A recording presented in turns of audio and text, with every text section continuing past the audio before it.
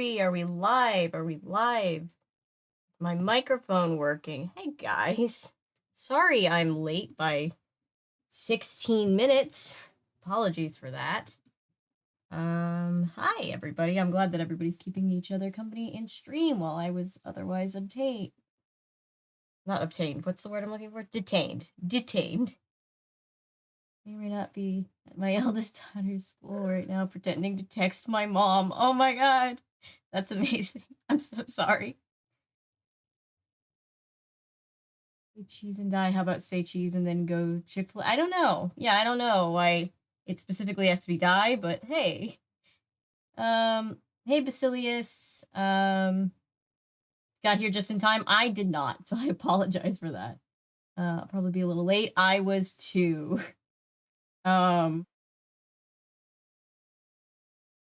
Hopefully this one won't be Monster Blood. The chat has spoken and Monster Blood is not it. Whatever it is, Monster Blood isn't. But hey, it's a lot better than Monster Blood. It's a fan favorite for sure. Just say no to Monster Blood. Yeah, this is your brain. This is your brain on Monster Blood. Hey, Ellery. We do not love nor support Monster Blood. Agreed. Does anyone remember? There was a Goosebumps story. Parents didn't suck. So far, we've been trying to look for one. I'm pretty sure Carly Beth's mom is cool in every iteration, but so far, in our reading, we have not come into contact with any parent who didn't suck. Either terrible or barely competent, yeah. Very surprised if there was, yeah. There was a story where the parents were really good at being parents, but evil is too powerful and elusive. Yeah. That would be much more terrifying, yeah. One more preference, and I'm nice. Hey guys, welcome. Hi everybody. Tech Ghost did strike again. I would like one day where nothing breaks. That's what I would very much enjoy. And will it ever happen? Maybe not. All hail Queen Avery of Nostalgia. Thank you. I haven't earned that title, but thank you.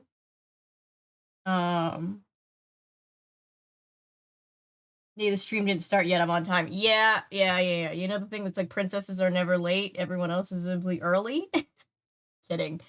I'm always late. Goosebumps. Wait, I lost my place. I'm catching up to the chat. There's a sequel called Say Cheese. Yeah, so there's Say Cheese and Die Again, and then those are both in the original run of the series, and then is it Horrorland? Or it might be Most Wanted. There's Say Cheese and Die Screaming. Say Cheese and Die Screaming is in one of them. I'm excited, my first premiere. Welcome to the live. Hi, Natty. Natty C, welcome. Welcome. We've been doing this thing where we've been reading. Well, we do a lot of things on live, but lately we've been reading books on live. And we've been reading all the, what am I trying to say? Goosebumps. My favorite Goosebumps book. This is a lot of people's favorite book. I'm excited because I don't remember the book. I just remember the episode. Yeah, it's a live stream, which means things can go horribly wrong at any given second. No, I'm just kidding. That may have been Horrorland. Yeah. McDonald's brought back the Halloween fucking Happy Meals. I didn't, but that's cool. I never have had a Happy Meal. I've never went to McDonald's growing up. I've only been to McDonald's a couple times in my life. Yes, welcome to the live stream. We're very glad you're here, Natty.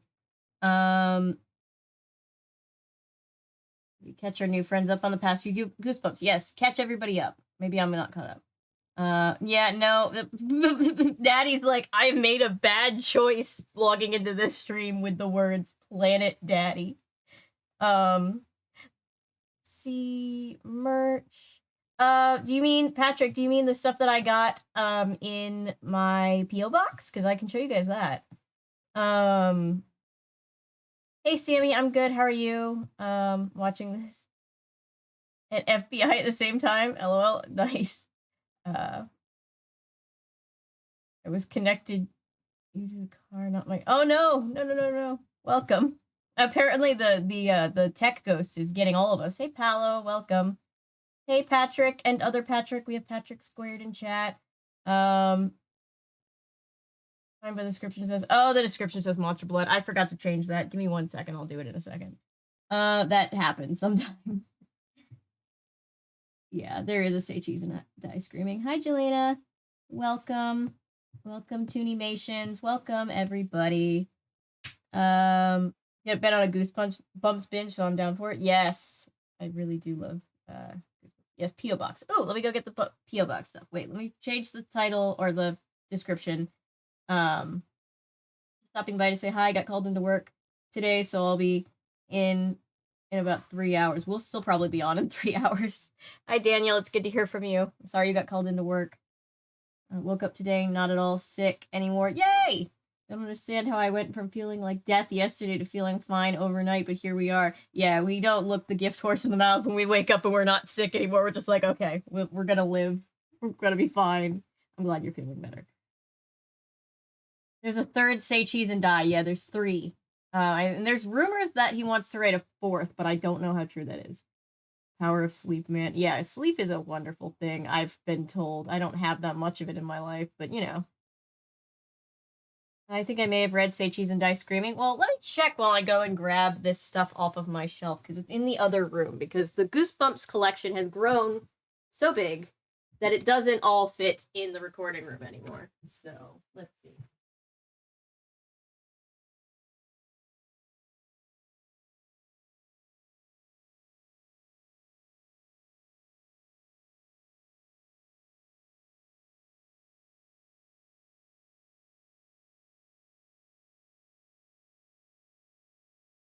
Yeah, Horrorland.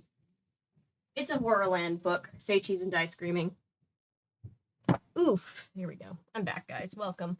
Hello! I love how popular the Goosebumps are for everybody. Yeah, it's pretty great. Welcome, everybody. Welcome, welcome, welcome, welcome. Sorry I'm late, but we're gonna do the thing. And I won't be late like this tomorrow, I promise, so it's fine.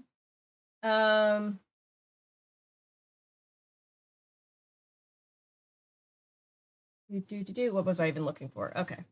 Sorry. Desk cam. That's what I wanted.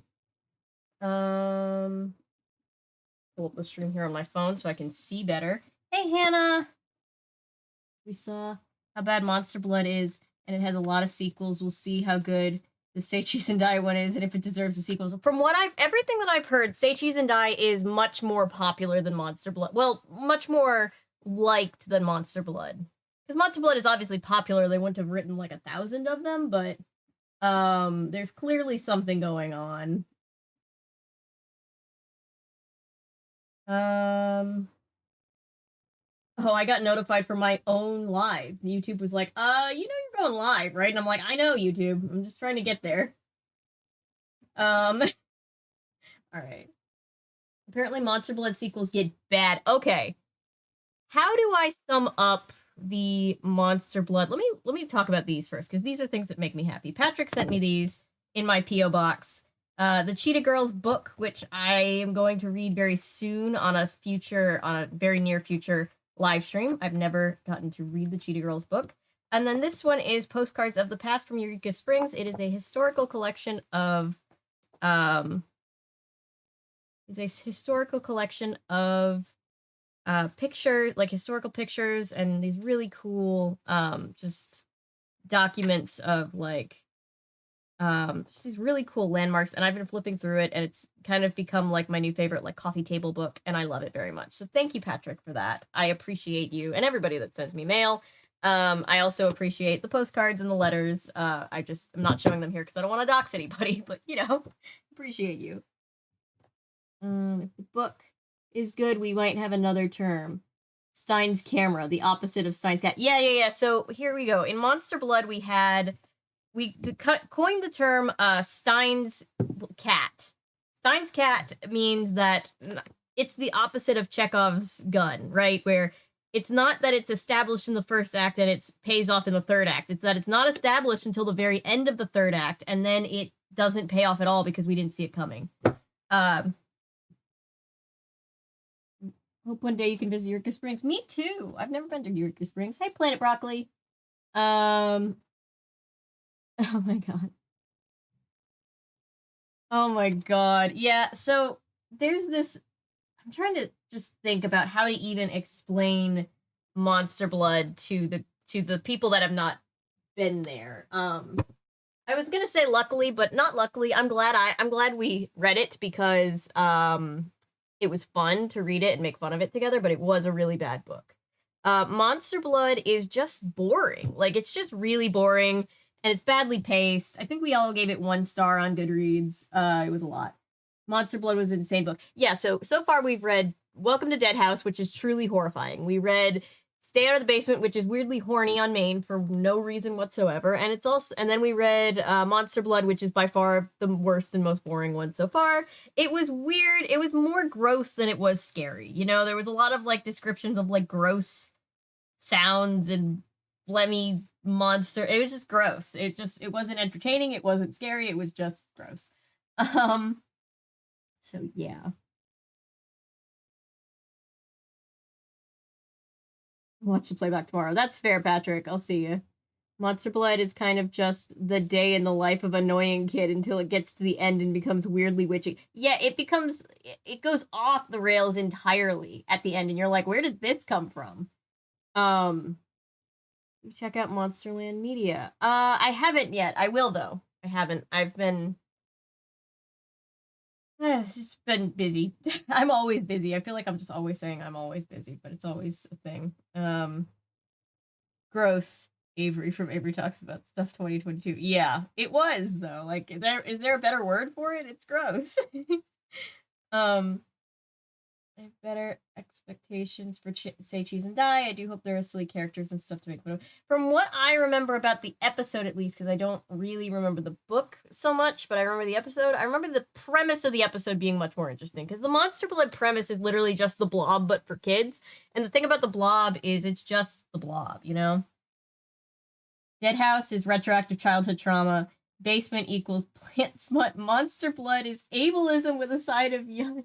Yeah. Cat, witch, lesbian. Yeah, exactly that. It's exactly that. That's the perfect way to sum it up, Ellery. They're all like retroactive trauma, this whole series, just in different ways, like different flavors. Hi, sorry I'm late. Oh, I'm sorry. I'm late too. I'm just jamming with Live and Learn. Yeah, no, I'm late too. You're totally good. We haven't started reading yet. Let me actually get the book down. My copy, because my collection is a mix between different issues, different prints of the books. So my copy of Say Cheese and Die is actually the reprint, which actually, I know that people don't really show a lot of love for the reprints, but I actually think most of the reprint covers are pretty cool. I really like this. Like the iconic family picture where they're all skeletons is iconic and I love it. But this right here with just like the subtle reflection of the skull in the thing, and then this, it's on the ground. Like there's just a lot here that I like. There's a lot to say about this and I appreciate it. You need to make merch of Plant Zaddy. I honestly thought about that. Noah sent me a drawing of Plant Zaddy, which Stay Out of the Basement had this weirdly innuendo-driven plant dad who was like a biologist? Yeah, well, botanist. He was a botanist. There you go. And yes, we should put merch on that. I don't know exactly how, but we should. They have complete series of gargoyles, mummies, alive, etc. Yes. On Monsterland Media. Oh, that's cool. I will check that out for sure. I've covered gargoyles twice, 2 episodes of gargoyles, and 3 episodes of gargoyles, 2 videos, and 2 episodes in 1 video of Mummies Alive. Both great shows. New Under Wraps 1 and 2 were amazing films on Disney Plus. A review of them. Okay, I will. I did a review a couple years ago of the original Under Wraps, and I was kind of wondering if people would want to see videos about the updated ones. It won't happen before Halloween, but we always are Halloween driven here, so that'll be fun. I assume the Goosebumps on the title are also there in the reprint cover. The Goosebumps, the one thing that I do like about the originals, like blanketly, that I will dock these for is the raised bumpy Goosebumps. This is just completely smooth, and that's kind of not as fun.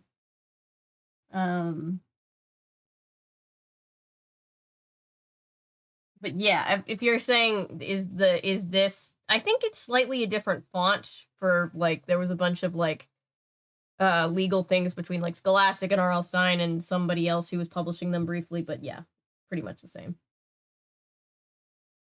New subscriber, by the way. Welcome. Thank you, Justin. Justin Clary, good to see you. Thank you for subscribing. I like it when books do reprints, like it's a fun new version to have in one-off books or in a series. Yeah, and I'm not like a creator that cares about like, oh, I've got to have all the reprints or all of the originals. Like I just want to have like the material itself. And that's what I really like. So this one happens to be an updated. Debossing on the title was the best part. No, I like the original bumpiness. I also used to love the feel of the raised Goosebumps title. Yeah, it was so cool. Always Halloween. It's always Halloween here. Just always. I keep giving people heads up because there's so many Halloween things, and I think at points in time I've been like, oh well, we'll save the Halloween stuff for Halloween, but you know, no, we're not gonna do that. Not a fan of the Haunted Mask reprint cover. No, that one is better in the original. The original is much better in the Haunted Mask. Mask just looks like a goblin, which feels less interesting. Yeah, I totally agree with you. Halloween Forever. Yes, Halloween Forever. All right, I will get reading in a second.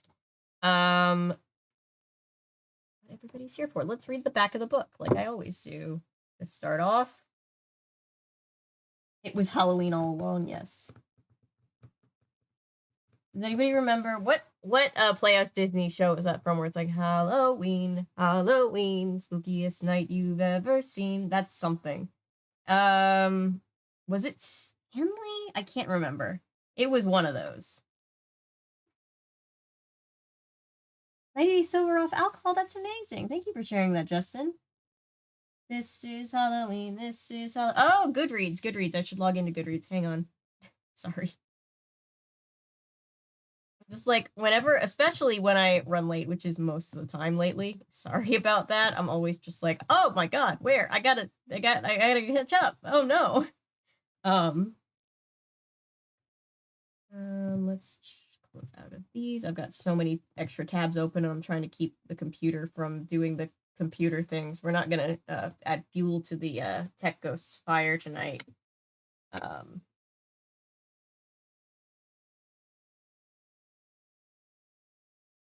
Halloween, Halloween. Yes, congratulations, Justin. Chadra 42.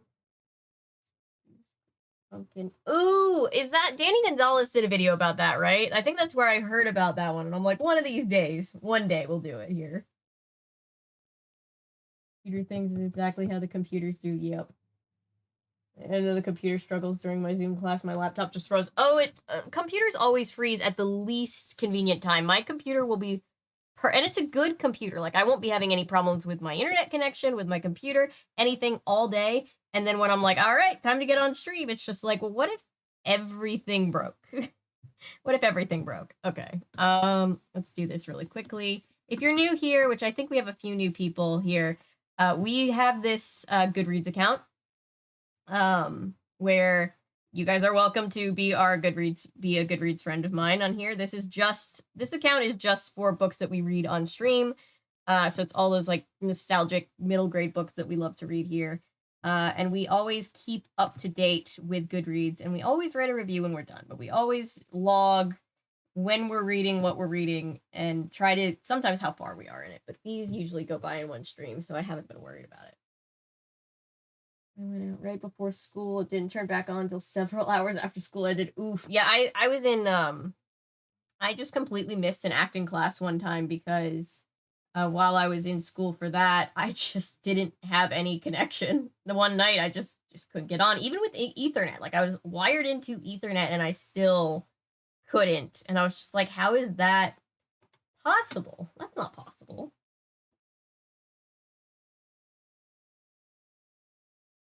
Also, how's everyone? I'm good. I'm very good.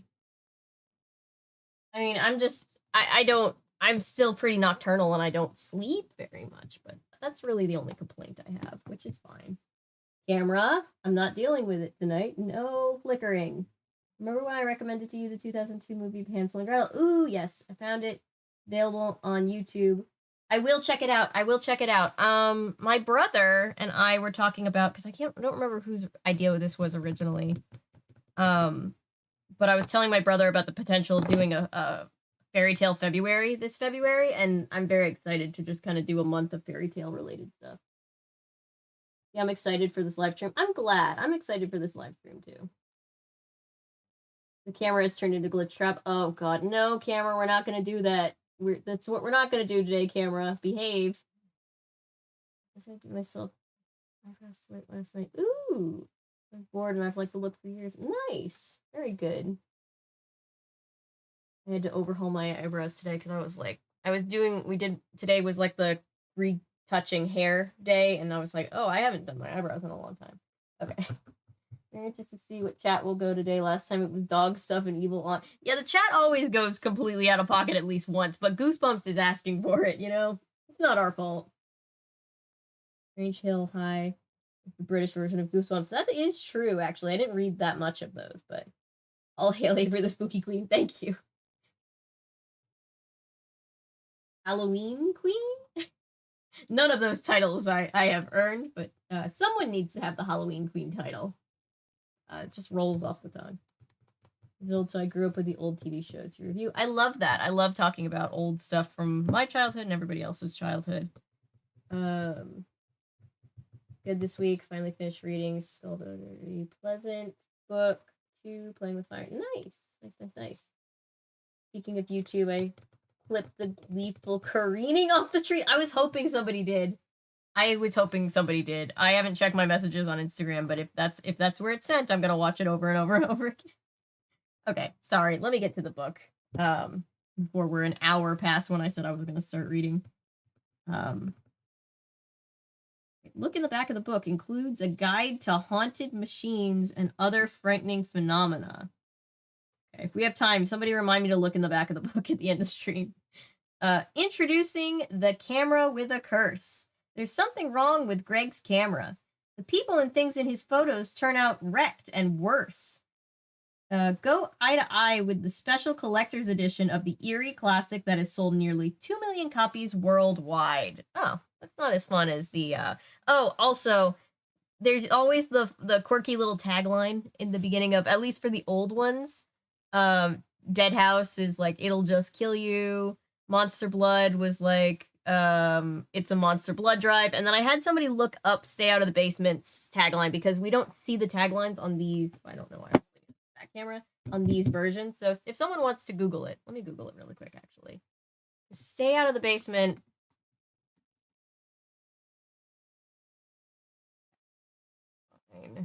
Was what? I already forget.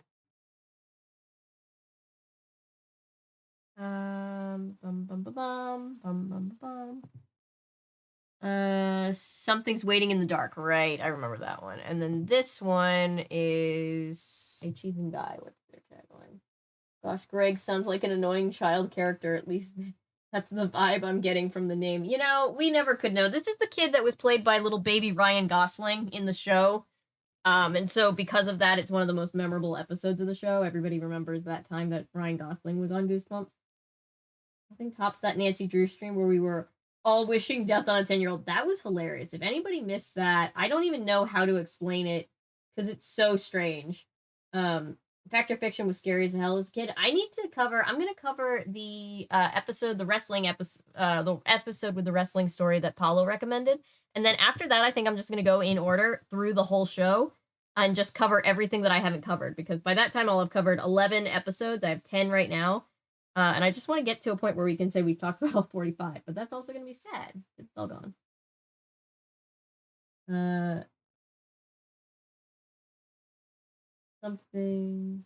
Something wrong, perhaps an understatement. Yeah.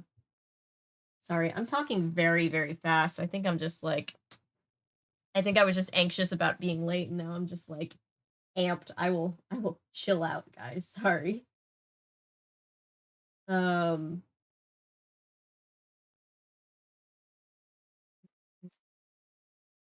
Studio made animated, created robot, and also Beast Boys. Oh, that's interesting. Yeah. We now rank annoying characters by the number of Janes in a trench coat they are. Yes, Jane is a very annoying child from a Nancy Drew game. And now, however annoying somebody is however many Janes in a trench coat they are. Yeah. So that's a lot.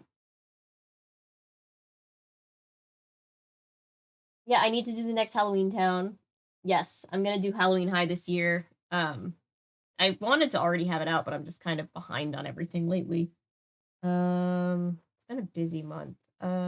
Say cheese and die. I wanted to know the tagline for reading it, because obviously that's crucial.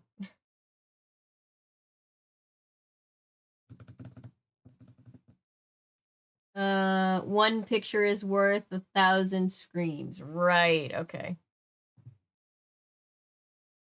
Talking fast because you're excited about the book. I am also that. I'm excited about the book, but I feel like I'm like forgetting to breathe. Like, you know, when a little kid starts like talking and they just forget to breathe and they're like, and it's like, oh god, sorry guys. I'm not usually this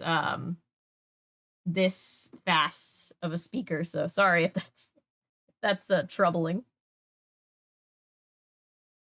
Disney's Monster High. Yeah, pretty much exactly that. Yeah. All right, who's ready? I'm fast talking. My family's Hispanic and Latina, so don't worry about it. I mean, we always joke. My family is Irish and Portuguese, and we can be very loud and very talkative when we want to be. I typically have a reputation for being a chill person, but also I am that, you know, that thing, if anybody's seen Gravity Falls, where Wendy's like, I'm not actually chill. Everybody thinks I'm chill, but I'm stressed out all the time. That's like my vibe. I feel that in my bones. 1,000 screams. Yeah, I scream every time I look at one of my pictures in the mirror. No, Darth Sidious, I bet you take great pictures. Halloween Town High was the best Monster High. Was there before Monster High? Yes, yes, it was. All right. When was this book published? 92 still. I forget. We're still in the first year of Goosebumps. The man writes so many books. Let's go. I'm so excited. Yes, we are. It is 8:43. It's well past time to start reading. So let's just go. Say Cheese and Die by R.L. Stine, book number 4 of Goosebumps.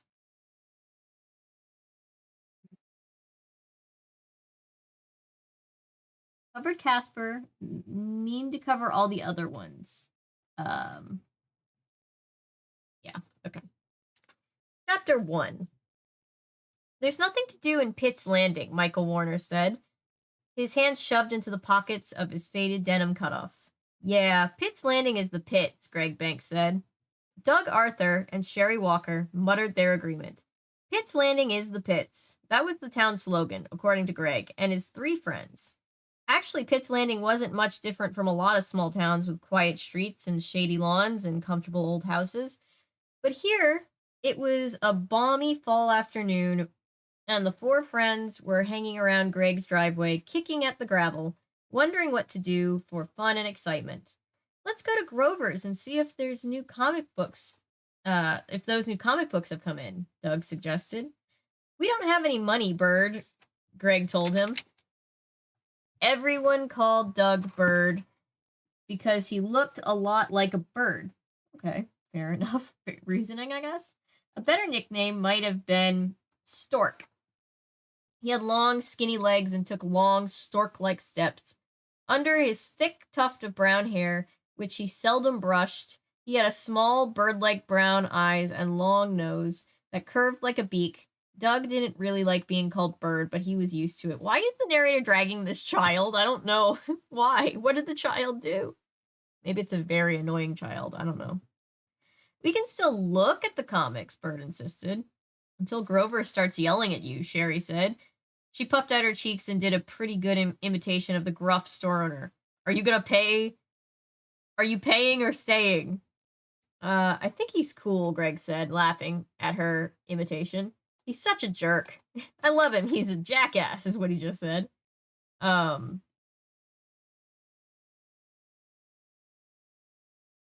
think the new X-Force is coming this week, Bird said. You should join the X-Force, George said, giving his pal a playful shove. You could be Birdman. You'd be great. We should all join the X-Force, Michael said. If we were superheroes, maybe we'd have something to do. No, we wouldn't, Sherry quickly replied. There's no crime to fight in Pitt's Landing. We could fight crabgrass, but Bird suggested. He was the joker of the group. The others laughed. The four of them had been friends for a long time. Greg and Sherry lived next door to each other, and their parents were best friends. Bird and Michael lived on the next block. How about a baseball game? Michael suggested. We could go down to the playground. No way, Sherry said. You can't play with only 4 people. She pushed back a strand of her crimped black hair that had fallen over her face. She was wearing an oversized yellow sweatshirt over bright green leggings. Maybe we'll... That's how I dress constantly. Maybe we'll find some other kids there, Michael said, picking up a handful of gravel from the drive and letting it sift through his chubby finger. Oh, I don't like when we call attention to somebody's weight. I don't know why we had to specify chubby fingers, but anyway. Michael had short red hair, blue eyes, and a face full of freckles. He wasn't exactly fat. Uh-oh. But no one would ever call him skinny. Why does that matter? Narrator, it doesn't matter.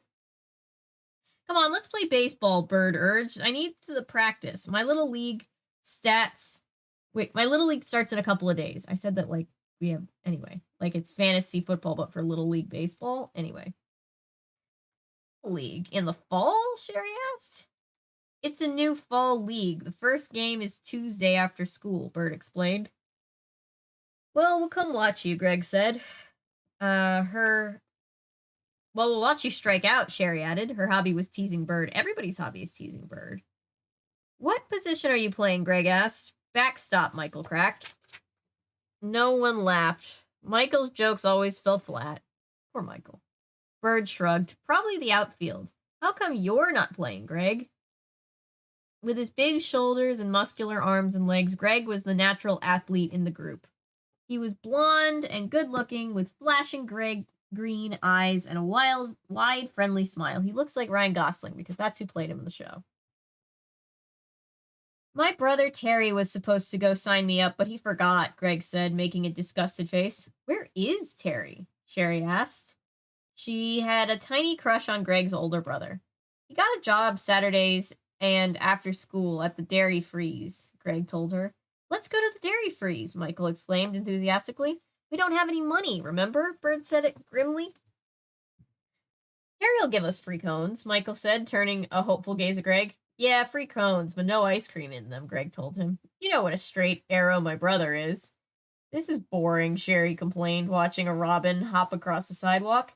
It's boring standing around talking about how bored we are. We could sit down and talk about how bored we are, Bird suggested, twisting his mouth into the goofy half smile he always wore when he was making a dumb joke. Let's take a walk or jog or something, Sherry insisted. She made her way across the lawn and began walking, balancing her white high tops on the edge of the curb, waving her arms like a high-wire performer.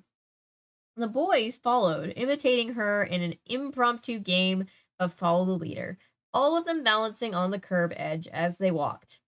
A curious cocker spaniel came bursting out of the neighbor's hedge, yapping excitedly. Sherry stopped to pet him. The dog, its stub of a tail wagging furiously, licked her hand a few times. Then the dog lost interest and disappeared back into the hedge. The 4 friends continued down the block, playfully trying to knock each other off the curb. As they walked, they crossed the street and continued on past the school. A couple of guys were shooting baskets, and some little kids played kickball on the practice baseball diamond, but no one they knew. The road curved away from the school. They followed it past familiar houses. Then, just beyond a small wooded area, they stopped and looked up a sloping lawn. The grass uncut for weeks, tall weeds poking out everywhere, the shrubs ragged and overgrown.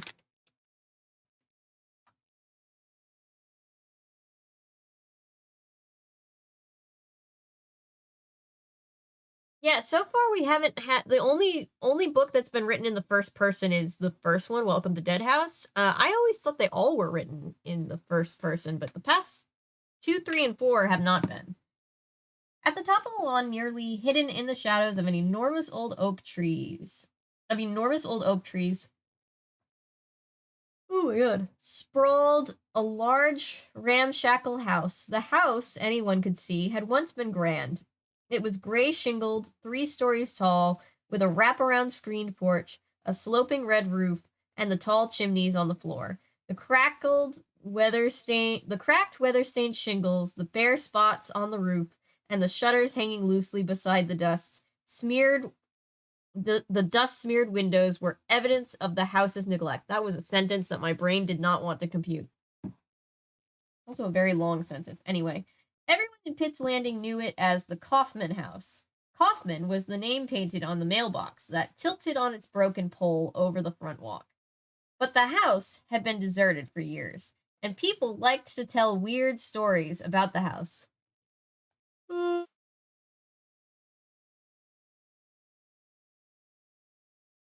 Ghost stories and wild tales about murders and ghastly things that happened there. Most likely, none of them were true. Hey, I know what we can do for excitement, Michael said, staring up at the house bathed in shadow. Huh? What are you talking about? Greg asked warily. Let's go into the Kaufman house, Michael said, starting to make his way across the weed-choked lawn. Whoa, are you crazy? Greg called, hurrying to catch up to him. Let's go in, Michael said, his blue eyes catching the light of the late afternoon sun filtering down through the tall oak trees. We wanted an adventure, something a little exciting, right? Come on, let's check it out. I need to stop yawning. Greg hesitated and stared up at the house. A cold chill ran down his back. Before he could reply, a dark form leaped up from the shadows of the tall weeds and attacked him. All right, let's take bets. Is it going to be a cat or a dog? It's going to be something. It's going to be one of those two things. All right, let's see what chat's been doing while I was reading that chapter.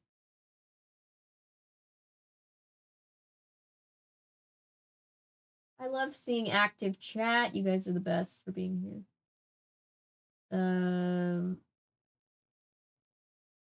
Gee, Avery, I am the good witch that lives in the woods behind your house. Also, Avery, I live in the city. Yeah.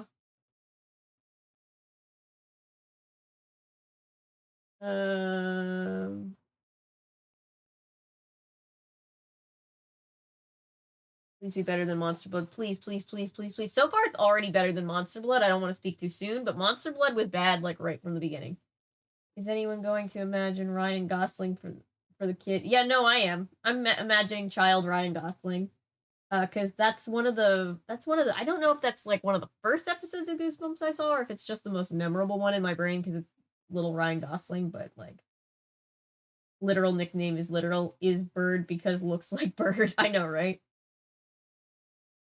You said dog instead of Doug. No, Doug. She wore a crown and came down in a bubble, Doug. What up, readers? Hey, Cameron. Good, we're already sharing. Shaming towns and calling kids mean names. Good start, yeah. Isn't that, wait. In the book. What I think. Like I said, oh, I get it. Sorry. My brain caught up to that one.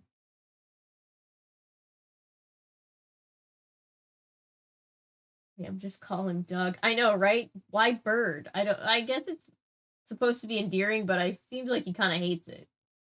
How does one take stork-like steps exactly? Did his knees bend backwards or so? I don't know. I really don't know. I think Doug is a young nostalgia critic. Obviously double jointed. Yeah, that's pretty cool. Hardly a chapter in and the writing is already falling apart. I mean, these are Goosebumps books. Like, so far, this is exactly what I would expect from a Goosebumps book. Monster Blood was just especially bad from the standards of what Goosebumps books can be, you know? That's just rude. Yeah, they're just being mean to the kids. Yeah.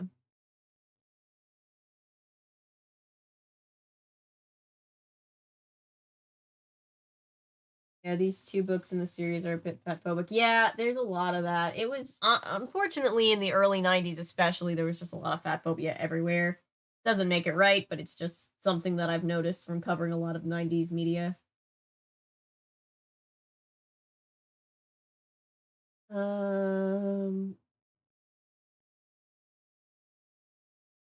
Got re-edited in the re-releases. Well, the interesting thing is these were the re-releases, so, you know, this must not be the one that they, like, fully, like, revamped. So we've had,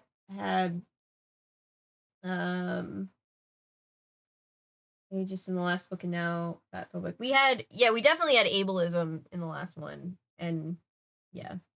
Fat phobia, unfortunately, in this one so far. One per person we could discuss much of a dick Craig is. Right? I mean, we probably already can talk about the character being annoying. We have for the past 2 books that didn't have first person narration.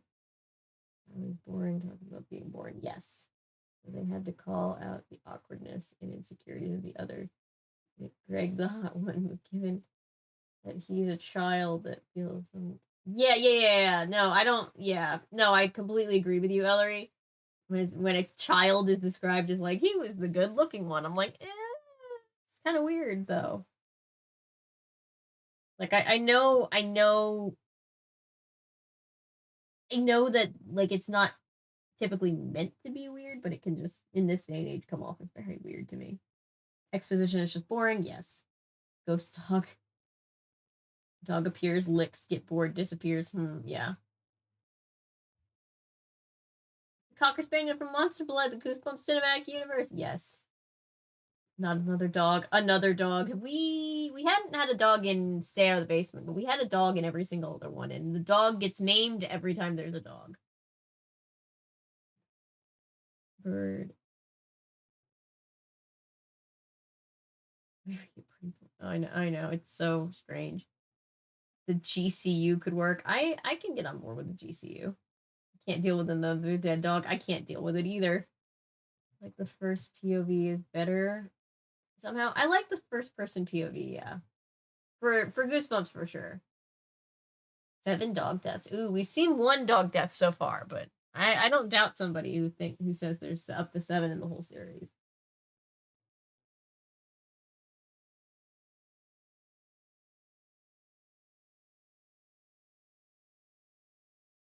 God no, the first person POV probably stopped after Dead House because Dead House was considered too intense. Maybe. I just have this false memory, I guess, of them all being in first person. I don't know if that's partially to do with the show and like how the show like centered around the kid, or just because it's a thing that centers around the kids. But while I'm answering you guys, I know that it was pointed out that the description is wrong. So let me fix it. Oh gosh. Breaking and entering, always exciting. Maybe it's more of a third person view because there's more than one main character. Yeah. Maybe we're the monster, you know? What if we've been the monster the whole time? We're just watching and waiting for our opportunity to strike. We need to abandon house and hope nothing bad happens. It's fine. I bet it's a bird, yeah. Books of the Seichis and Dice series are rather fat phobic, got edited for the re-release. Copy that. We're not down with that. Adult Ryan Gosling pretending to be, yes, current day Ryan Gosling just pretending to be 12 years old, like cast in that role and nobody's talking about it. Hey, we got to 3.6k subscribers. Thank you guys for all being here. I really appreciate you. I haven't read them since childhood. I haven't read them since, yeah, grade school. Maybe middle school. I can't remember when I stopped reading them. Way worse in the sequel. Ooh. Fat phobic and skinny phobic. Oh, God. We're not down with that. And more dead dogs, please. Would it be the when referring to the books and the GCU when referring to the show? I think we can call it the GCU period. I think it's fine. I know it's for cinematic universe, but like, I don't know. GU feels like it's like it needs another letter. You know what I mean?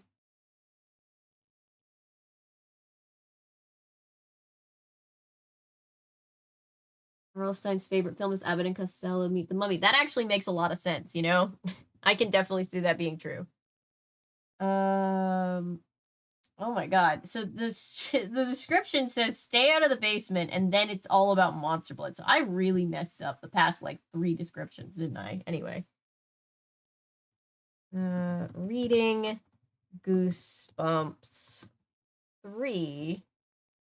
No, 4. We're on 4, sorry. 4. Say cheese and die. And vibing?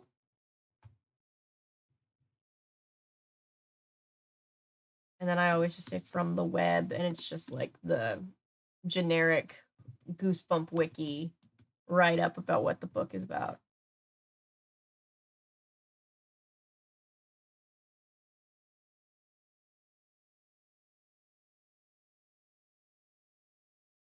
My jaw feels really stiff.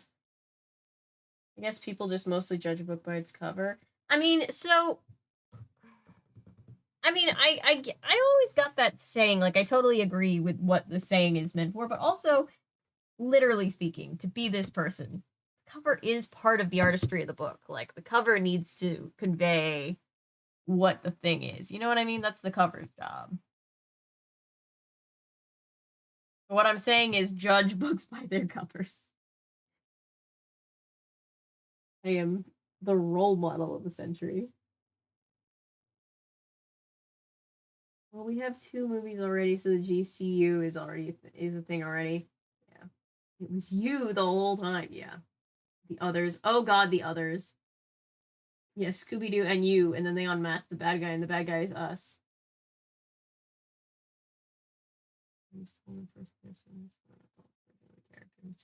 That would be cool. Guy who played Anakin Skywalker in the prequels got his start in a Goosebumps episode. That's true. That is true. Hayden Christensen was in a Goosebumps episode.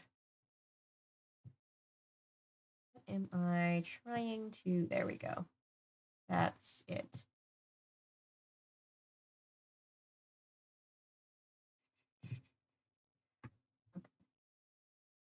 Good enough. Cool. All right. Now it should at least be accurate so nobody's super confused. All right. Let's get back to reading. I have water and I have a Coca-Cola, because of course I do.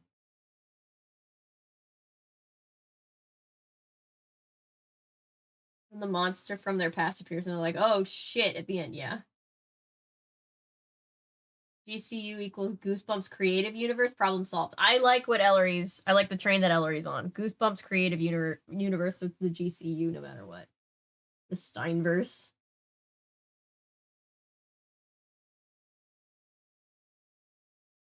Which one was he in? I know that he's in one. The Living Dummy 3. Okay, yeah. Yeah.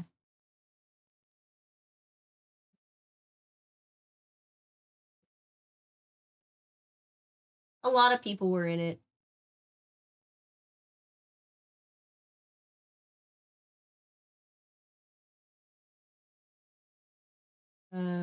Might work with the support group from the previous. Wait.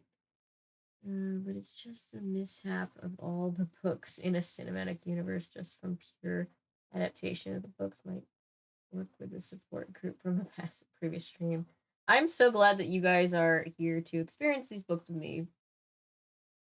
Literally, anytime I'm picking a book, the cover is the first thing that catches your eye. It's the first thing that catches your eye. It also gives you an insight, I think, into just the vibe of the book, like when you're thinking about what kind of book you want to read, and it gives you an insight into what the author pictures the book as, right? I know the author doesn't do the illustrations mostly, but you know, their vision for what the cover should be means something.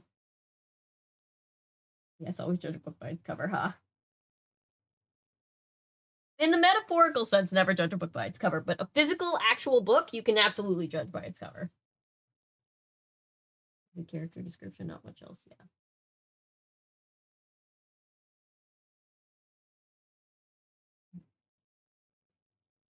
Insight into the book, however, I hate when character descriptions don't match up with the book art. Yeah, that bothers me too.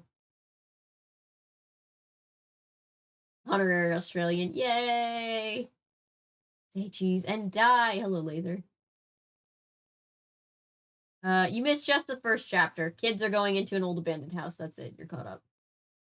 And a lot of books that were incredibly different from the covers vibes. Yeah, that's true. That's true. That's true. I think in a perfect world, this is the big squeaky wheel that I think about in What If the World Was Perfect, of course. Books covers would perfectly convey what the book is. You never have buyer's remorse from reading the book, reader's remorse. Yeah.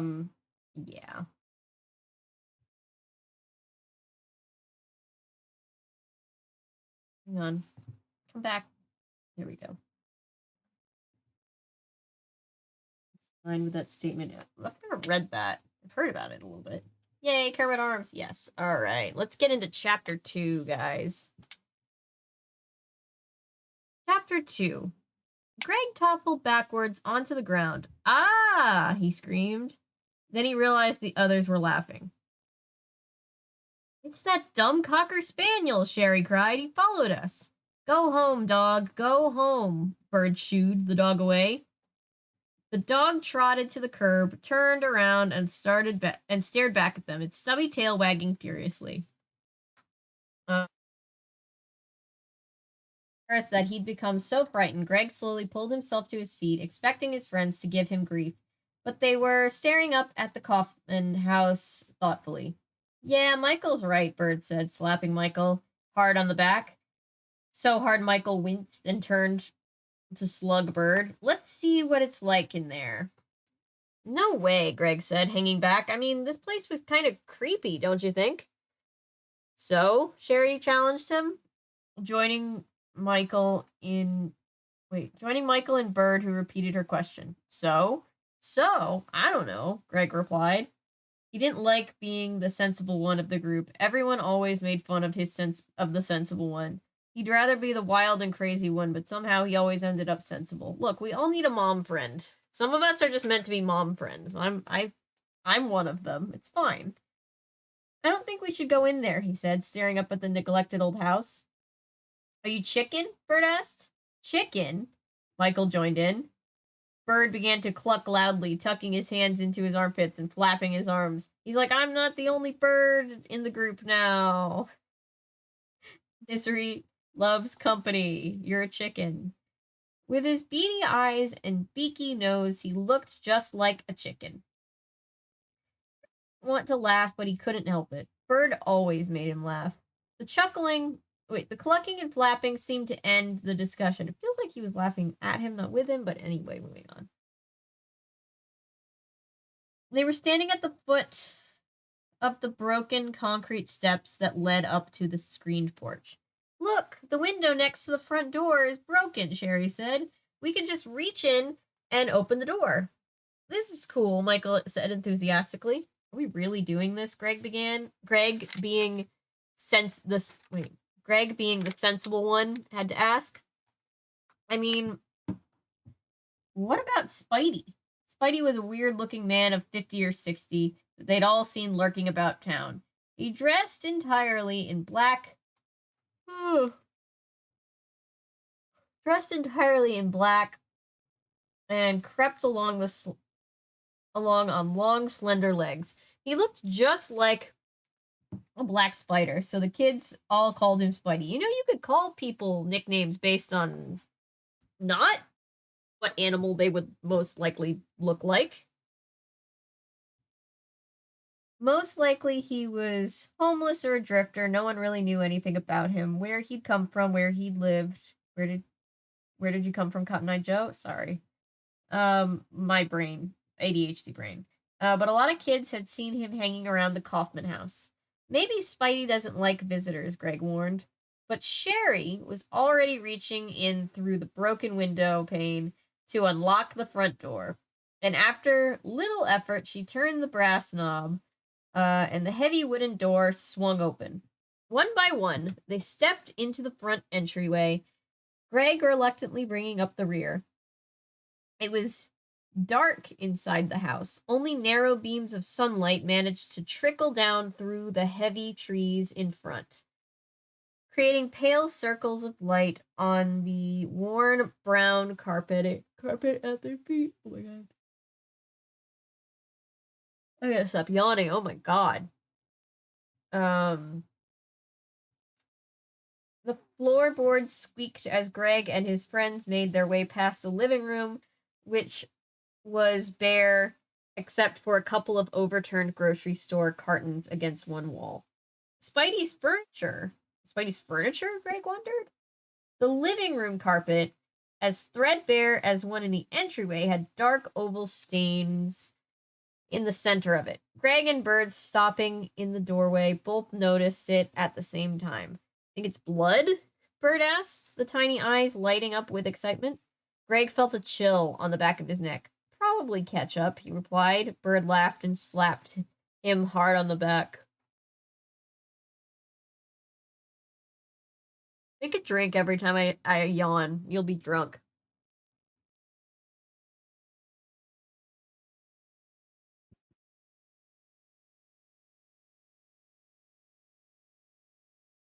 Jerry and Michael were exploring the kitchen. They were staring at the dust-covered counter as Greg and Bird stepped up behind them.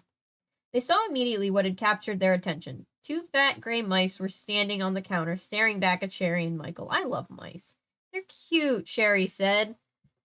They look just like cartoon mice. And Ratatouille wasn't even out at this point, so how does she know what cartoon mice look like? Kidding. Nope, it would be alcohol poisoning. Sorry about that. The sound of her voice made the two rodents scamper along the counter, around the sink, and out of sight.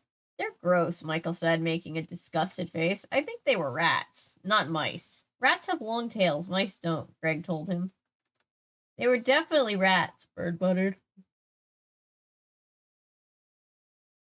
Pushing past them into a hallway. He disappeared towards them in front of the house. Sherry reached up and pulled open a cabinet over the counter. Empty. I guess Spidey never uses the kitchen, she said.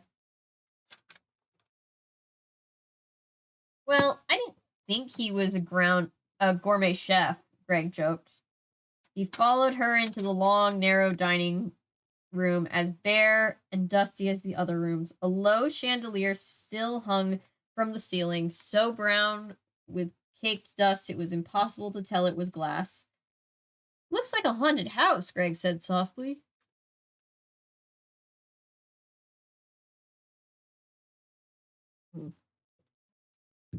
My friend once told me drinking water will help you stop yawning. I wonder if that's true or bullshit.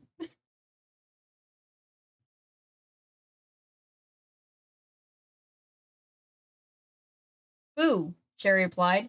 There's not much to see here, Greg complained, following her back to the dark hallway. Unless you get a thrill from dust balls. Suddenly, a loud crack made him jump. Sherry laughed and squeezed his shoulder. What was that? He cried, unable to stifle his fear. Old houses do things like that, she said. They make noises for no reason at all. I think we should leave, Greg insisted, embarrassed again that he had acted so frightened. I mean, it's boring in here. It's kind of exciting being somewhere we're not supposed to be, Sherry said, peeking into the dark, empty room. Probably a den or study at one time. I guess, Greg replied uncertainly. They bumped into Michael. Where's Bird? Greg asked. I think he went down to the basement, Michael replied. Huh, the basement? Michael pointed to an open door at the right of the hallway. The stairs are there. The three of them made their way to the top of the stairs. They peered down into the darkness. Bird? From somewhere deep in the basement, his voice floated up to them in a horrible scream. Help, it's got me! Somebody, please help, it's got me! End of chapter. Just listened to this while laying in bed for my lunch break and nearly fell asleep from it being so relaxing. Aw, I'm glad it's relaxing. I'm realizing that I've been up for about, I don't know, 13 hours so far. I'm like, maybe that's why, but like, I don't feel tired. I just can't stop yawning.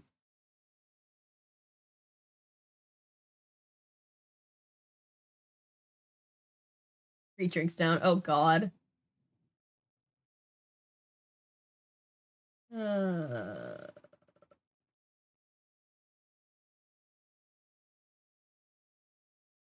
Wait, where was I in chat? Hi, Isabel. I've been a mom friend since I was 5. Same. Hey, just go play with the dog. See, now they would have had something to do, right? The dog from Monster Blood. Oh, gosh.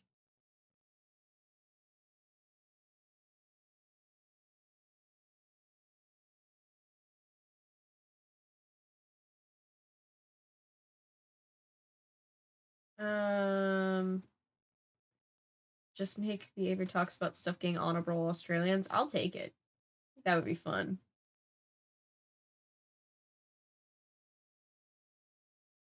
The only one that thinks the Goosebumps novels could work as actual horror movies with all the kitty stuff cut in the adaptation. Yeah, no, Goosebumps gets really dark out of nowhere. Like it's middle grade stuff, but then it's a lot of really creepy stuff to this day.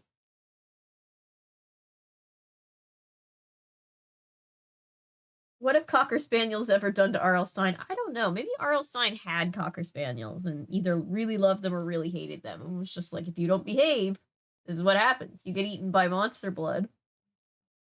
A third-rate monster. Has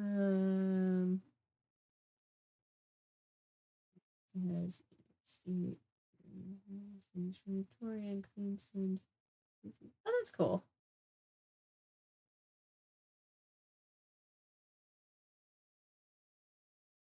A big breakfast supper, waffles, eggs, bacon. Nice. I'm watching Halloween Town with the fam. Nice. Oh, the mom is a bit of a. The mom is hard to understand her motivations in Halloween Town. I can say that with certainty. And entering is fine, yeah. Totally makes it okay to enter a house. It's not like they could get arrested, right? No, definitely not. Fletcher RIP. Yeah, I miss Heath Fletcher. But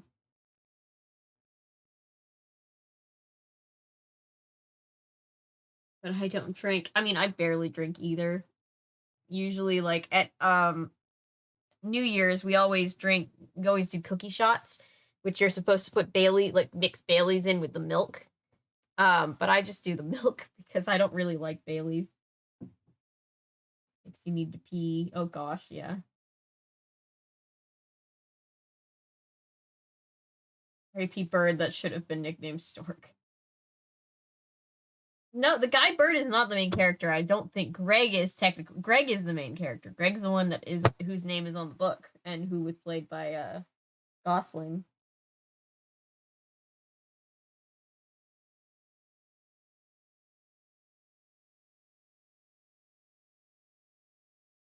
Dead Time Stories. Yeah, I remember. I remember at least seeing commercials for that one. Camera Shy and Die coming soon. Amanda! Good to see you. Bailey's milk.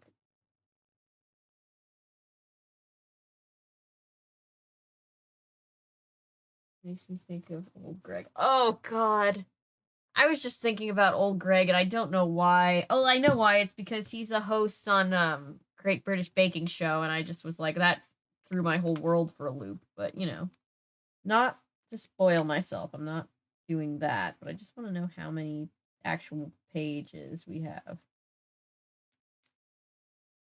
There's 136 pages. That might technically make it the longest book we've Goosebumps book we've read, but by no means long. Okay. I'm here. Good to see you too. Yeah, really good to see you in chat. Read chapter 3. It's got me. It's got me. At the sound of the birds' terrified cries, Greg pushed past Sherry and Michael, who stood frozen in open-mouthed horror, practically flying down the steep stairway. Greg called out to his friend, "I'm coming, Bird. What is it?" Pounding, Greg stopped at the bottom of the stairs, every muscle tight with fear. His eyes searched frantically through the smoky light pouring in from the basement windows up near the ceiling. Bird! There he was, sitting comfortably calmly on the overturned metal trash can, his legs crossed, and broad smile on his bird-like face. "Gotcha," he said softly, and burst out laughing. "What is it? What happened?" came the frightened voices of Sherry and Michael. They clambered down the stairs, coming to a stop beside Greg. It took them only a few seconds to scope out the situation. "Another dumb joke?" Michael asked, his voice still trembling with fear. "Bird, were you goofing on us again?" Sherry asked, shaking her head. Enjoying his moment, Bird nodded, with his peculiar half grin. "You guys are too easy," he said. He scoffed. "But Doug," Sherry started. She only called him Doug when she was upset with him. "Haven't you ever heard of the boy who cried wolf? What if something bad happens sometime and you really need help and we think you're just goofing?" "What could happen?" Bird replied smugly. "That's what you never asked the universe." He stood up and gestured around the basement. "Look, it's brighter down here than upstairs."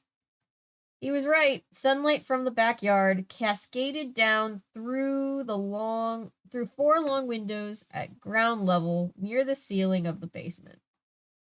"I still think we should get out of here," Greg insisted, his eyes moving quickly around the large, cluttered room. Behind the bird's overturned trash can stood an improvised table made out of sheet and plywood, resting on four paint cans, a nearly flat mattress, wool blanket. A nearly flat mattress, dirty and stained, rested against the wall, a faded wool blanket folded on the foot. Wait. I feel like it took me 3 years to read just those 2 pages. Anyway. "Spidey must live down here," Michael exclaimed. Bird knocked his way through a pile of empty food boxes that had been tossed all over the floor. TV dinners, mostly. "Hey, a hungry man dinner," he exclaimed. Where does Spidey heat these up?" "Maybe he eats them frozen," Sherry suggested. "You know, like popsicles." She made her way toward the tower. Ugh, gosh. Poor Spidey, if that's true. She made her way towards a towering oak wardrobe and pulled open the doors. "Wow, this is excellent," she declared. "Look." She pulled out a ratty-looking fur coat and wrapped it around her shoulders. "Excellent," she repeated, twirling in the old coat. From across the room, Greg could see that the wardrobe was stuffed with old clothing. Michael and Bird hurried to join Sherry and began pulling yellow dress shirts with, wow, my brain cannot keep up, pleats down the front, bright colored scarves and bandanas. I read that as bananas, and I was like, that's not a thing. Not to us. Fuck bananas. "Hey guys," Greg warned, "don't you think maybe those belong to somebody?" Bird spun around, a fuzzy red boa wrapped around his neck and shoulders. "Yeah, these are Spidey's dress-up clothes," he cracked. Check out this bad hat," Sherry said, turning around to show off the bright purple wide-brimmed hat she pulled on. "Neat," Michael said, as he examined a long blue cape. "This stuff must be at least 25 years old. Oh no, I'm at least 25 years old." "It's awesome. How could someone just leave it here?" "Maybe they're coming back for it," Greg suggested. At his friend's explanation, the contents of the wardrobe, Greg wandered to the other end of the large basement. A furnace occupied the far wall, its ducts covered in thick cobwebs, partially hidden by the furnace ducts. Greg could see stairs, probably leading to an outside exit. Wooden shelves lined the adjoining wall. Why is my brain struggling? Cluttered with old paint cans, rags, newspapers, and rusty tools. I mean, more than usual, I guess. Whoever lived here must have been a real work table. Wait, not a real work table. Must have been a real handyman, Greg thought, examining a wooden work table in front of the shelves. A metal vise was clamped to the edge of the work table. Greg turned the handle, expecting the jaw's vice grip to open. But to his surprise, he turned the vise handle. A door just above the work table popped open. Greg pulled the door all the way open, revealing a hidden cabinet shelf. Resting on the shelf was a camera.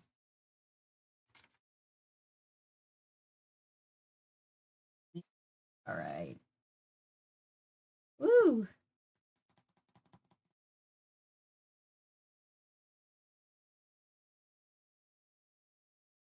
Here, Parker has let himself go. Oh dear.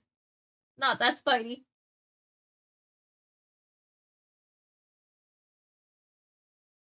Welcome to Goosebumps, you know, for kids. Yeah, right.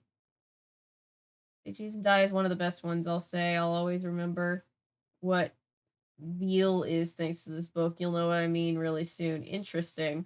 Crack, that terrifies me, considering that we were just talking about dog violence. I know that's not what veal is, by the way, but still. Lying down as opposed to literally, or how about figuratively? Yeah, I don't know, Misfiring. I thought the same thing. Would practically flying be taking a plane down the stairs? Maybe, I guess? Like a small plane. I don't know monsters. Pretty nice people once you get to know them. Sorry. I don't know if I would consider flying a plane down the stairs to be practical. No. No, I don't think I would describe it that way either. Whitey man, right? What could happen? Wow, Bird's really out here raising all the death flags. Comedic sidekick who's tempted fate and can only end one way. Yeah. Peter Parker has let himself go. Spidey Man does whatever a Spidey Man does. Don't. Doesn't mashed potato popsicles sound yummy? LOL, JK. Yeah, it sounds awful. Poor Spidey, if that's true. I would try them. Try anything once, I guess. No, misfiring, no. Episode Spidey looks like a Fisher in the book. Does he have long gray hair and a trench coat? I mean, we haven't really had that description of him yet, so we'll have to see, I guess. Spidey looks like gray hair and I read Fisher the first time I tried to read Flash, and my brain just like censored me. My brain just like had like kids mode on, safe search on. A pair of Ray-Bans. Oh my god. From the Goosebumps series is like the adult version from Dash from Erie, Indiana. Interesting. I need to do videos on Erie, Indiana. A real work table as opposed to two sawhorses and a sheet of plywood atop them. Yeah, you know. At least it's manufactured for the job. Oh, a door. I've used door tables. Oh my gosh. The end of the book. Yes, thank you for reminding me, Justin. Pretty sure the main characters found the MacGuffin, right? Haven't missed anything since they went into the house. So they just have been looking around the old house, finding creepy old stuff, and now they found a camera, which I assume will be titular Say Cheese and Die camera. What happened so far? We've started chapter 2 when I had to leave. We're about to start chapter 4 in a second. They found the camera, but that's the last thing that happened. No one's touched the camera, but they have laid eyes on the camera yet. They're still in the house. Are you keeping it safe tonight? Oh, yeah. Little thing in chapter 9. I just looked. Don't worry, it's nothing disturbing. Okay, that's good. Nothing disturbing is always good. Very little has happened. Bad camera. Yeah, very little has happened. Hang on, you guys. I will be right back. Let me know your favorite quotes from the past 3 books that we've read so far for when I get back to chat. I'm just going to go check and make sure my cats aren't burning that down. Sorry. Cat owners appreciate this. I'm gonna put the Cheetah Girls book back away.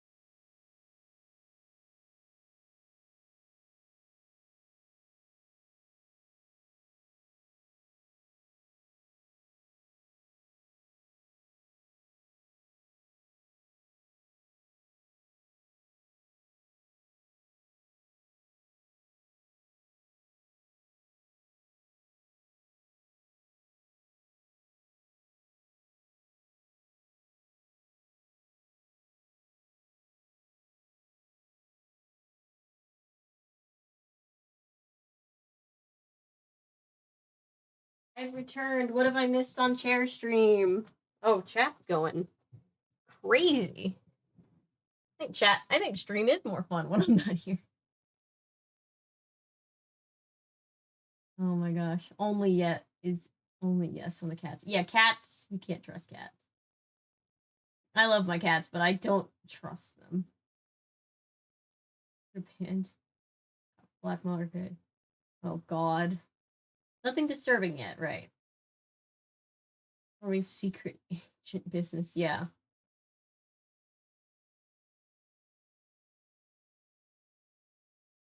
Based on the Twilight Zone episode of Very Unusual Camera. I was about to make a reference to that episode of Twilight Zone because I love that episode, and yes, it is a very similar premise.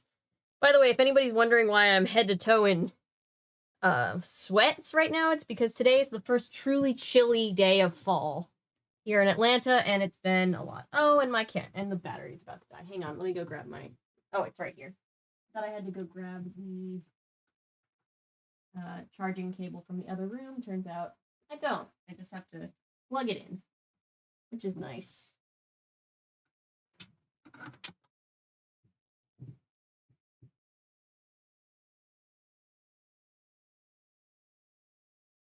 All right, I'll catch up with stream in a sec. I'll catch up with chat in a second because I'm going to read the next chapter.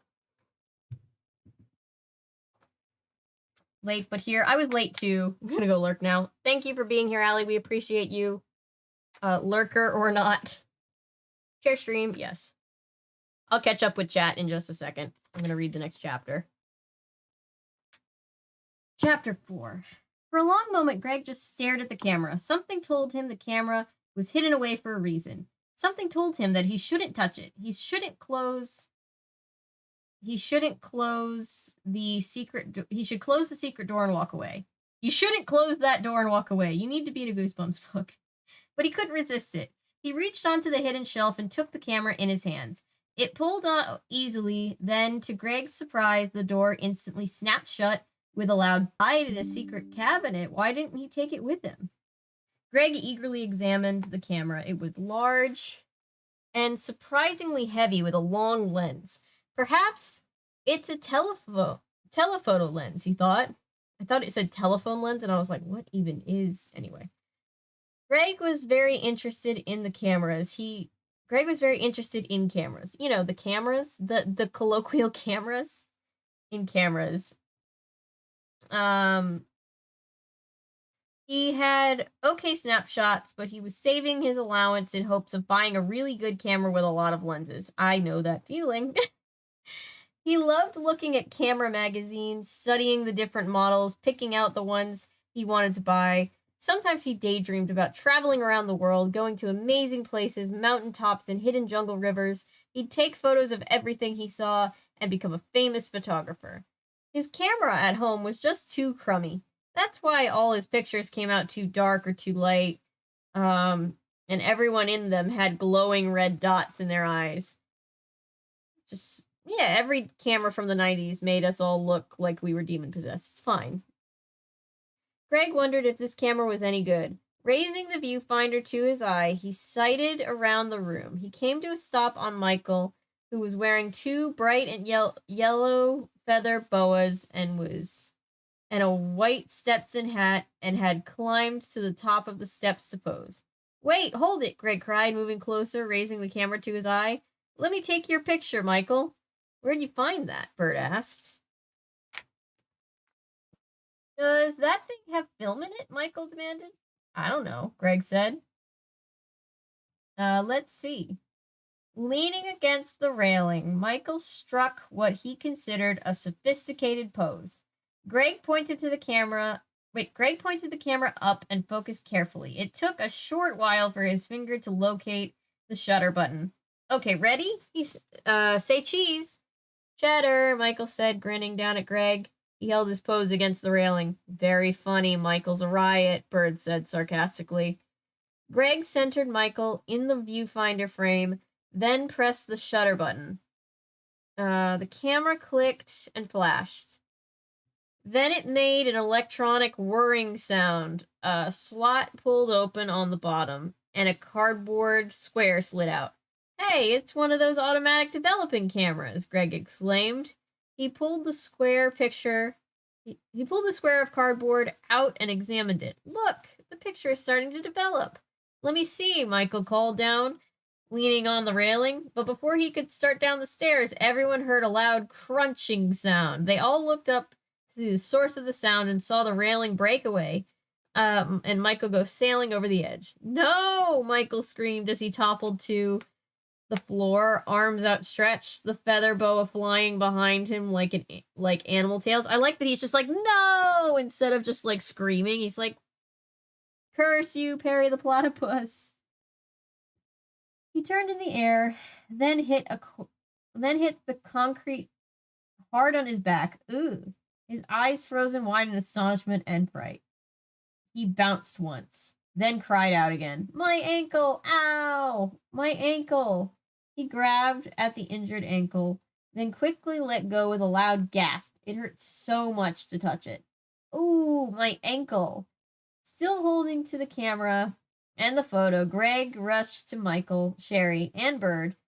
And Michael, Sherry, and Bird did the same. Apologies. We'll go get help, Sherry told Michael, who was still on his back, groaning in pain. But then they heard the ceiling crack. Footsteps above them. Someone was in the house. Someone was approaching the basement stairs. They were going to be caught. Oh my gosh.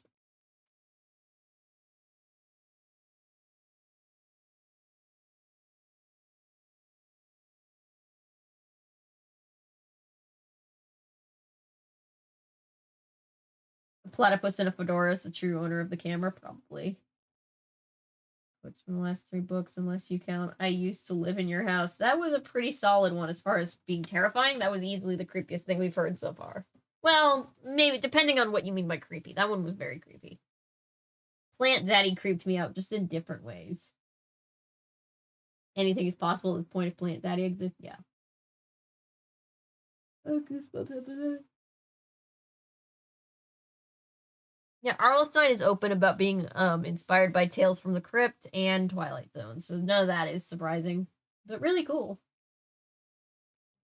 Like Slappy and the Night of Living Dummy, yeah. Cherbury talks about nothing. Nope. Just that one video where I did the worst witch bit has the chair gotten to talk, but that's it. We just conspired against you while you were away. It's fine. That's fair. Versus Hocus Pocus if you had to axe one. Ooh. Ooh. Ooh. I don't know. That sounds awful, you know? And Hocus Pocus are so, like, good, but in their own ways. I'd probably keep Hocus Pocus, just because it's Hocus Pocus, you know? But the idea of living in a world without Halloween Town either is sad. Halloween Town is superior in my eyes. They're both great. I really couldn't tell you which one is, like, better. I don't even think that I have one that I like better than the other. But I haven't missed much. No, you have not. Nothing will ever disturb me more in the books than Plant Daddy. Yeah, same. For a few days. Yes, we are having a cold snap. Yes, the camera is about to say cheese and die. Yeah, right. Yay, plot is happening faster than Monster Blood. Plot always happens faster than Monster Blood. There was barely a plot in Monster Blood. Like, at all. That feeling is called self-preservation. Yeah. Crap. It's a snap. Ah, yes. Blame the camera and not the cameraman. LOL, JK, right? It's just him. He sucks. So a standard film camera from the late 90s. Yeah. I was just watching an episode of Monk, and the one character, the captain's wife, who's a filmmaker, said, like, well, if I had a digital camera, I wouldn't need so many lights. And it's like, okay, I don't really have a lot of experience or any really with film, but I feel like we still use a shit ton of lights. This is a digital camera, and I have a shit ton of lights. R.I.P. Michael. He's probably not dead. The whole chat is just so resigned to be like, well, guess Michael died. Sucks to suck. Pat Martinez. There was an Are You Afraid of the Dark episode about a camera that did the same thing, the Tale of the Curious Camera. Interesting. Oh god, his name is Michael. Must resist Five Nights FNAF references. Oh god. Michael, for that joke. Says chatter when taking a picture. Because it's cheese. My little brother used to do the same thing. Oh no, he's dead. Cardboard? I guess. Did they... Because it sounds like it's a Polaroid, right? Nation, but for kids, pretty much. Well, he died. Let's move on. Yeah. He's falling. But that feather boa, yeah. Like a Buzz Lightyear, it's falling with style. Oh, Nightbot, why did you yeet Texas KC?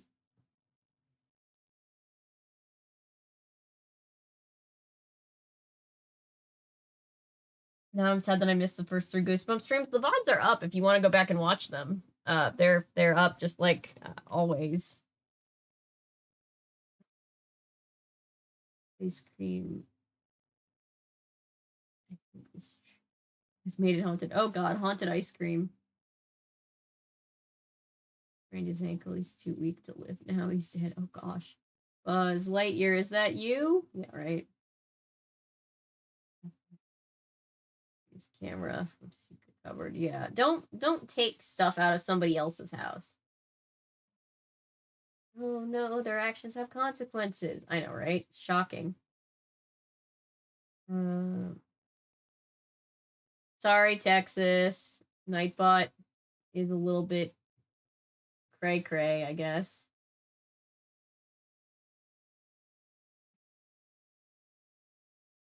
My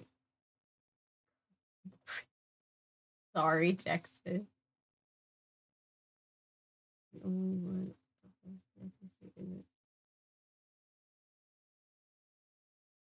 Interesting. That is true. I think that's true. Oh no, our Michael. He's broken. Oh no. Anyway, unfortunately, so slaughtered by Nightbot. Sorry. Now, bird had put on. He have just glided down when falling. Worry about your lack of sleep. Don't worry about me for real. I have not early voted, but I did send out for my absentee ballot, so that's good. So I will not only get to early vote, but vote by mail, which is nice. And yeah, thank you for your concern, but really don't worry about me. I've always been a person that struggles to sleep, so it's nothing new. Really isn't. And, you know, I get to hang out with you guys here on stream, like right now, instead of not being able to sleep. We will become one with Nightbot eventually, yes.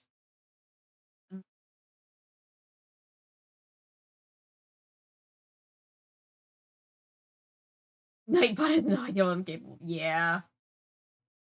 These are unlisted. Yeah, they're all on the homepage. Wanted to be there when they were live. Yeah, I get that.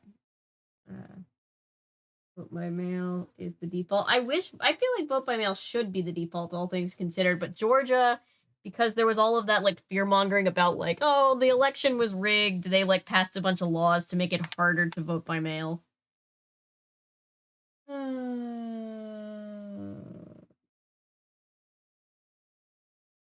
Yeah, just trying to take.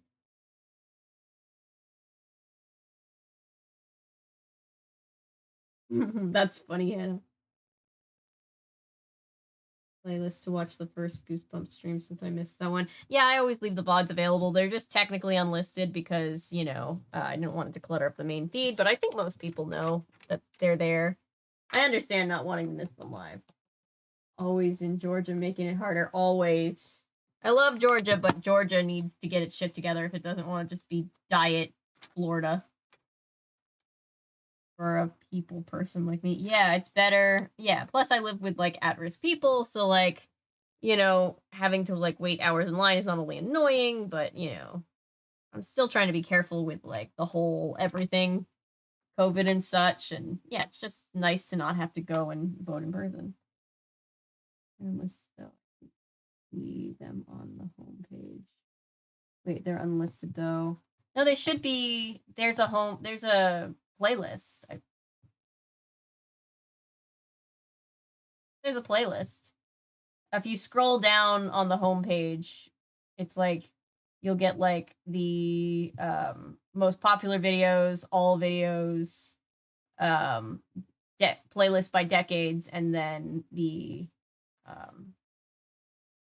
stream playlist. It's there. I had to check because I was like, did YouTube take my playlist? Anyway. Lived to be 23 years old. Oh, that's amazing. My mom had a cat that lived to be quite old. Live in Texas. Oh, I'm so sorry. It's just nice to fill out your ballot leisurely at home. Yeah. Yeah. In California? Okay. For some reason, I'm the only one in my household who got their mail ballots for any voting this year, even though both me and my dad are both registered to vote by mail. Yeah, you're not even allowed to register to vote recurringly by mail in Georgia unless you like qualify by like you have like a qualified disability or something like that. It's like they really don't want you to do it because voter suppression. Okay, happier things. Let's move on to the next chapter.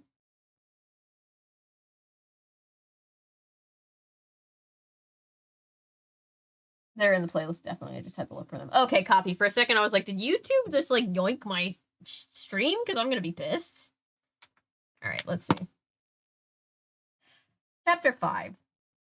The footsteps overhead grew louder. The four friends exchanged a frightened exchanged frightened glances. We've got to get out of here, Sherry whispered. The ceiling creaked. You can't leave me here, Michael protested. He pulled himself to a sitting position. Quick, stand up, Bird instructed. Michael struggled to his feet. I can't stand on this foot. His face revealed his panic. We'll help you, Sherry said, turning her eyes to Bird. I'll take one arm, you take the other. Bird obediently moved forward and pulled Michael's arm around his shoulder. Okay, let's move, Sherry whispered. Okay, let's move, Sherry whispered, supporting Michael from the other side. But how do we get out? Bird asked breathlessly.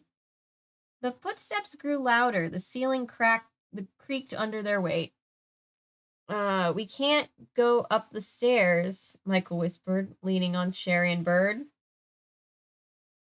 There's another stairway behind the furnace, Greg told them, pointing. It leads out? Michael asked, wincing from his ankle pain. Probably. Greg led the way. Just pray the door isn't padlocked or something. We're praying, Bird declared. We're out of here, Sherry said, groaning under the weight of Michael's arm. Leaning heavily against Sherry and Bird, Michael hobbled after Greg, and they made their way to the stairs behind the furnace. The stairs, they saw, led to a wooden double doors up on ground level. I don't see a padlock, Greg said warily. Please, doors, be open. Hey, who's down there? An angry man's voice called from behind them. It's Spidey, Michael stammered. Hurry, Sherry urged, giving Greg a frightened push. Come on. Well, maybe you should have thought of that before you breaking and entering. You broke in and you stole stuff. Greg set the camera down on the top step. Then he reached up and grabbed the handles of the double doors.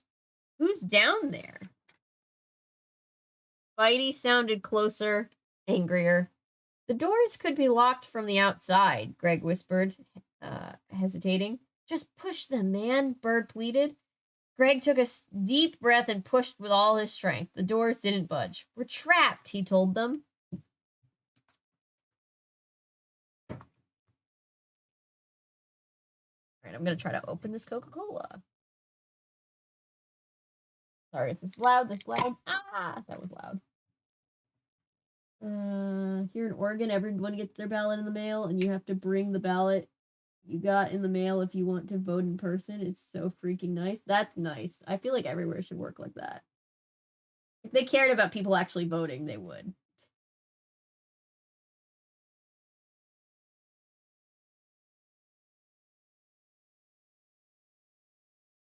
Stupid kids think the building is crumbling around them and that it's not the camera, right?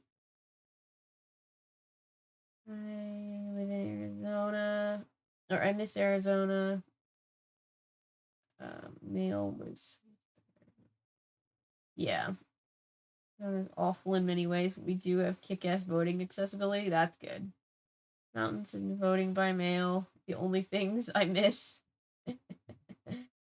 The old man from Monster Blood. He's back and he wants revenge. The dog and the old man, huh?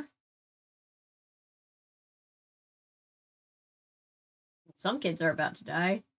Shortest dang chapter I've ever heard in my life. Yeah, it's short. I like short chapters. Well, here comes karma. Here comes Santa Claus. There should be a way to put that to here comes karma, but I can't think straight right now. I guess.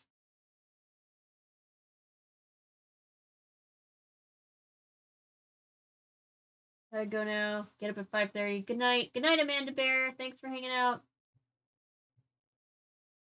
Good night, Amanda. Good night, Darth Sidious. If Darth Sidious is also getting off, thanks for hanging out. In 2016. Oh, how blissful. The origin. Yeah. Remember when 2016? Remember when the biggest thing was like, we have a bunch of clowns running around. Weird. And it really was weird, but that's nothing compared to today. All right.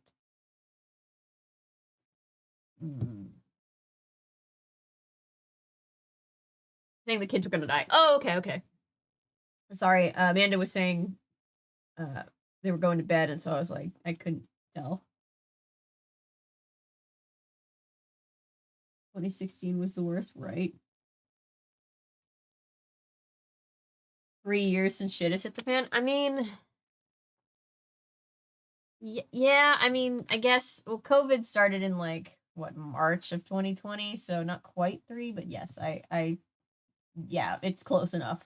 It might as well be 3. We don't need to be pedantic about that.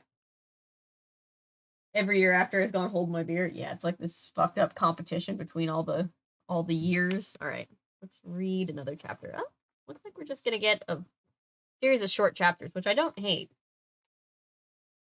Chapter 6.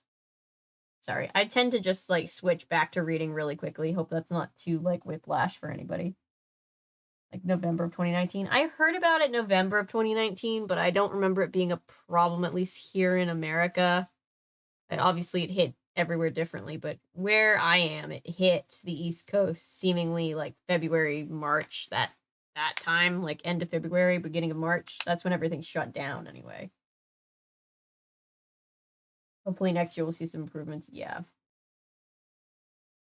All right, let's see here. Chapter 6. Now what? Michael whined.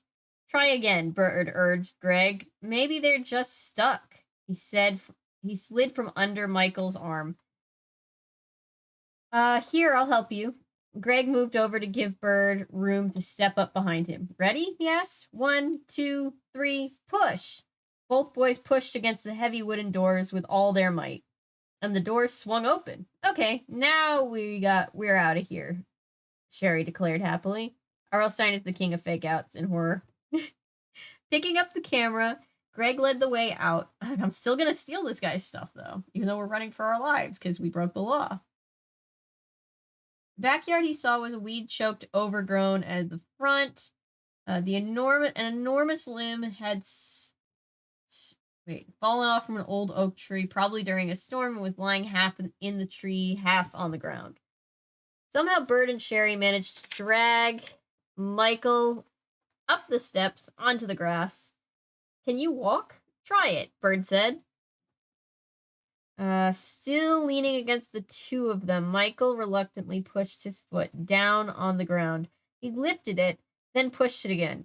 Hey, it feels a little better, he said, surprised. Then let's go, Bird said.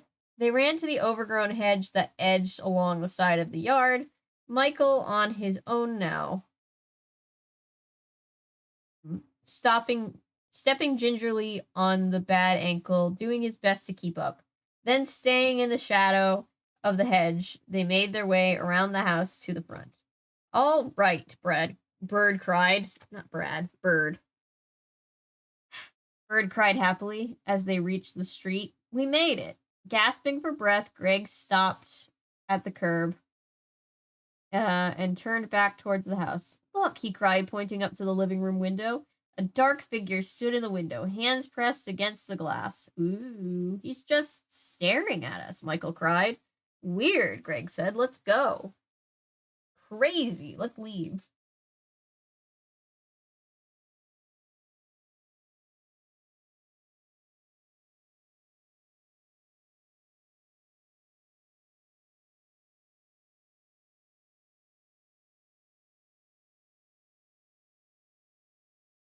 I have to read this version of Here Comes Santa Claus to the tune of to the tune of Here Comes Santa Claus, but Here Comes Karma. If it's all right, I'm gonna lean back a little bit in the chair and read. Wait. Comment. Let me prove the comment. There we go. Okay. Let's see.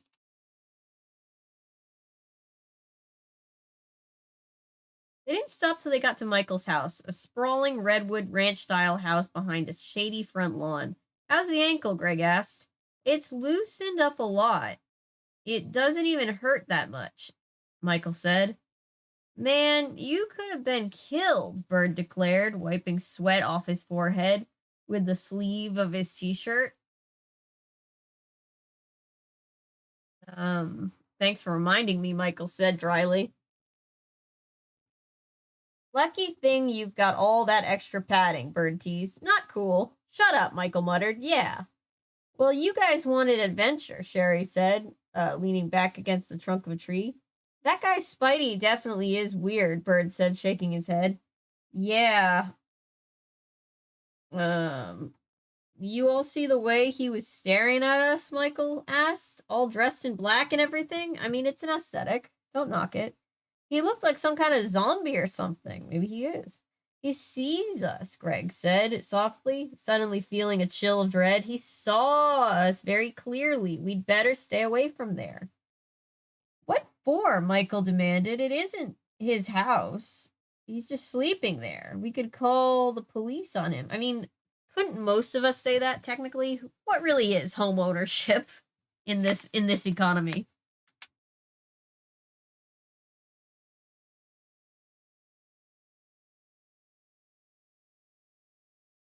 But he's really crazy or something. There's no telling what he might do, Greg replied thoughtfully.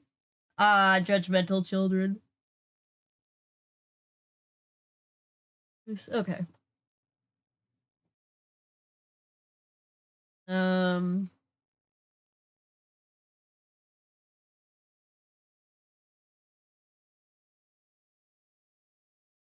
Oh, he's not going to do anything, Sherry said quietly. Spidey doesn't want trouble. He just wants to be left alone. Don't we all?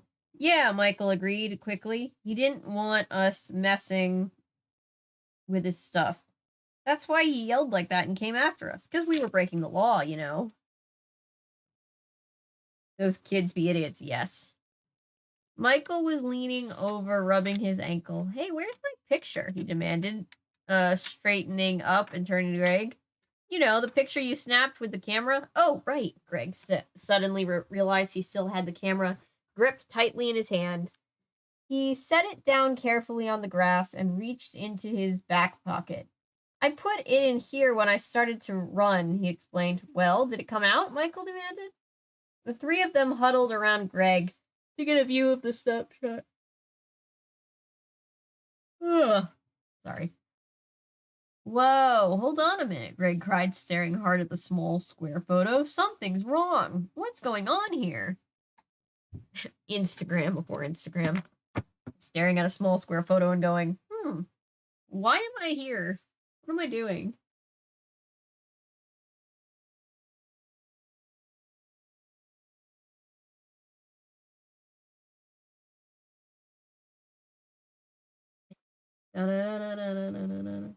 How is he not dead? He's supposed to die. The book is called Say Cheese and Die. Well, I guess it's fair.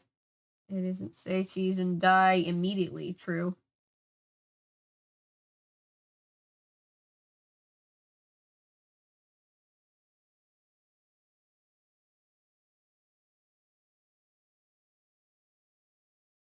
Oh no, there's Say Cheese, and Die Again, and there's Say Cheese and Die Screaming in the Horrorland not spin-off, I guess, but branch.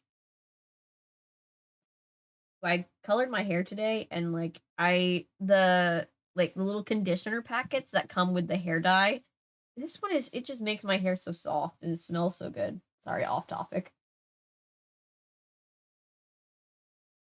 Die Again after you're already dead because they needed a sequel or they wanted a sequel and the title sold well, I think. Kids went into the house and broke in it, yeah. Not being mean to the people that wear black all the time. I wear black all the time. It's a look. Yeah, same. I do that too. Another good title would be Say Cheese and Suffer. I like it. Yeah, the kids are really idiots. Don't steal from a potentially haunted home. All right, let's keep on keeping on. Ooh, Say Cheese and Suffer makes more sense. It does. It really does.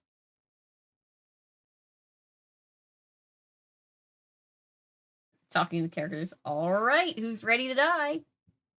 I can't hear you.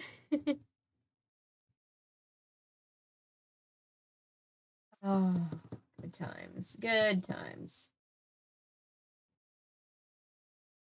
Firefox, stop. Don't. stop responding. That's not cool. You can't just ghost me like that, Firefox.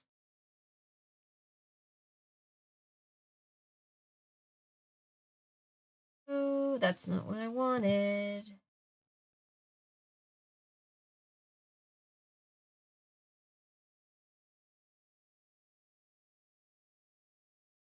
Better get ready to die.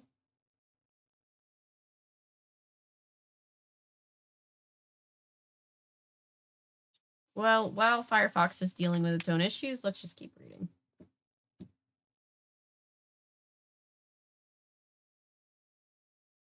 Another 2-page chapter. Well, 2 pages and change, not quite 3 pages.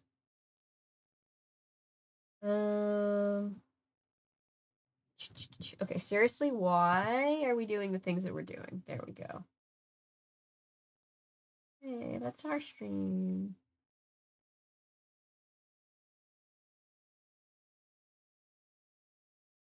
All right, nope.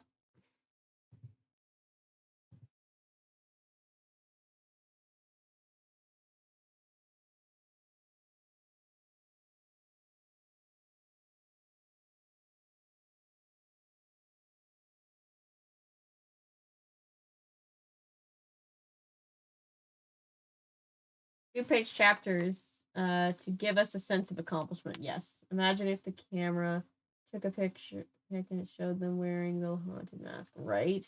Crossover. Very blurry. Sings out of the sky, life of lost soul and doom. All right, Michael, you're up to almost die first. Yeah, right.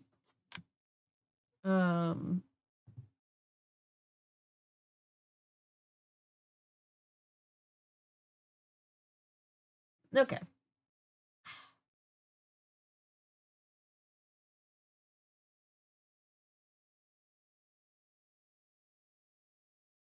Oh, is the stream very blurry? Can everybody see? It's probably lagging a little bit because the computer's doing things, doing computery things. Holy water, crucifixes, candles everywhere. Yep. Still enjoying it though, yes. Okay, sorry about that. That happens. It's quite annoying. All right, let's keep on going then. The 4 friends. I'm gonna sit up, be able to see a little bit better. Looks to Michael. Oh no, he's completely incapacitated. Chapter 7. The 4 friends gaped at the photograph in Greg's hand, their mouths dropping open in surprise. The camera had caught Michael in midair as he fell through the broken railing to the floor. That's impossible, Sherry cried. You snapped the picture before I fell, Michael declared, grabbing the photo of Greg out of Greg's hand so that he could study it close up. I remember it. You remembered wrong, Bird said, moving to get another look at over Michael's shoulder. You were falling, man. What a great action shot. He picked up the camera. This is a good camera you stole, Greg. I didn't steal it, Greg started. I mean, I didn't realize I wasn't falling. Michael insisted, tilting the picture in his hand, studying it from every angle. I was posing. Remember, I had a big goofy smile on my face and I was posing. I remember the goofy smile, Bird said, handing over the camera.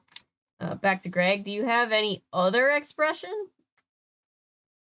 Oof, shade. You're not funny, Bird, Michael muttered. He pocketed the picture. Weird, Greg said. He glanced at his watch. Hey, I've got to get going. Home. This afternoon's sun was... Wait. He said goodbye to the others and headed for home. There we go. I skipped a line again. Sorry about that. Headed for home. The afternoon sun was lowering behind a cluster of palm trees, casting a large, shifting shadows over the sidewalk. He had promised his mother that he'd straighten up his room and help with the vacuuming before dinner, and now it was late. What is that strange car in the driveway? He wondered, jogging across the neighbor's lawn toward his house. It was the navy blue Taurus station wagon, brand new. Dad picked up our new car, he realized. Wow, Greg stopped to admire it. It still had the sticker glued to the door window. He pulled open the driver's door, leaned in, and smelled the vinyl upholstery. Ooh, you remember station wagons with vinyl? Pretty sweet. Less boring than Monster Blood, less traumatic than Dead House, and less horny, thank God, than Basement. All in all, the Say Cheese is the winner. Yeah, so far it's not counter chickens, but so far, yeah, it's holding its own, doing good.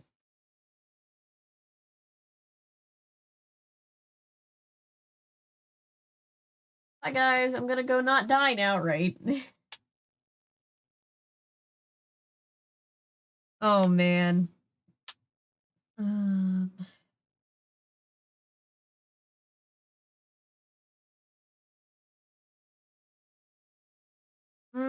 that new car smell. He inhaled deeply again. It smelled so good, so fresh, and new. He closed the door behind.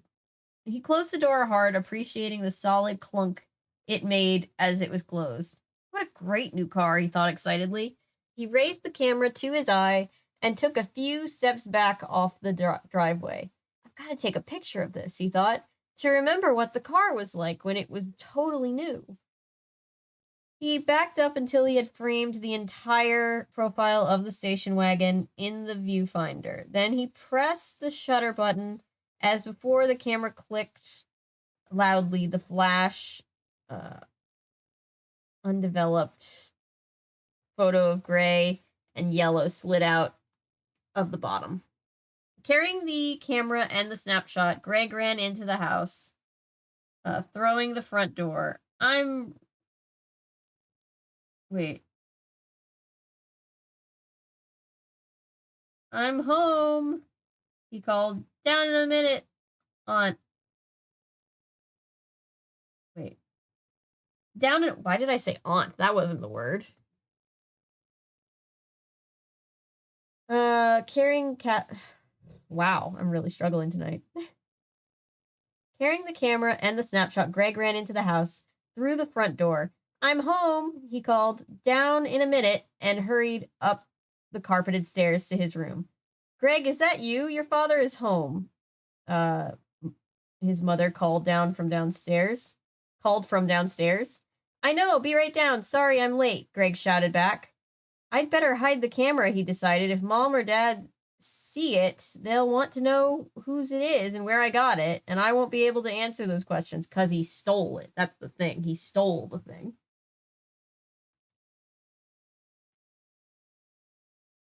My car. Oh, God. Book is almost as good as Plant Daddy so far.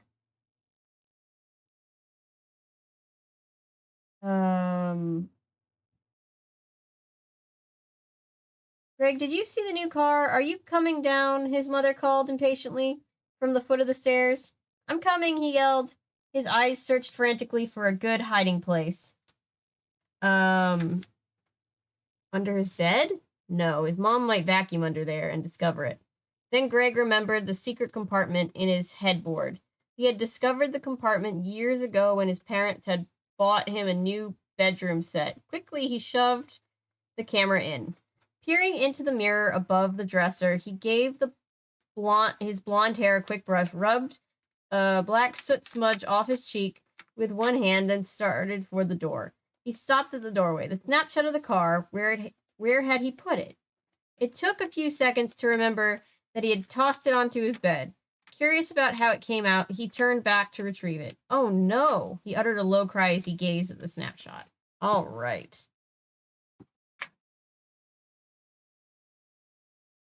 I've never vacuumed under a bed, right? Mom and Dad will want to know I have a stolen vintage camera if I'm not careful, right? So far, I'm really enjoying this one. 2010 or later, it would have been evil smartphone. Yes, it would have. Coraline, you stole that doll, didn't you? Yep. Someone should write a story about a cursed smartphone.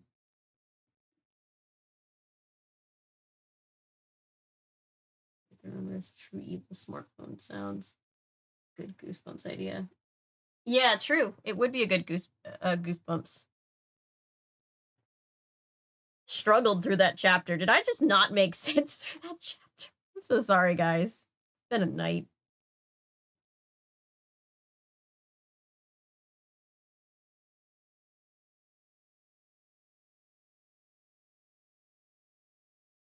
I think someone did do that. The pace is a lot better on this one than Monster Blood. Oh, for sure. There's actually a story that we're getting to. Reasonable time.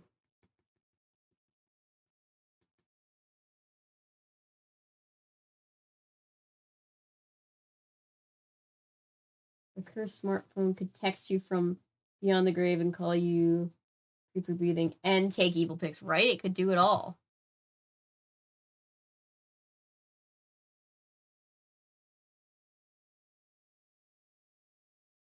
That son, a camera, because the parents in these books are idiots. All right, I don't care, child. I had for some reason, right? Something on Netflix, I think. Hey, I went to do something. What did I miss? So we took a picture of the brand new car. I assume he's gonna see it totaled in the picture, but I'm not sure. Also, I struggled through that chapter, and I hope that it was at least legible what I was saying. It might have just been unintelligible gibberish for a second because I was struggling for some reason. My brain was just like, nope. You could sell your info to corporations. Oh god. Here's a show that had an episode about an evil phone. Yeah.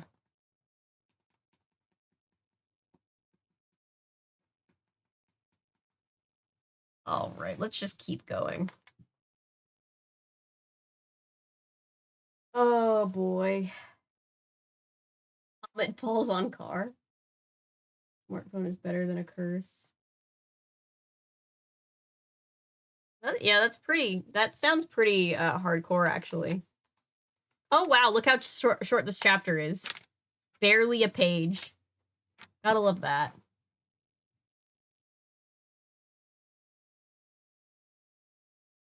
Chapter 8. What's going on here? Greg wondered. He brought the photo up close to his face. This isn't right, he thought. How can this be? The blue Taurus station wagon in the photo was a mess. It looked as if it had been in a terrible accident. The windshield was shattered, metal was twisted and bent, the door on the driver's side was caved in. The car appeared totaled. This is impossible, Greg uttered aloud.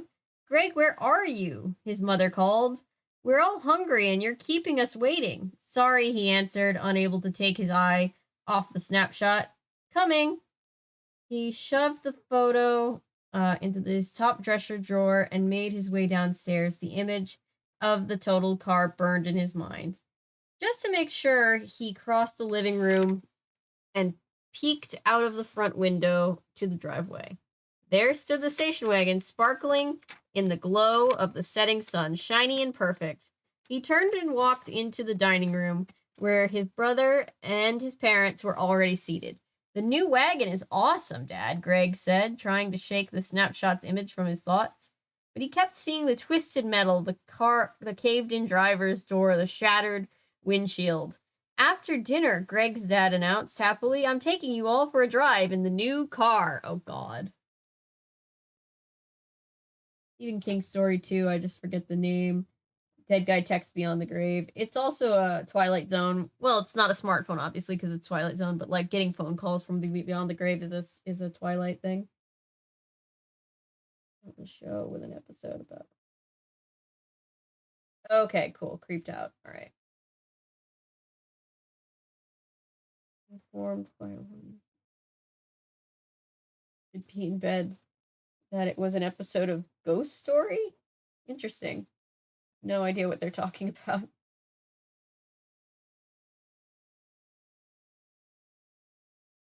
One who should be in bed. Technically, all of us at this point, but you know what? Here we are.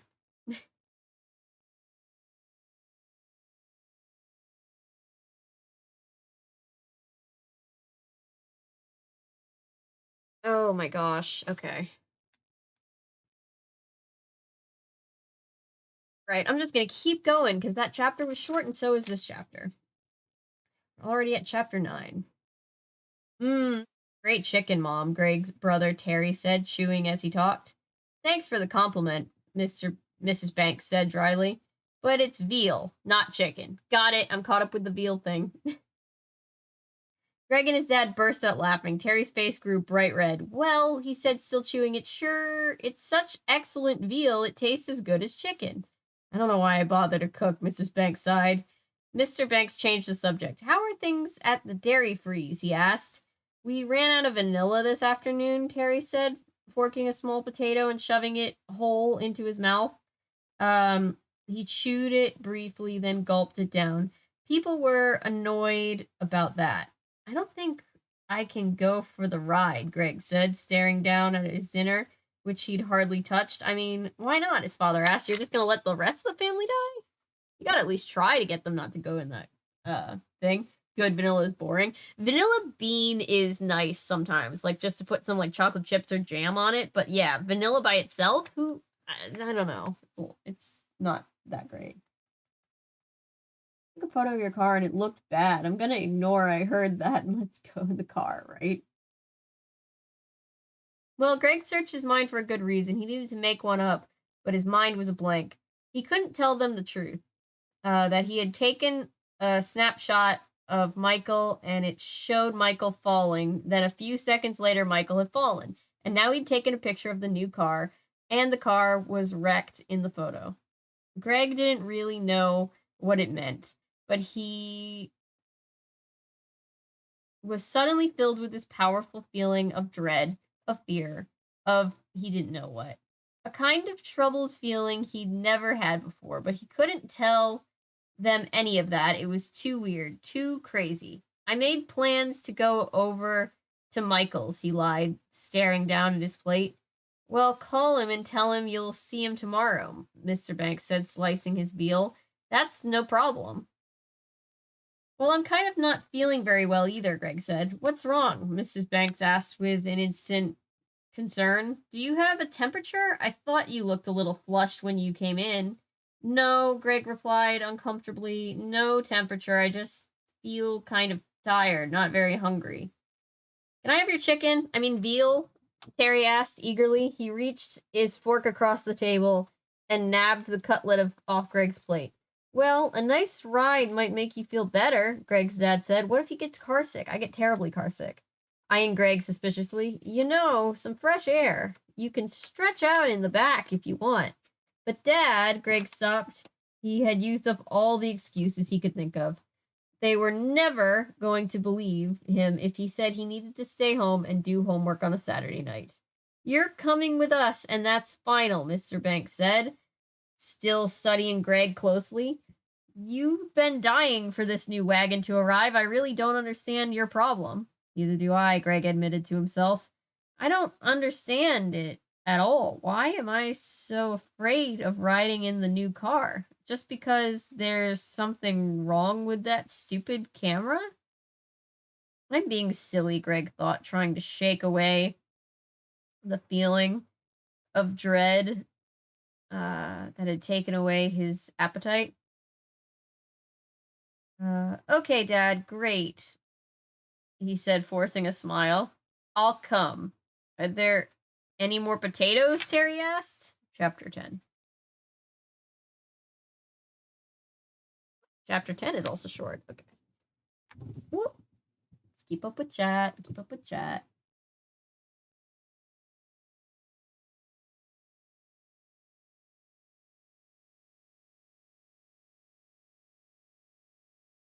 There are a lot of stories about phones. Yeah. That is long ago. Urban legend. Yes. That's emails and whatnot. Yeah. Ghost ever haunts my phone. I hope it's kinder than my autocorrect currently is. Right.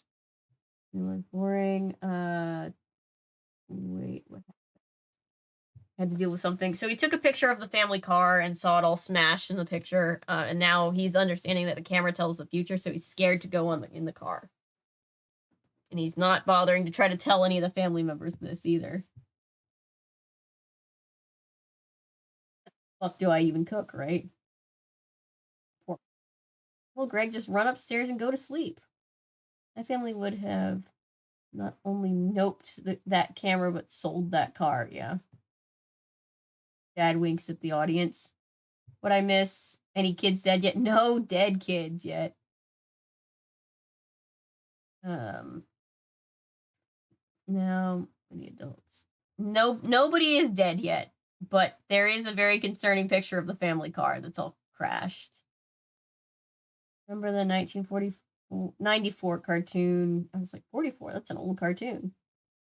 Skeleton Wars. I've heard of it. I never really watched it, though. Oh, shit, I remember this part. I think I do. Why did I just touch that like it was touchscreen? My thing isn't touchscreen. Spooky, scary skeletons. Greg is really out here saving his own ass, but perfectly fine with letting his entire family potentially die, right? My haunted camper says it's going to crash, so no thanks. Yeah. What have I missed? So he took a picture of the car. The car is crashed in the picture, so he's afraid to get in the car because the whole family could potentially die in a car crash. Very, very dark. So you're not the boss of me face. He rolled his eyes and said, I'm one who will regret it. Yeah, true.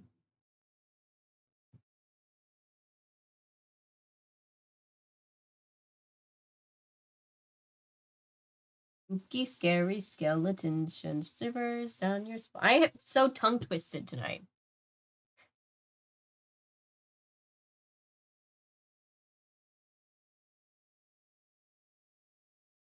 Dolphins and fishermen cooperate. No, but that makes sense. Breakfast supper with the fam. Yay. I would like it. Wait. Yeah, I probably would like it. The cartoon.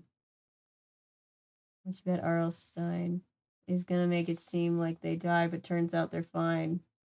I have no idea. Yeah, I have no idea. Episodes on YouTube. Copy that. I will look into that. Your boss music, right? 0 stars so far for no. No.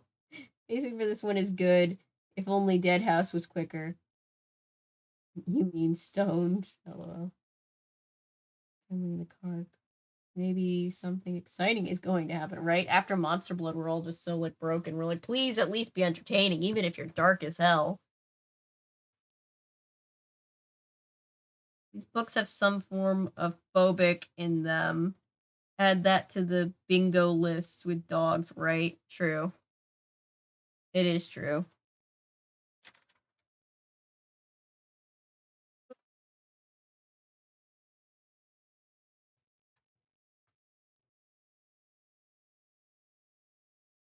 We need someone to die. It's called Say Cheese and Die. The other kids series, and I'd be like, obviously the kids aren't going to die, but then I remember that this is Goosebumps, and R.L. Stein did not give a damn.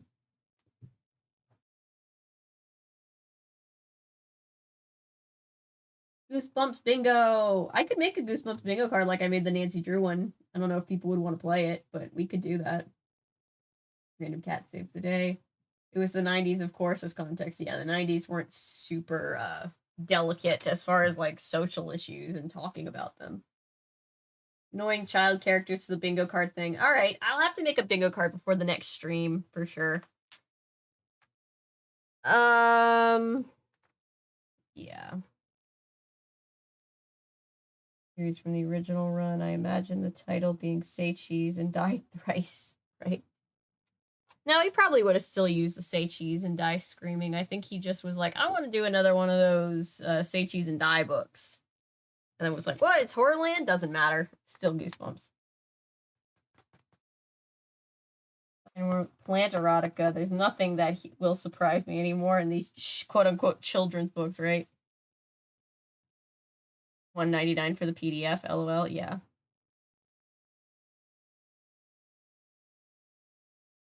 Last page villains, yes. Yeah, I'll have to make a bingo card for sure. If that's something we want to do, we can definitely do that. I personally love bingo. Alright, it's so easy to drive, Mr. Banks said, accelerating onto the entry ramp of the freeway. It handles like a small car, not like a station wagon. Oh, like a small car, not a station wagon, meaning it's a big car. Okay, I was like, it is a car. Back here, Dad, Terry said, scooting low in the back seat beside Greg, raising his knees to the back of the front seat. Hey, look! There's a drink holder that pulls out from the dash. Ooh, Greg's mother exclaimed. That's neat. Awesome, Mom, Terry said sarcastically. Well, we never had a drink holder before, Mrs. Banks replied. She turned back to the two boys. Are your seatbelts buckled? Do they work properly? Yeah, they're okay, Terry replied. I don't know if it's legal to sell you a car if the seatbelts don't work, you know what I mean?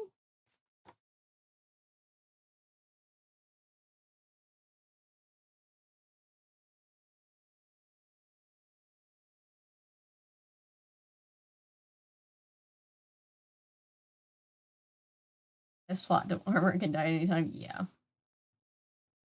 Hey, look, a car out of control. What do they find out about? Butt warming seats. Oh, they're gonna be so thrilled.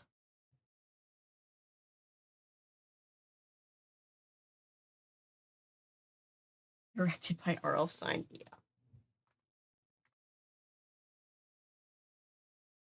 I mean, if each book could have one use of the word fuck, where would it go? That's a good game. I like playing this game with books, movies, TV shows, anything. Where would the one fuck go? Because PG-13 ratings, you can have one. So if this was a PG-13 movie and they could only have the one fuck, where does it go? Vote on this about the previous books while I read this next chapter.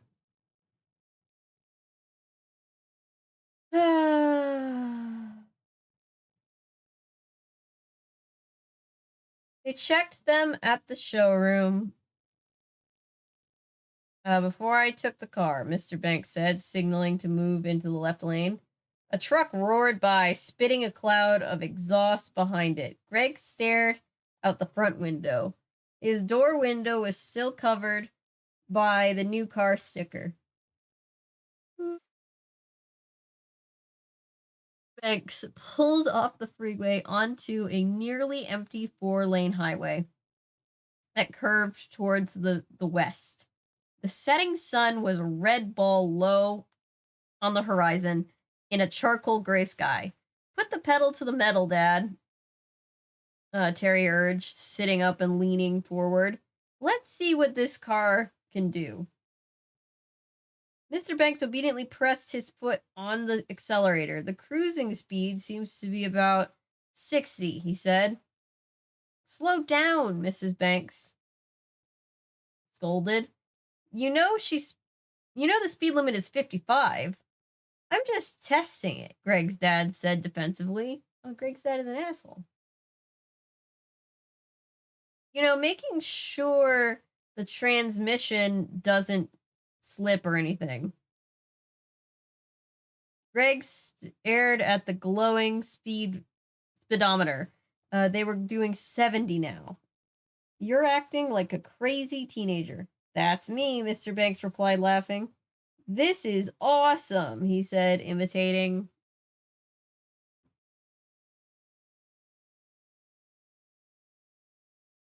He said, imitating. Wait, where was I?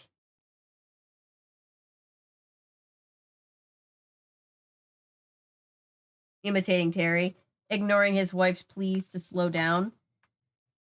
They roared past a couple of small cars in the right lane. Headlights of cars moving toward them were a bright white blur in the darkening evening. Hey, Greg, you've been awfully quiet, his mother said. You feeling okay? I mean, he said no, but you didn't listen to him. I know he's lying, but still. Yeah, I'm okay, Greg said softly. He was worried his dad... Wait, sorry, he was worried. Let me try that again.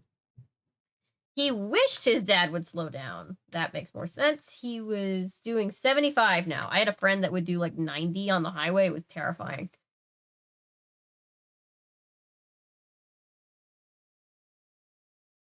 What do you think, Greg? Mr. Banks asked, steering with his left hand as his right hand searched the dashboard. Where's the light switch? I should turn on my headlights. The car is great, Greg replied, trying to sound enthusiastic, but he couldn't shake away the fear. He couldn't shake away the fear, couldn't get the photo out of the mangled car out of his mind.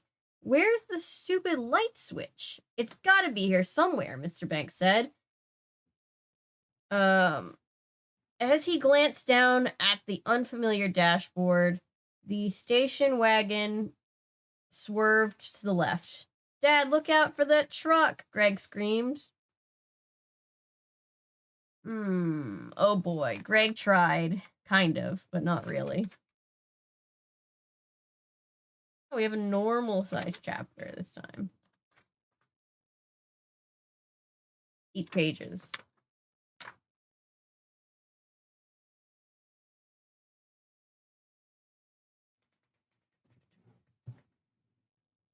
I gave my insomniac boyfriend this book. I feel like I'm about to fall asleep.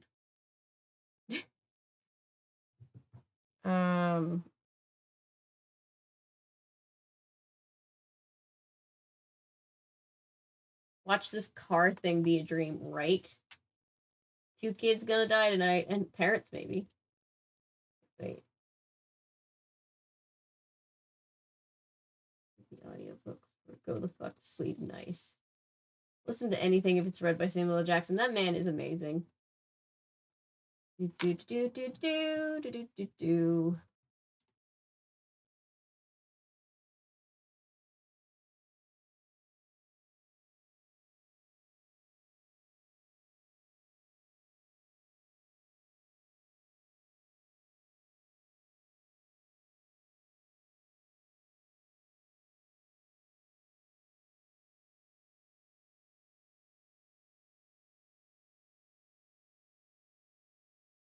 Another game we should have is which cover art is better, the re-release or the original. That's true. That's very true.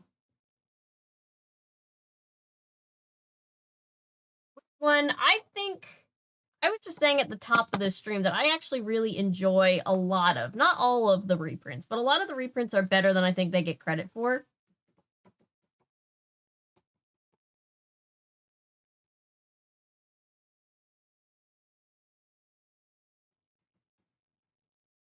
I used to buy Goosebumps books depending on what the front cover looked like.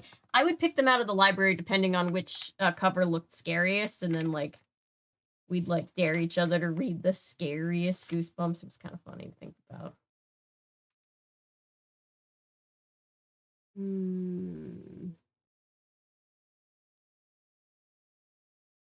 Which Goosebumps book titles would make great band names, since that's what the theme. That's the theme of the channel. Yes, I like that. Say cheese and die. Well, let me say this: what kind of band would Say Cheese and Die play? I think they would play like very garage bandy sounding music. Ska, yeah, I can see ska. I can see it being ska.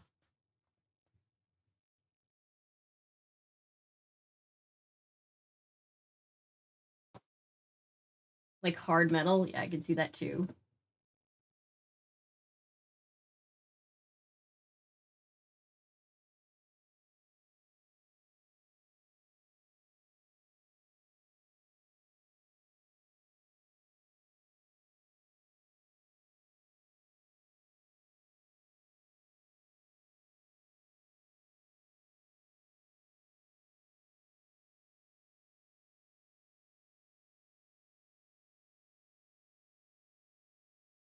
It would be a garage band of teenagers. Stop. It would be a garage band of teenagers who think they're playing hard metal. Yeah, I like this. Whose Line Is It Anyways? I don't know if I'm allowed to stream Whose Line Is It Anyways for copyright reasons, like live, but we'll see. I do tests every now and then to see if anything that I want to stream is able to be streamed. I was going to do a Tower of Terror movie stream because I covered that movie, remember? And then it wasn't going to let me. It was like, nope, this is copyrighted. TV with the camera. Ooh, interesting. Yeah, I have no idea. Maybe he'd see like some horrible news report. That's sick. It's dark to think about.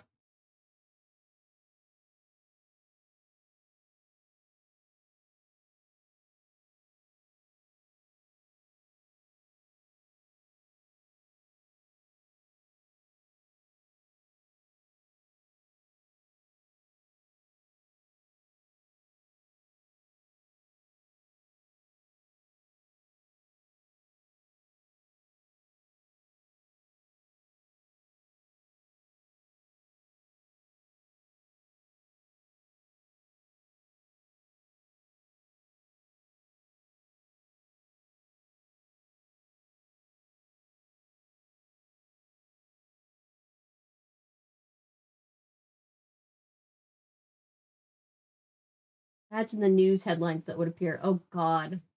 How far in the future do you think he can see with it?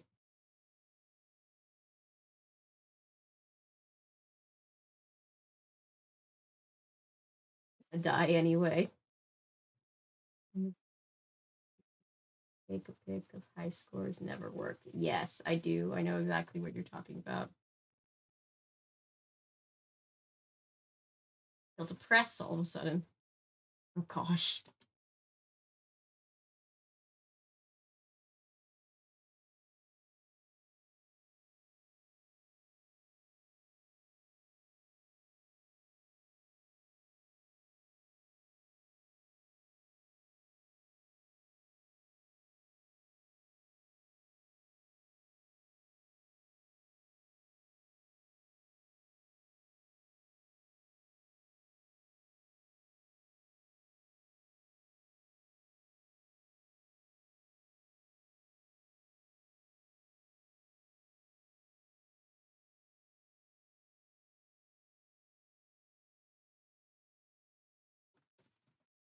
Time travel is now in 2020. Oh God. Hot Plants magazine. Yes. Breaking news: global pandemic. Oh God.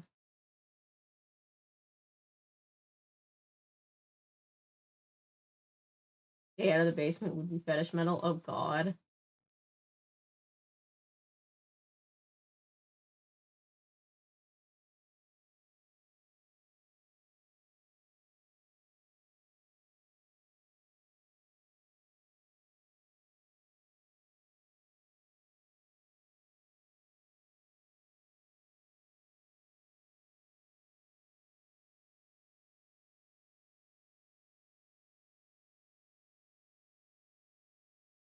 Breaking news: Florida is strangely normal.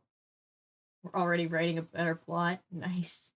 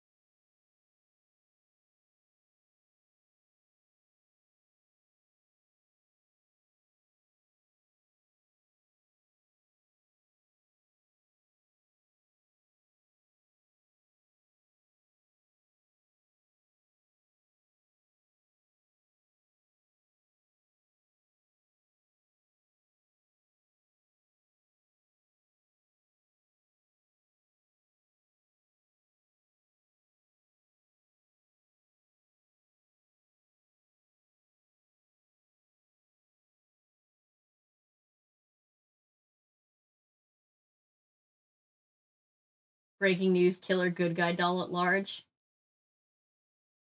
Camera would probably implode if the evil camera took a picture of a regular one. Or what if the camera took a picture of itself in a mirror? Then what?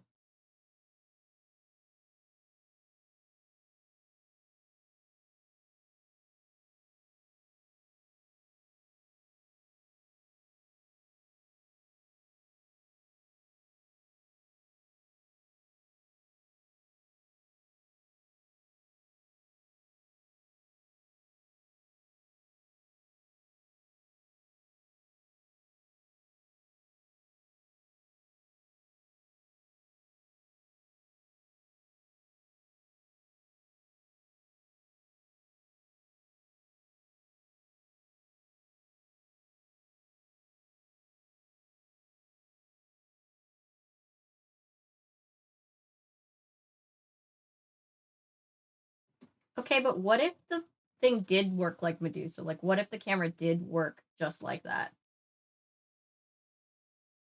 Pomegranate has joined me on the bed. Hi, Pomegranate.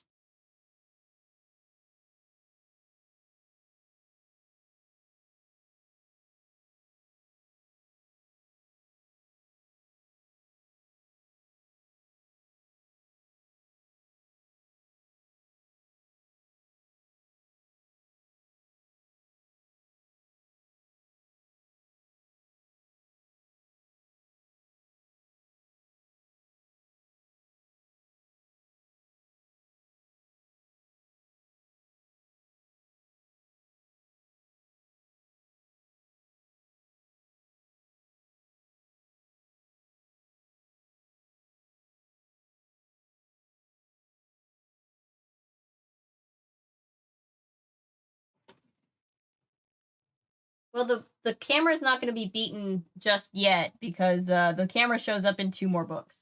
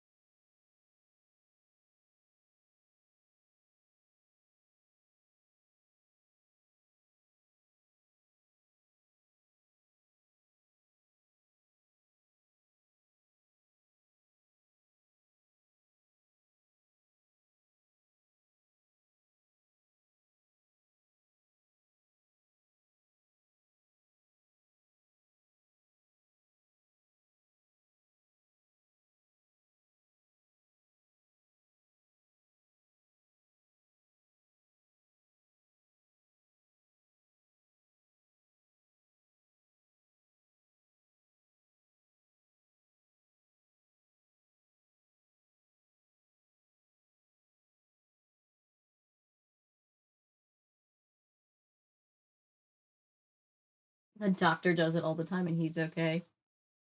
So far we've been reading the whole book on stream. I'm just going to keep going. Um Sorry, I'm if it seems like I'm just sitting here for a second messing with my phone, it's because I am, because I'm trying to keep it. It keeps freezing, so I'm just like trying to make it not do that. So give me 1 second.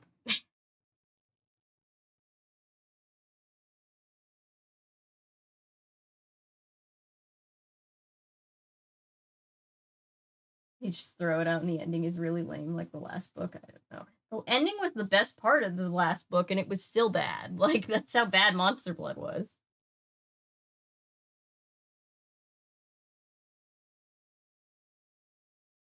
It's cool. Do your thing. Thank you guys. Sorry.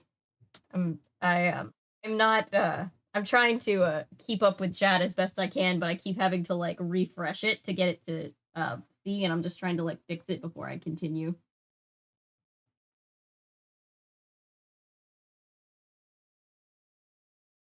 Also, if it occasionally sounds like I'm muting and unmuting, it's because I'm trying to play portions of this to see if I'm actually getting it to stick to like get it to play live, and I don't want the echo to be annoying. So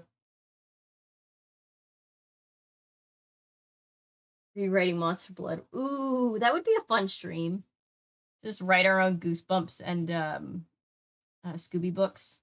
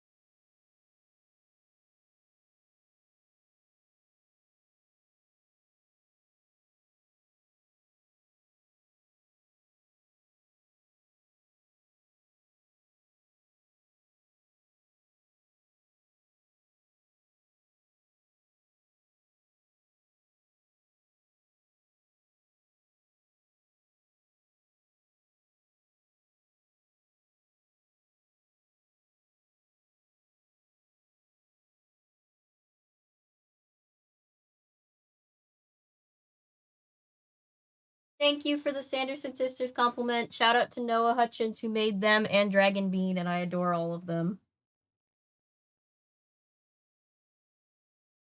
Oh, you happy childless people have fun. Be dead by the time we get home. Oh yeah, Halloween is a Monday.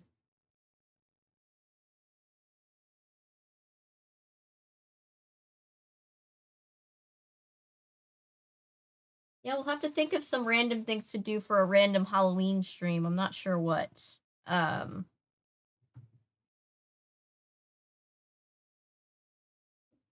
nope. Nope.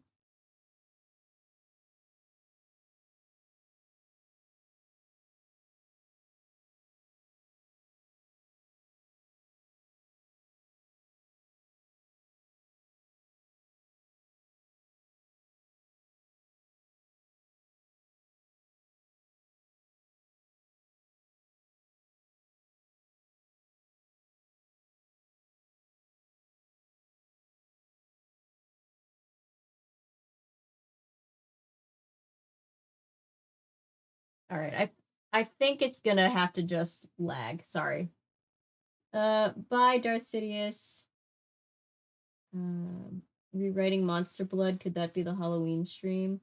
Ooh, I'll think about it. You know, like just have an earphone in my ear the whole time. Night, Darth. All right, let's get back to the book. Sorry, guys. This stream is super extra chaotic tonight. Hope that's all right. I don't know if it's just because of the day I've had or what, but I keep getting like super tongue twisted, like more so than usual. I'm always getting tongue twisted, but like, you know.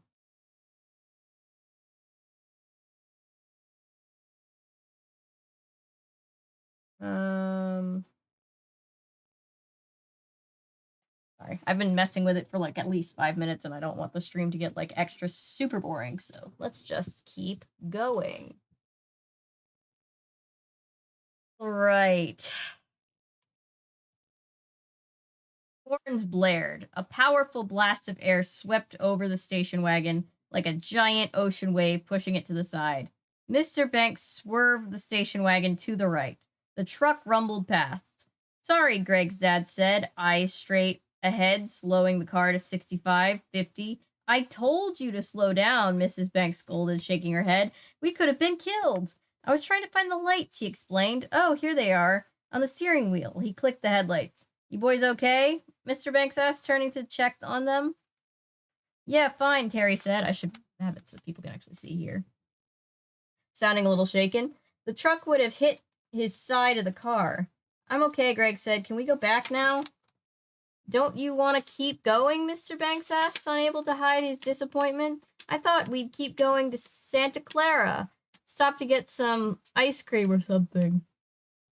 Greg's right, Mrs. Banks said softly to her husband. Enough for tonight, dear. Let's turn around. The truck didn't come that close, Mr. Banks argued, but he obediently turned off the highway and they headed for home. Stellar parenting. Wow. Later, safe and sound up in his room, Greg took the photograph out of his dresser and examined it. There was the new station wagon. The driver's side caved in. The windshield shattered. Weird, he said aloud. He placed the photo on the secret compartment in his headboard where he had stashed the camera. Definitely weird. He pulled the camera out of its hiding place and turned it around in his hands. I'll try it one more time, he decided. He walked to his dresser and aimed at the mirror above it. I'll take a picture of myself in the mirror, he thought. Bad idea. Horrible idea. He raised the camera, then changed his mind. That won't work, he realized. The flash will reflect back and spoil the photo. Gripping the camera in one hand, he made his way across the hall to Terry's room. His brother was at his desk, typing away on his computer keyboard, and his face was bathed in the blue light of the monitor screen. Terry, can I take your picture? Greg asked meekly, holding up the camera. Terry typed some more, then he looked up from the screen. Hey, where'd you get the camera? Sherry loaned it to me? Greg told him, thinking quickly. Greg didn't like to lie, but he didn't feel like explaining to Terry how he and his friends had sneaked into the Kaufman house, and how he had made off with the camera. So can I take your picture? Greg asked. I'll probably break your camera, Terry joked. I think it's already broken, Greg told him. That's why I want to test it on you. Go ahead, Terry said. He stuck out his tongue and crossed his eyes. Accidental bars from R.L. Stine. Greg snapped the shutter. An undeveloped photo slid out of the slot in front. Thanks, see you. Greg headed to the door. Hey, don't I get to see it? Terry called after him. If it comes out, Greg said, and hurried across the hall to his room. He sat down on the edge of the bed, holding the photo in his lap. He stared at it intently as it developed. The yellows filled in first, then the reds appeared, followed by shades of blue. Whoa, Greg muttered, and his brother's face came into view. There's something definitely wrong here. In the photo, Terry's eyes weren't crossed, and his tongue wasn't sticking out. His expression was grim, frightened. He looked very upset. As the background came into focus, Greg had another surprise. Terry wasn't in his room. He was outdoors. There were trees in the background and a house. Greg stared at the house. It looked familiar. Was the house across the street from the playground? He took one more look at Terry's frightened expression, then he tucked the photo and the camera into his secure headboard compartment and carefully closed it. The camera must be broken, he decided, getting changed for bed. It was the best explanation he could come up with. Lying in bed, staring up at the shifting shadows on the ceiling, he decided not to think about it anymore. A broken camera wasn't worth worrying about. Tuesday afternoon after school, Greg hurried to meet Sherry at the playground to watch Bird's Little League game. It was a warm fall afternoon, the sun high in the cloudless sky. The outfield grass had been freshly mowed and filled the air with its sharp, sweet smell. Greg crossed the grass and squinted into the bright sunlight, searching for Sherry. Both teams were warming up on the sides of the diamond, yelling and laughing. The sound of balls popping into gloves. Competing with their loud voices. A few parents and several kids had come to watch. Some were standing around, and some sitting on the low bleachers along the first baseline. Greg spotted Sherry behind the backstop and waved to her. Did you bring the camera? She asked, eagerly running over to greet him. He held it up. Excellent, she exclaimed, grinning. She reached for it. I think it's broken, Greg said, holding on to the camera. The photos just don't come out right. It's hard to explain. Maybe it's not the photos. Maybe it's the photographer, Sherry teased. Maybe it'll take a photo of you getting a knuckle sandwich, Greg threatened. He raised the camera to his eye and pointed it at her. Snap! And I'll take a picture of you eating the camera, Sherry threatened playfully. She reached, playful threatening, the best. You know, we love that energy. Got a freeze warning on my phone. Oh no, yeah, we're getting like weird cold snaps here too. Pulled the camera from his hand. What do you want it for anyway? Greg asked, making a half-hearted attempt to grab it back. Sherry held it away from his outstretched hand. I want to take Bird's picture when he comes up to bat. He looks just like an ostrich at the plate. Poor guy. I heard that. Bird appeared beside them, pretending to be insulted. He looked ridiculous in his starched white uniform. The shirt was too big, and the pants were too short.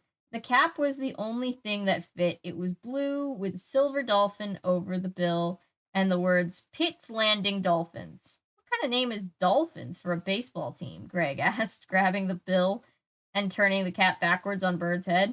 All the other caps were taken, Bird answered.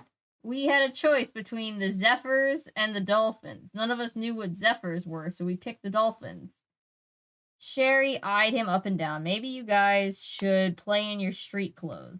Thanks for the encouragement, Bird replied. He spotted the camera. My brain doesn't want to read the name Bird. It's just like, that's not a name. Sorry. He spotted the camera, took it from her. Hey, you brought the camera. Does it have film? Yeah, I think so, Greg told him. Let me see. He reached for the camera, but Bird swung it out of his grasp. Hey, are you going to share this thing, Greg?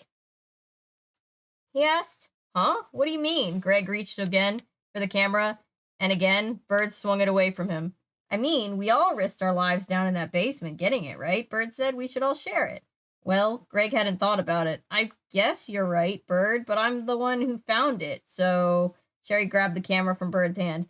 I told Greg to bring it so we could take your picture when you're up. As an example of good form? Bird asked. As a bad example, Sherry said.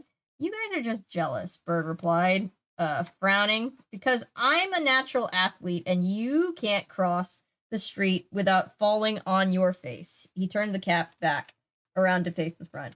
Hey, Bird, get back here, one of the coaches called from the playing field.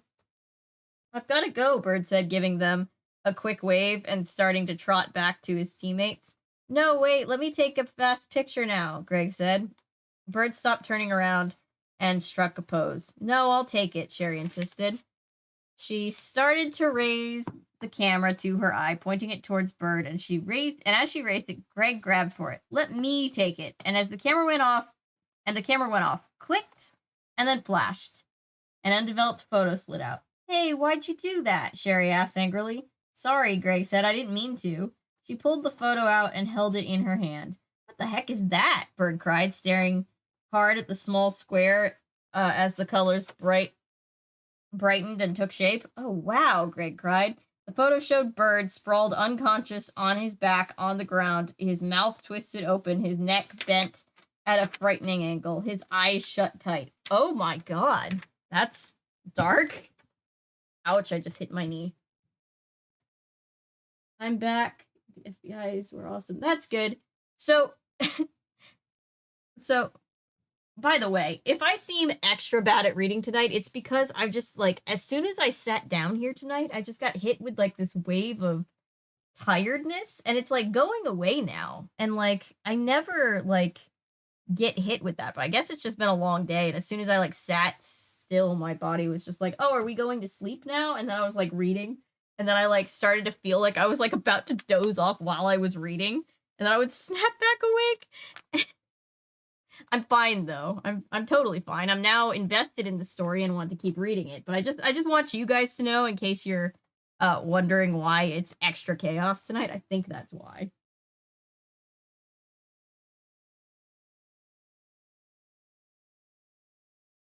Sorry, Terry, you're up next to die. Greg, you dingus, yes. Yeah, take a selfie with the evil camera. That's why you shouldn't take it. The flash, right? Exactly. That's what I thought. Spiraling monk. Almost gets hit in the car. Let's keep going. Amazing parenting. They're all amazing parents. All of them. Not one of them. Also funny how he knows it shows bad things if you take a photo and chooses to take a photo of his brother. Great. I know, sibling energy. A headboard compartment would be cool. I wanted one the first time I read this book. Yeah, it would be. Best bro ever, I know, right? Do it all the time with my children. It's how I show my love. Oh, at least Greg hasn't thought to take a pic of the entire audience. Poor Doug. Love it when someone jokingly threatens my life. Haha. Oh. Sorry. How far are we? About halfway. I think about halfway. Because it's like, it looks like we're less, but honestly, there's a whole bunch of extra shit in the back of this book. And a lot of it isn't actually the story. So I think we're about half. Bird, you're gonna die. I didn't sign up for this, right? I'll never play again. Ah, the playful insult. Their brains are not our friend. You're doing fine. Okay, thanks. Sorry, it's probably not as, I always feel like I'm reading horribly, and then I kind of, like, watch back parts of the stream once in a while, and I go, oh, it wasn't that bad. This feels like it was that bad. I think I don't know what. I usually never. Usually this is the time of day where I'm like super amped up and I'm like ready to go. And like I sat down tonight and I was just like, oh, I feel like I was reading one of these chapters and I felt like I was falling asleep while I was reading the chapter. And then I like snapped back to it and I was just like, was I reading that or was I just sleep talking that whole chapter? I hope that was legible. Sorry, guys. R.I.P. Bird, yeah. Pretty sure most of the Goosebumps storylines wouldn't have happened without the help of negligent parents. Yeah, pretty important force. Training Gavin is a YouTuber who has a video reading all 62 Goosebumps books will ruin your childhood. It's in my watch later because it popped up right as I was starting this project and I was like, "Oh, I want to see that." But also I didn't want to watch it cuz I was like I don't want to like have my opinion biased by somebody else's opinion. So once I finish reading through these books, then I'll watch it. Number of times I have said to one of my children, I see you have chosen death today. No worries, you're good. Okay, just let me know if I start to make no sense. I'm snapping out of it now, and I think now I'm just super invested in the book too. But yeah, I sat down and I got really like drowsy feeling, and I was just like, no, I've been looking forward to reading this book all day. I really do look forward to these reading streams. Yeah, Ellery, Bird is my favorite so far. I don't want anything to happen to Bird. Out of all the kids, isn't Ellery, or isn't, Bird your favorite? I feel like it is. I have to pay respect to Bird. I'm so scared for Bird.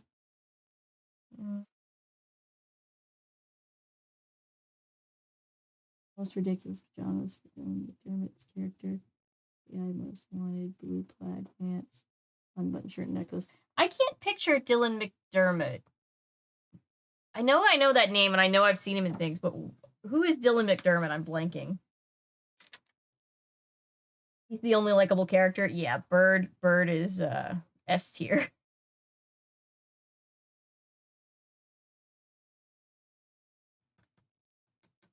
Yeah, I like Bird and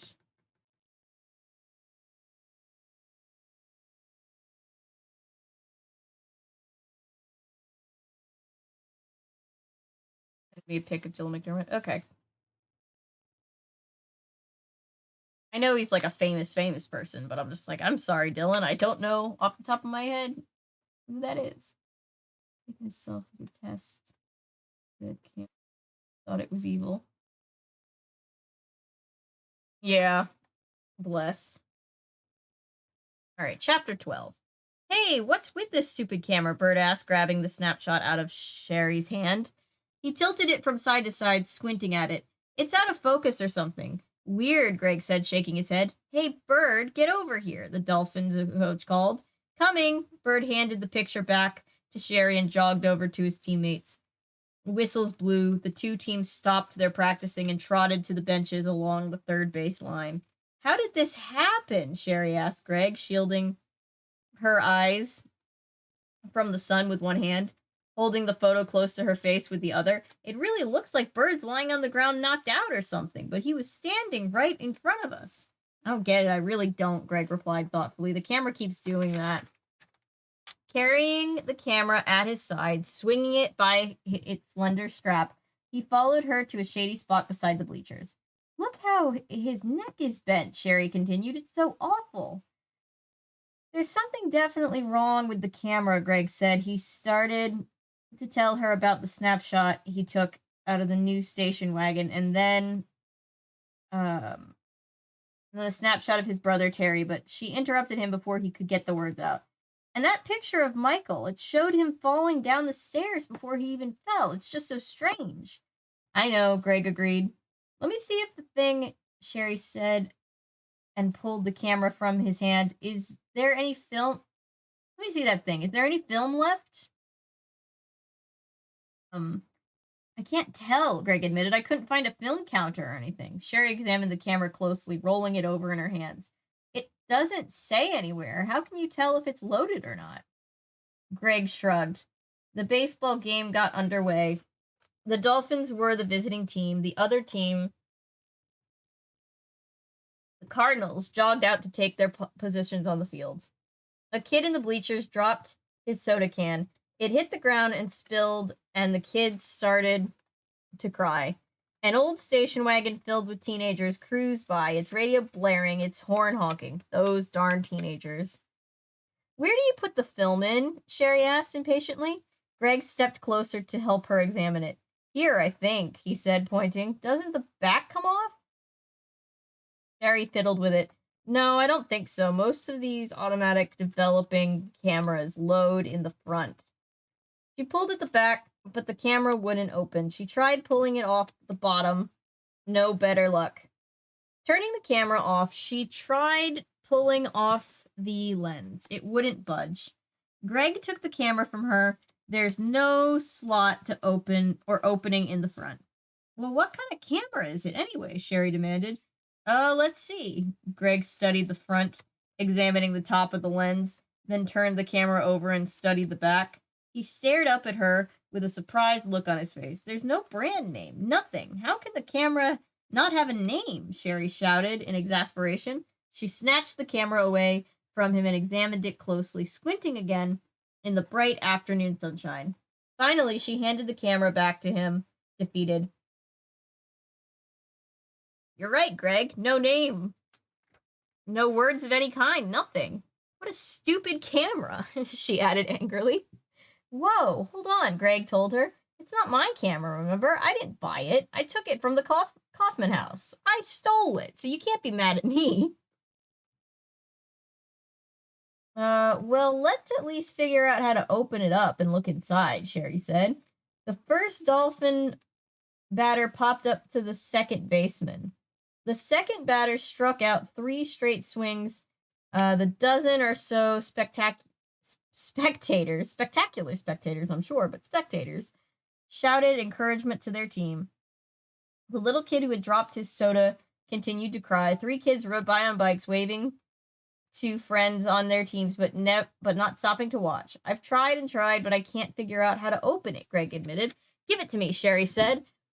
Please, say please, Sherry, and grabbed the camera away from him. There has to be a button or something. There has to be some way of opening it. This is ridiculous. When she couldn't find a button or lever of any kind, she tried pulling the back off once again. Prying it with her fingers, she tried turning the lens, but it wouldn't turn. With her fingernails, sorry. That sounds even worse. I'm not going to stop trying, she said, gritting her teeth. The camera has to open. It has to. Have you ever... I've, completely bent back nails trying to do that shit. It's so painful. You shouldn't do that. Give up. You're going to wreck it, George, Greg warned, reaching for it.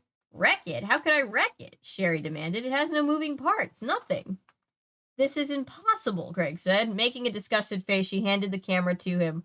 Okay, I give up. Check it out yourself, Greg. He took the camera, started to raise it to his face, then stopped. Uttering a low cry of surprise, his mouth dropped open as his eyes gaped straight ahead. Startled, Sherry turned to follow his shocked gaze. Oh, no. There on the ground, a few yards outside the first baseline, lay Bird. He was sprawled out on his back, his neck bent in an odd and unnatural angle, his eyes shut tight. Did Bird die? Is Bird dead? Please tell me he's alive.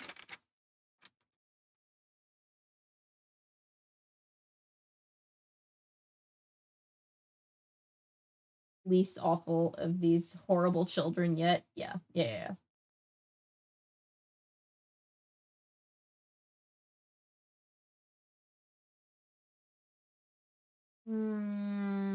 Let's talk about Bird. Makes me think of the Sesame Street movie Follow That Bird. Oh, the blue bird of happiness. Oh, you saw the Sailor Moon pilot.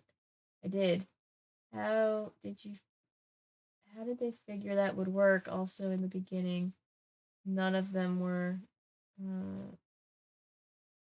Yeah, I have no idea. I can totally see, based on what was on TV at the time of that, why they thought it might be a good idea. I also liked, I did like for what it's worth, I thought it was cool that there was like they seemed to be going for diverse representation, I guess, but like they also made the main character white and like the show is from Japan, so I have no idea. It was a big mess, wasn't it? It was a lot.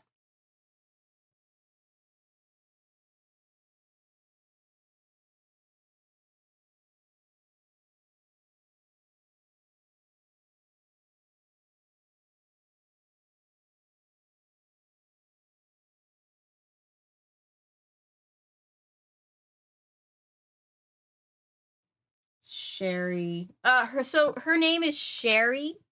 Um Sherry. How does she spell her name? Shari, if that's how you're asking. Just got off work. Welcome back, Daniel. I was just telling them that like if I seem like extra to be like extra struggling tonight, it's because for some reason when I first sat down, I was so excited to read this book, and then when I first sat down, I just felt this wave of exhaustion and I felt like I was falling asleep for a second. I had one of those moments where I was like feeling like I was about to start dreaming. And I was like, oh, that's not good. But now I'm invested in the book. So now, like, I have to finish this book or I'm not going to be able to sleep because I'm going to be up thinking about this book. So, you know, this is how the brain works. Warheads, candy, since the stream started, my tongue is done. LOL. Ooh, yikes. Very yikes. Sorry for almost killing us, family. Now who wants ice cream, right? This was edited to allow for more context to how a camera from those days worked and what it was. Interesting. That is interesting. That makes sense.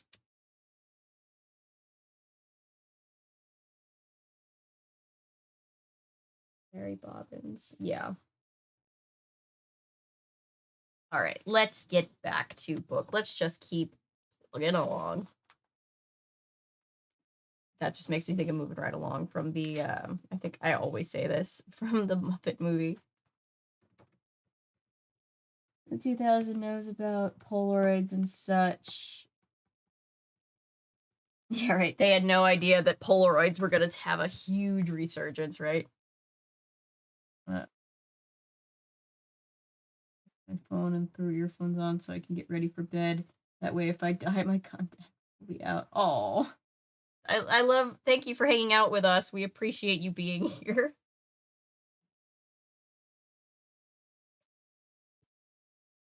Sherry cried. Greg's breath caught in his throat. He felt as if he were choking. Oh! He finally managed to cry out in a shrill, raspy voice. Bird didn't move. Sherry and Greg, running side by side, full speed, reached him together. Bird, Sherry knelt down beside him. Bird? Bird opened one eye. Gotcha, he said quietly. The weird half smile formed on his face, and he exploded in high-pitched laughter. It took Sherry and Greg a while to react. They both stood open-mouthed, gaping at their laughing friend. Then, his heart beginning to slow to normal, Greg reached down, grabbed Bird with both hands, and pulled him roughly to his feet. He deserves that. I'll hold him while you hit him, Greg offered, holding Bird from behind. Hey, wait, Bird protested, struggling to squirm out of Greg's grasp. Good plan, Sherry said, grinning. Ow! Hey, let go! Come on! Let go! Bird protested, trying to unsuccessfully to wrestle free. Come on, what's your problem? It was a joke, guys. It was just a prank, bro. Come on, Bird, you're supposed to be the favorite. Very funny, Sherry said, giving Bird a playful punch on the shoulder. You're a riot, Bird.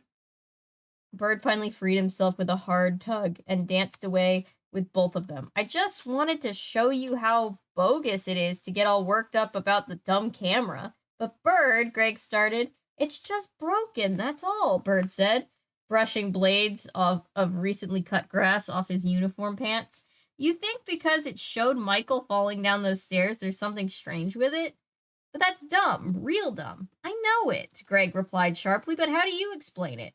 I told you, man, it's wrecked, broken, that's it. Bird, get over here, a voice called, and Bird's fielder glove came flying at his head. He caught it, waved with a grin to Sherry and Greg, and jogged to the outfield along with the other members of the Dolphins. Carrying the camera tightly in one hand, Greg led the way to the bleachers. He and Sherry sat down on the end of the bottom bench. Some of the spectators had lost interest in the game already and had left. A few kids had taken a baseball off the field and were having their own game of catch behind the bleachers. Across the playground, 4 or 5 kids were getting a game of kickball started. Bird is such a dork, Greg said, his eyes on the game. He scared me to death, Sherry exclaimed. I really thought he was hurt. What a clown, Greg muttered. They watched the game in silence for a while. It wasn't terribly interesting. The Dolphins were losing 12-3. Oh my god, the Dolphins suck at this game. Going into the third inning. How do you get 12 points in a baseball game by the third inning? What the hell are you doing? How many hits are you giving up? Going into the third inning, none of the players were very good. Oh, Greg laughed as a Cardinal batter slugged a ball that sailed out to field and right over Bird's head. That's the third ball that flew over his head, Greg cried. Guess he lost it in the sun, Sherry exclaimed, joining the laughter. I mean, he couldn't hit it if it's going to fly over his head, to be fair. What's he going to do?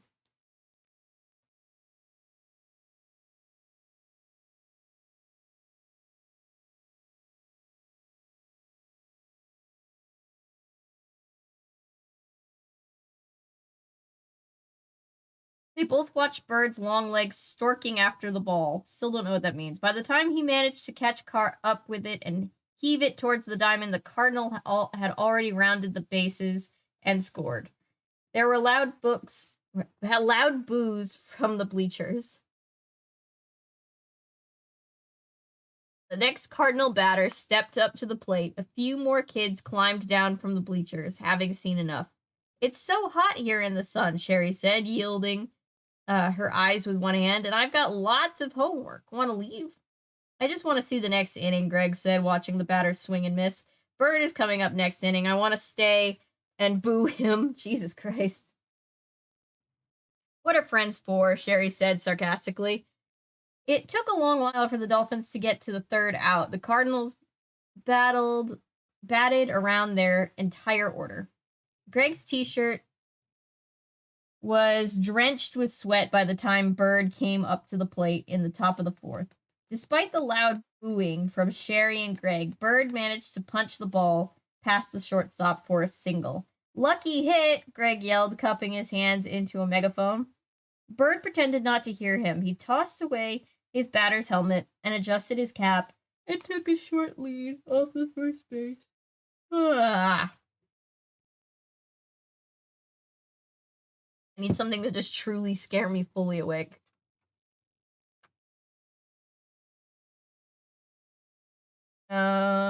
The next batter swung at the first pitch, fouled it off. Let's go, Sherry urged, pulling Greg's arm. It's too hot. I'm dying of thirst. Let's just see if Greg didn't finish his sentence. The batter hit the next ball hard. It made a loud thunk and as it left the bat. A dozen people, players and spectators, cried out as the ball flew across the diamond, sharp line drive, and slammed into the side of Bird's head with another thunk. Ooh, Greg watched in horror as the ball bounced off Bird and dribbled away onto the infield grass. Bird's eyes went wide with disbelief and confusion. Confusion. He stood frozen in place on the base path for a long moment. Then both of his hands shot up and above his head, and he uttered a shrill cry, long and loud like the high-pitched whinny of a horse. His eyes rolled up in his head. He sank to his knees and uttered another cry, softer this time. Then he collapsed, sprawling onto his back. His neck at an unnatural angle, his eyes closed. He didn't move. Jesus Christ. So does the camera create the bad thing, or does the camera just tell you whatever the thing is going to be, and it just happens to be that they have really bad luck? Dorking is like trotting. Copy that. We were all confused. BRB? Okay. The kids. Yeah, let's kill Bird. Bird got beat. Yeah. Bird gets beaten. Oh, lovely. Being mean to the only likable child in the quote-unquote friend group, right? It's baseball. A game takes 9 hours to play. They'll come back. Yeah, true. This reminds me of the drawn-out baseball scene from Sleepaway Camp. Somehow I don't remember that movie at all. Did I ever see... I don't know if I ever saw that movie, actually. It's just for Bird. Poor Bird. I mean, Bird did try to fake his own injury, so I am kind of salty about that. But, you know, the only likable character, you know. All right, another short chapter. Here we go, here we go, here we go. All right. Chapter 14. In seconds, the two coaches and both teams were running out to the fallen player, huddling over him, forming a tight, hushed circle around him. Crying, "Bird! Bird!" Sherry leaped off the bleachers and began running to the circle of horrified onlookers. Greg started to follow, but stopped when he saw a familiar figure crossing the street at a full run, waving to him. "Terry!" Greg called. Why was his brother coming to the playground? Why wasn't he at his after-school job at the Dairy Freeze? Ooh, his picture's gonna come true. "Terry, what's happening?" Greg cried. Terry stopped, gasping for breath, sweat pouring down his bright red forehead. "I ran all the way," he managed to utter. "Terry, what's wrong?" A sick feeling crept up from Greg's stomach. As Terry approached, his face held the same frightened expression on the photograph Greg had snapped of him. The same frightened expression with the same house behind across the street. The snapshot had come true, just as the snapshot of Bird lying on the ground had come true. Greg's throat suddenly felt as dry as cotton. Again, he loves that phrase. R.L. Stine loves to use that simile. Simile? Metaphor? Simile. Simile. As dry as cotton.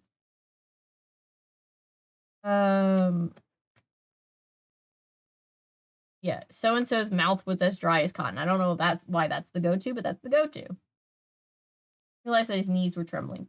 "Terry, what is it?" he managed to cry. "It's Dad," Terry said, putting a heavy hand on Greg's shoulder. "Huh? Dad? You've got to come home, Greg. Dad, he's been in a bad accident." "An accident?" Greg's head spun. Terry's words weren't making any sense to him. "In the new car," Terry explained again, placing a heavy hand on Greg's trembling shoulder. "The new car is totaled, completely totaled." "Oh," Greg gasped, feeling weak. Terry squeezed his shoulder. "Come on, hurry." So 3 of them. Triple whammy. 3 of those pictures came true all at once. Holding the camera tightly in one hand, Greg began running after his brother. Reaching the street, he turned back to the playground to see what was happening with Bird. A large crowd was still huddled around Bird, blocking him from sight. But what was that dark shadow behind the bleachers? Greg wondered. Nope, don't care for that shit at all. Someone all in black, was hiding back there, watching Greg. "Come on," Terry urged. Greg stared hard at the bleachers. The dark figure pulled back out of sight. "Come on, Greg. I'm coming," Greg shouted, and followed his brother towards home. Jesus Christ. If Bird dies, I riot. I'm with you, Ellery. I'm with you, dude. I'm just like, not Bird. Not this kid. Not this one kid that we kind of like. Camp is a classical, horrifying ending. I'll have to watch it. Classic, I can't type. That's fine. I can't speak, apparently, today. I had to take care of some pets. So 3 of the pictures came through all at once. The dad has now been in a horrible car accident with the new car. His friend got hit with a baseball and was sprawled out on the ground like the picture of him. And then his brother was there to deliver the news about their dad and was horrified, just like the picture that he had seen of his brother. So yeah, it's been a lot. It was a long afternoon / couple of minutes for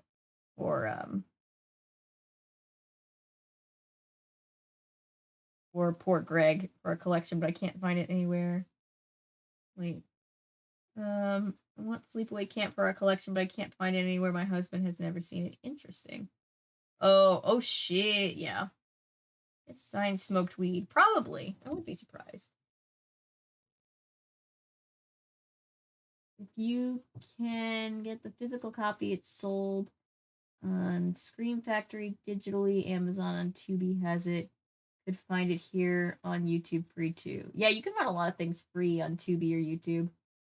If it was Greg, I'd be like, bro, Dad's kind of an ass. If I was Greg, I'd be like, bro, Dad's kind of ass. I'm staying with my good buddy, Bird, who may be dead, but at least is likable, right? I can't read. Wait. The side effect of smoking. Oh, I get it. I get it. I did not know that. I've never smoked. Apparently, I'm not cool enough to smoke. Kidding.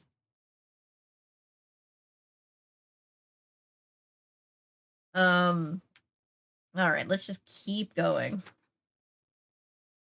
I am now on a roll and I'm starting to get my second win. So I want to keep going so that I can hear the end of this story. The walls were pale green. The uniforms worn by the nurses scurrying through the brightly lit corridors were white. The floor tiles beneath Greg's feet as he hurried with his brother toward their father's room were dark brown with orange specks. Colors. All Greg could see were blurs of colors.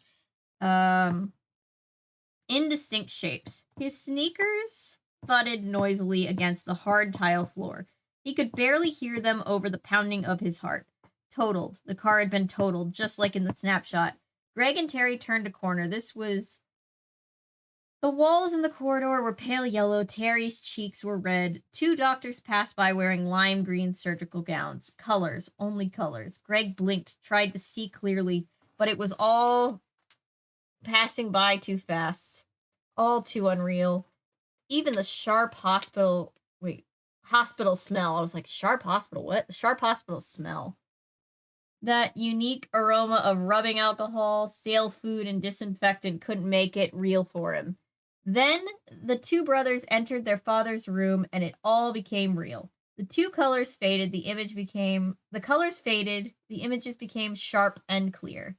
Their mother jumped up from the folding chair beside the bed. Hi, boys, she clenched a wadded up tissue in her hand. It was obvious that she had been crying. She forced a tight smile on her face, but her eyes were red-rimmed, her cheeks pale and puffy. Stopping just inside of the doorway of the small room, Greg returned his mother's greeting in a soft, choked voice. Then his eyes focusing clearly now turned to his father. Mr. Banks had a mummy-like bandage covering his hair. One arm was in a cast, the other lay at his side, and he had a tube attached just above the wrist. Dripping a dark liquid into the arm, the bed sheet was pulled up to his chest. How's it going, guys? Their father asked. His voice sounded fogged in, as if coming from far away. Dad, Terry started. He's going to be okay, Mrs. Banks interrupted, seeing the frightened looks on her sons' faces. I feel great, Mr. Banks said groggily. You don't look so great, Greg said. Thanks, Greg. Jesus. Greg blurted out, stepping up cautiously to the bed. I'm okay, really, their father insisted. A few broken bones, that's it. He sighed and winced from pain. I guess I'm lucky. You're very lucky, Mrs. Banks agreed quickly. What's the lucky part? Greg wondered silently to himself. He couldn't take his eyes off the tube stuck into his father's arm. Right, it's like, wouldn't the lucky thing be for it to have not happened? Again, he thought of the snapshot of the car. It was up in his room at home, tucked into the secret compartment in his headboard. The snapshot showing the car totaled in the driver's side carpeted. Unbelief episode, right? This feels like I'm supposed to be guessing if this actually happened, and Jonathan Frakes is going to be like, could this camera predict the future?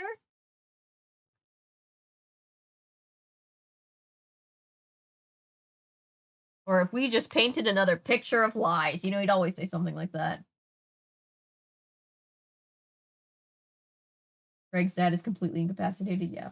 Greg really has no idea how to be a nice person, does he? Hi, Paula. Welcome. We're reading Goosebumps, Say Cheese and Die. Book number 4 from the original series. And it's pretty good so far, honestly. I'm invested. Was this photo manipulated? Yeah. No, but you know how he always has a pun? It's always like, could a haunted camera really see into the future? Or have you just what is it? Or have we given you a false prediction or something like? It's always like a pun. It's always a weird pun. Or is this life fully developed? There you go. That's a good one. I like that one, Daniel. And no, Greg just doesn't understand empathy, I don't think. Which is not a hard thing to grasp, in my opinion. Did he tell them about it? A snapshot showing the car total, the driver's side caved in. Should he tell them about it? He couldn't decide. Would they believe him if he did tell them? No, they would not. What do you break, Dad? Terry asked, sitting down on the radiator in front of the windowsill, shoving his hands into his jeans pocket. Your father broke his arm and a few ribs, Mrs. Banks answered quickly, and he had a slight concussion. The doctors are watching him for internal injuries, but so far so good. I was lucky, Mr. Banks repeated. He smiled at Greg. Dad, I have to tell you about this phone I took, Greg said suddenly, speaking rapidly. Wait, this photo I took. I was like, wait, the haunted phone idea is in the back of my head. This photo I took, Greg said suddenly, speaking rapidly, his voice trembling with nervousness. I took a picture of the new car, and the car is completely wrecked, Mrs. Banks interrupted, sitting on the edge of the folding chair. She rubbed her fingers, working her wedding ring around and around, something she always did when she was nervous. I'm glad you boys didn't see it, her voice caught in her throat. Then she added, it's a miracle he wasn't hurt any worse. This photo, Greg started again. Later, his mother said briskly, okay? She gave him a meaningful stare. Greg felt his face grow hot. This is important, he thought. Then he decided they probably wouldn't believe him anyway. Why would they believe such a crazy story? Will we be able to get another new car, Terry asked. Mr. Banks nodded carefully. I have to call the insurance company, he said. I'll call them when I get home, Mrs. Banks said. You don't exactly have a hand free. Everyone laughed at that, nervous laughter. It's funny because Dad almost died. I feel kind of sleepy, Mr. Banks said. His eyes were halfway closed, his voice muffled. Same, honestly. It's the painkillers the doctors gave you, Mrs. Banks told him. She leaned forward and patted his hand. Get some sleep. I'll come back in a few hours. She stood up, still fiddling with her wedding band, and motioned with her head towards the door. Bye, Dad, Greg and Terry said in unison. Their father muttered a reply. They followed their mother out the door. What happened? Terry asked. As they made their way past a nurse's station, then down a long, pale yellow corridor. I mean, the accident. Some guy ran right through a red light, Mrs. Banks said, her red-rimmed eyes focused straight ahead. More bars, more accidental bars. Things got worse since I left. Yes, sorry. It's getting real. This is its own special brand of trauma, just like all the books.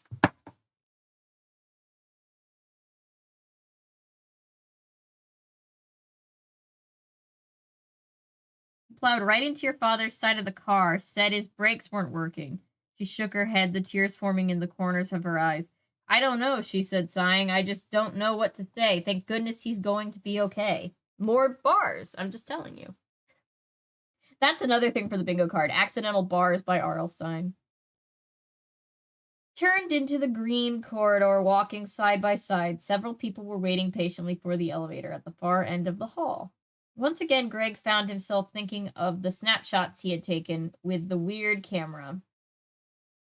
First Michael, then Terry, then Bird, then his father.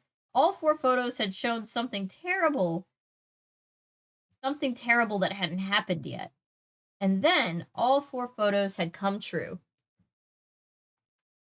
Greg felt a chill as the elevator doors opened and the small crowd of people moved forward to squeeze inside. What's the truth about the camera? He wondered. Does the camera show the future? I mean, I would assume so at this point. 4 times in a row? We're still doubting the magical camera? All right. Just saying. Or does it actually cause bad things to happen? Oh, that was the question that I had. Shit just hit the fan, yes. How are you, Paula? I haven't seen you in here in a second. That's what they're concerned about, LOL, right? This is one that beyond belief would 100% with no context call fact, yes. And they would not cite any sources. They'd be like, source? Trust me, bro. You can show us later. Greg. But Mom, you don't understand. My haunted camera told me that it would happen, but I chose not to warn you. Yeah.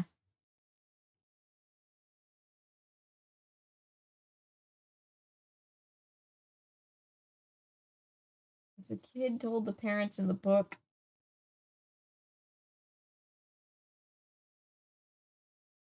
parents would have not believed it anyway. Yeah, true. That's what made him eventually give up. Thank goodness the car wasn't a Pinto. Oh, jeez.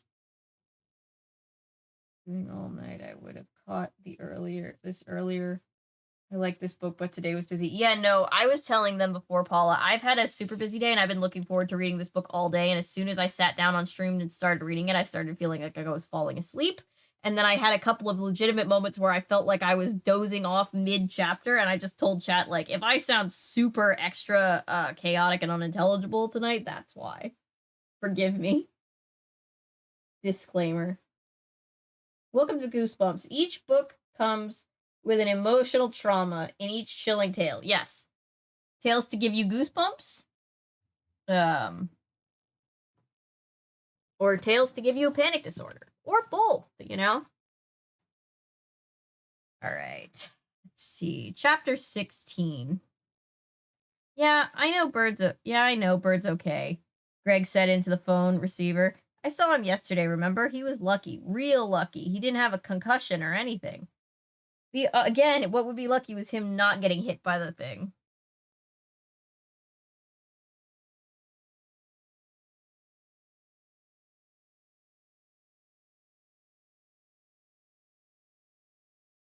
On the other end of the line, the house next door, Sherry agreed, then repeated her requests. No, Sherry, I really don't want to, Greg replied vehemently. Bring it, Sherry demanded. It's my birthday. I don't want to bring the camera. It's not a good idea, really, Greg told her. It was the next weekend, Saturday afternoon. Greg had been nearly out the door on his way to Sherry's birthday party when the phone rang. Hi, Greg. Why aren't you on your way to my party? Sherry had asked when he'd run to pick up the receiver. Oh, right, because no cell phones. I keep forgetting that this is in 1992. You know, right, I would have caught it earlier. No, I totally get it. Today's been busy, yeah. Today's been, the past, I don't know, months have been super busy. Totally get it. Okay. I'm gonna get comfortable in this chair tonight. Because I'm on the phone with you, Greg had replied dryly. Well, bring the camera, okay? Greg hadn't looked at the camera, hadn't removed it from its hiding place since his father's accident. I don't want to bring it, he insisted, despite Sherry's high-pitched demands. Oh my god, demands?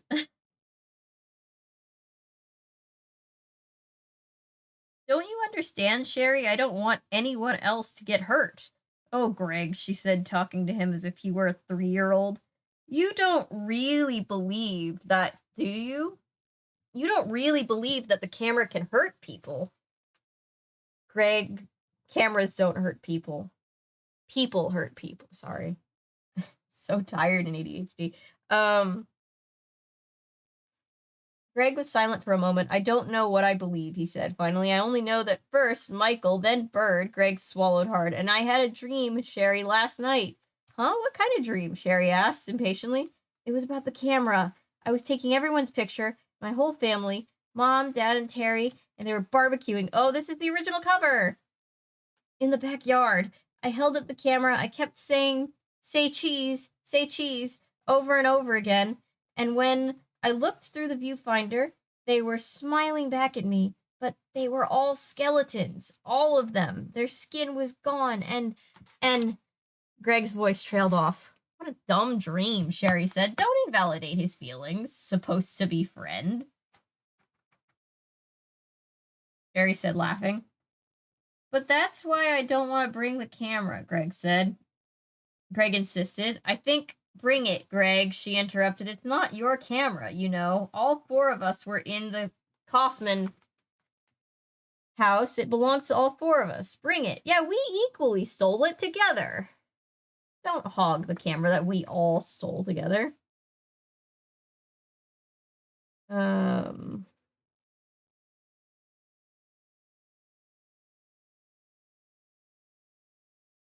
was I? But why, Sherry? Greg demanded. It'll be a goof, that's all. It takes such weird pictures. That's for sure, Greg muttered. We don't have anything else to do for my party, Sherry told him. I wanted to rent a video store. Wait, well, that was not. Wanted to rent not the whole video store, just a video. Jesus Christ. I wanted to rent a video, but my mom says we have to go outdoors. She doesn't want her precious house messed up, so I thought we could take everyone's picture with the weird camera. You know, see what the strange things come out. Sherry, I really don't. Bring it, she ordered, and hung up. It's like Richie Rich. I'm gonna rent out the whole Blockbuster. Greg stood for a long time staring at the phone receiver, thinking hard, trying to decide what to do. Then he replaced the receiver and headed reluctantly up to his room. With a loud sigh, he pulled the camera from its hiding place in his headboard. It's Sherry's birthday, after all, he said aloud to himself. It's about to be her death day, too. His hands were trembling, and he picked it up. He realized he was afraid of it. I shouldn't be doing this, he thought, feeling a heavy knot of dread in the pit of his stomach. I know I shouldn't be doing this.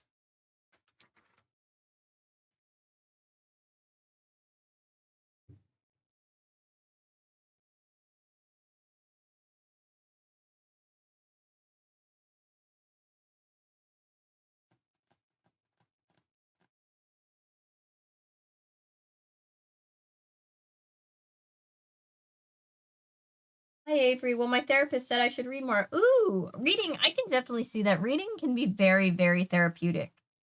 Are you here so that I can read for you by proxy? Fair warning, Goosebumps can be kind of dark. All seriousness, though, I hope you're doing okay. Haunted camera plus ponies, yeah.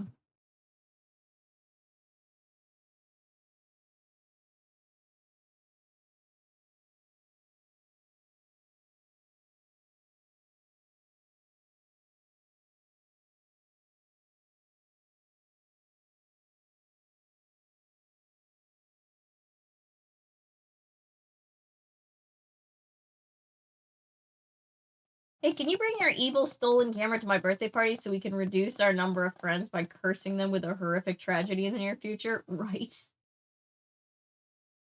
Pretty cool and creepy concept. Haunted technology is always fun. Yes. I totally could see why this is one of the favorite books in the series. This is definitely a good one so far. Still got a little less than half to go. But I remember the episode.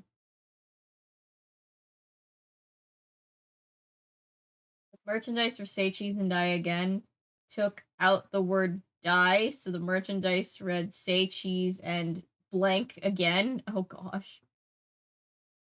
Gasp. This is the iconic scene. Yes, this is the barbecue skeleton scene. Barbecue skeletons. Great name for a band, I think. I think that'd be a good name for a band. Also, by the way, thank you for 18 concurrents right now, even though it is almost midnight. You guys show up for all of these streams, but especially the reading streams and especially the Goosebump streams and the Wishbone streams. You guys showed up. And you guys are awesome, by the way. Blow off your kids, always for the best. Yeah. Oh, definitely. You can't. I'm almost at this point where, like, I'm convinced that R.L. Stine was just doing, like, a huge commentary on, like, the problems that he saw with middle class parenting. You know what I mean? Because, like, it's so deliberately the parents are so deliberately bad. Lord, the moment I hear rent a video, my heart breaks and I remember Blockbuster. Yeah.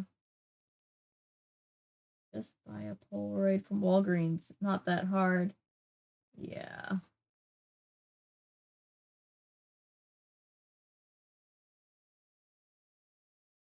Greg should give Sherry the camera and be like, here you go. You'll see the truth. Yeah. Don't make me part of this, Sherry. Then make a run for it. Yeah. Bumps is fine, so I'm good. Okay. Yeah. And of course, I know a lot of nostalgic things. So if you want recommendations of books that you want to read on your own, or you want to recommend me books that you want to see me read, that's all cool too. So thank you for being here, Chris. See the camera we all stole. Don't be selfish. I know the morality is a little fucked up. It's only 9 in California. Yeah, I know. I'm on the East Coast. The wrong side of midnight. The beast walks alone. Almost 11 here. Flowers in the attic. Oh god, no, not Flowers in the Attic. Don't read Flowers in the Attic. Animorphs. Oh god, Animorphs is so dark too, from what I've heard. But I've heard it's wonderful. Let's go. Chapter 17. We still following? We're still all we're still present. I know I accidentally said he was gonna buy the whole video store, but are we doing all right? Animorphs is amazing. I've heard Animorphs is amazing.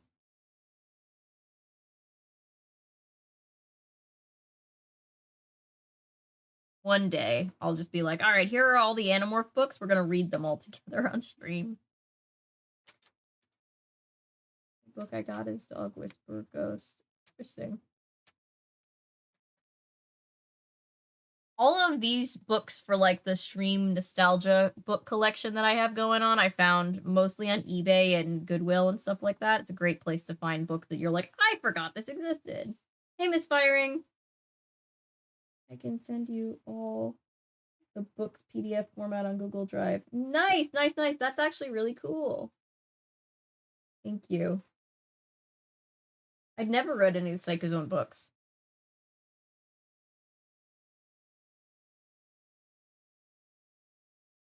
All right. All right, I'll get back to reading. Serious recommendation, The Secret Country Trilogy. It's young adult fantasy, but it's also unironically still one of my favorite fantasy series. I will have to look that up. That sounds cool.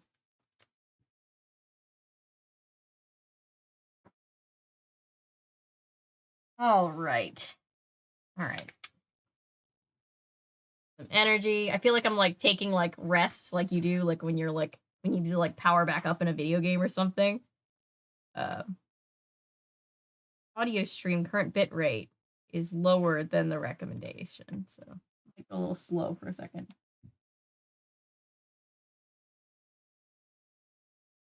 I was really sad when the last payphone was removed from New York. That is sad. Beyond Belief, the book series, LOL. Oh, I wish. There was a part of me that was like, wait, that's not a real thing, is it?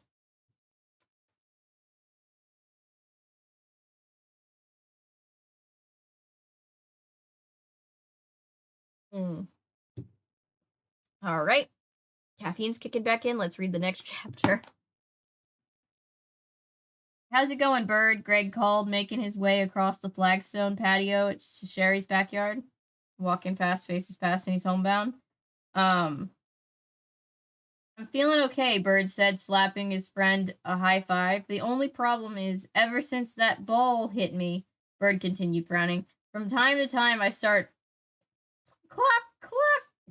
clucking like a chicken. He flapped his arms and started strutting across the backyard, clucking at the top of his voice. Hey, Bird, go lay an egg, someone yelled, and everyone laughed. Bird's at it again, Michael said, shaking his head. He gave Greg a friendly punch on the shoulder. Michael, his red hair, unbrushed as usual, was wearing faded jeans and a flowered Hawaiian sports shirt. Hawaiian sports shirt. Okay. About 3 sizes too big for him. Where'd you get that shirt? Greg asked, holding Michael at arm's length by the shoulders. You know who Bird reminds me of in his description, especially since he's like redheaded and he's kind of like dorky? He reminds me of the friend Bob on Sweet Life of Zack and Cody, who was unironically one of my favorite characters because he was so funny. Only books would be genius. It'd be like, You Be the Jury, books for kids where the answer is shown at the end of the story. Right? We need to reach out. Our people need to contact their people and get this happening. Bird. Yeah, poor Bird.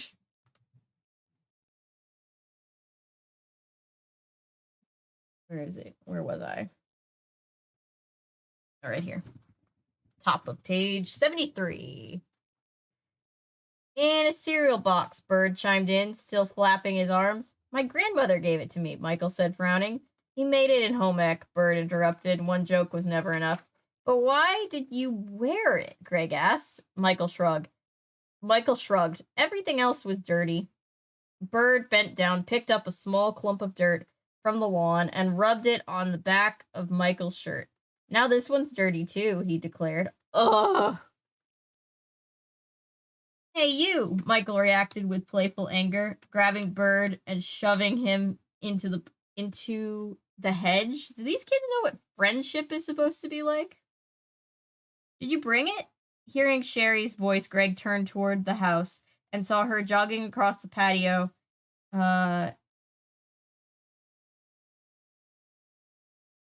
Across the patio in his direction. Her black hair was pulled back in a single braid, and she had on an oversized silky yellow top that came down over black spandex leggings. Did you bring it? She repeated it eagerly. A charm bracelet filled with tiny silver charms, a birthday present, jangled at her wrists. Yeah, Greg reluctantly held up the camera. I really don't want, Greg started. You take my picture first since it's my birthday, Sherry interrupted. Sherry, you're going to die. Listen to your friend.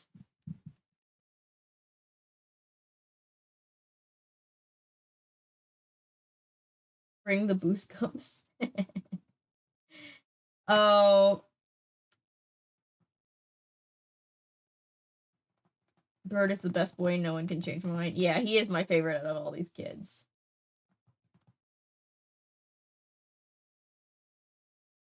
I'm Jonathan Frakes. Thanks for reading. Yeah. Jonathan Frakes could do the audiobooks. It would be great. Bob's debut episode was only played a few times and then became lost media. I heard about that. I can't remember why exactly it was. It was because it was offensive in some way. But looking back, a lot of things from the channel at the time weren't super great. And I can't remember why that one specifically got pulled. But yes, I do know about that. I know that there's also an episode that got pulled. It only aired like once or twice, and I happened to see it on premiere night. And I don't know how many other people can say this, but it's the episode where Chris Brown guest stars because it was right before everybody found out how much Chris Brown sucks. My favorite young horror series, Goosebumps. Those are all those like knockoff books. So that episode got pulled because of its insensitive representation of a mental disability. Ah, yes. I do remember this story. Sadly, there's so many things on the Disney Channel where I'm like, wait, was that that one? Or was that I can't remember exactly why they pulled it. But yeah, that doesn't sound good.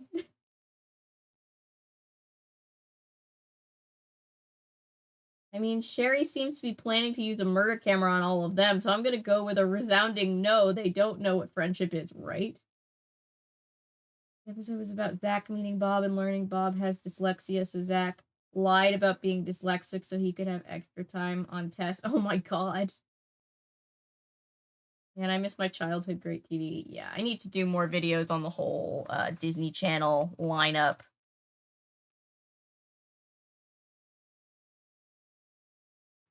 Maybe like Daniel And I could get like another one of our YouTube friends who likes to do cover media from that time period and cover the That's So Sweet Life of Hannah Montana, one of those crossovers. It's a crossover covering a crossover. That'd be fun. Oh, okay, sorry. Where am I? Book. We're reading a book.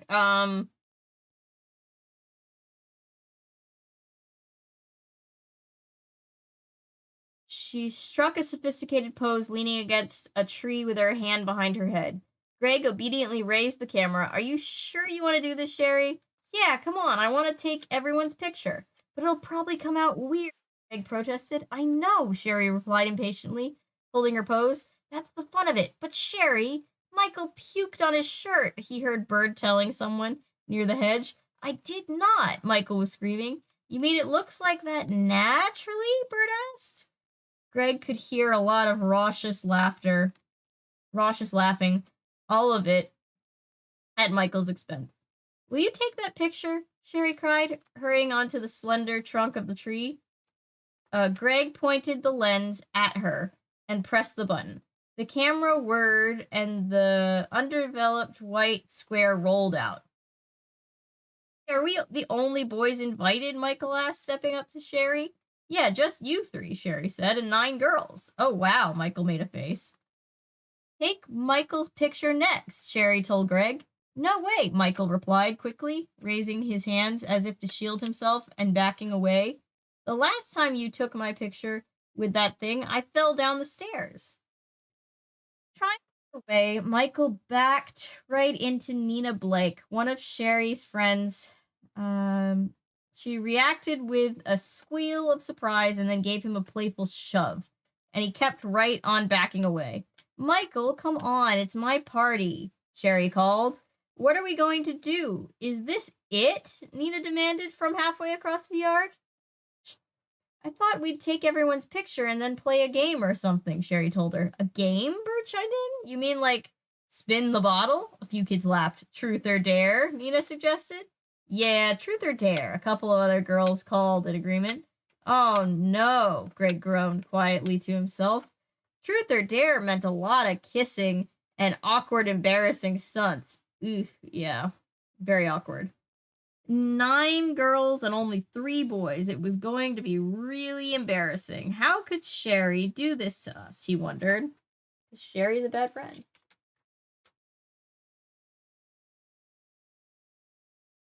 Disney Halloween. Yes. So I'm going to do a video about the Disney Halloween treat. I might also stream it if I can, but I don't know that I can, but I definitely will do a video.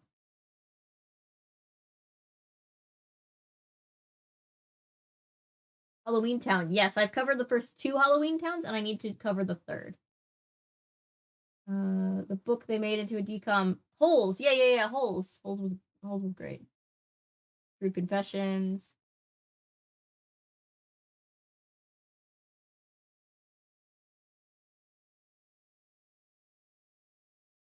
Then compare the book to the decom. Yes, I love it. Versus Wild, as several actors bleed over from one series to another, and it's not even brought up. Yep. Jesse. Yeah, or like how Selena Gomez played Cody's little girlfriend on that one episode where they were doing a Shakespeare at school, Midsummer Night's Dream, and then later on she played Alex Russo in the Wizards crossover. And they just never address the fact that that's the same person. Is that great? Some might remember it. I do remember that vaguely.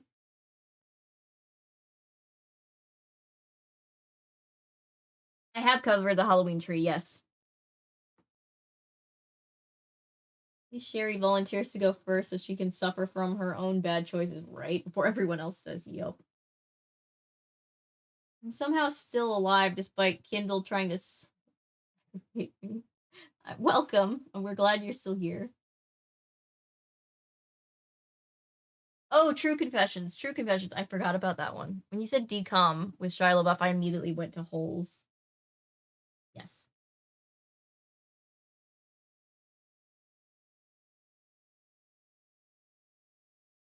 Do. Okay.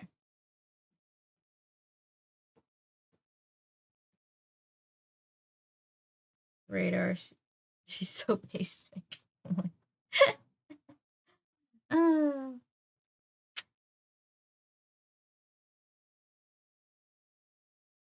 Holes is a Disney movie, but not decom. Copy. I can never really remember.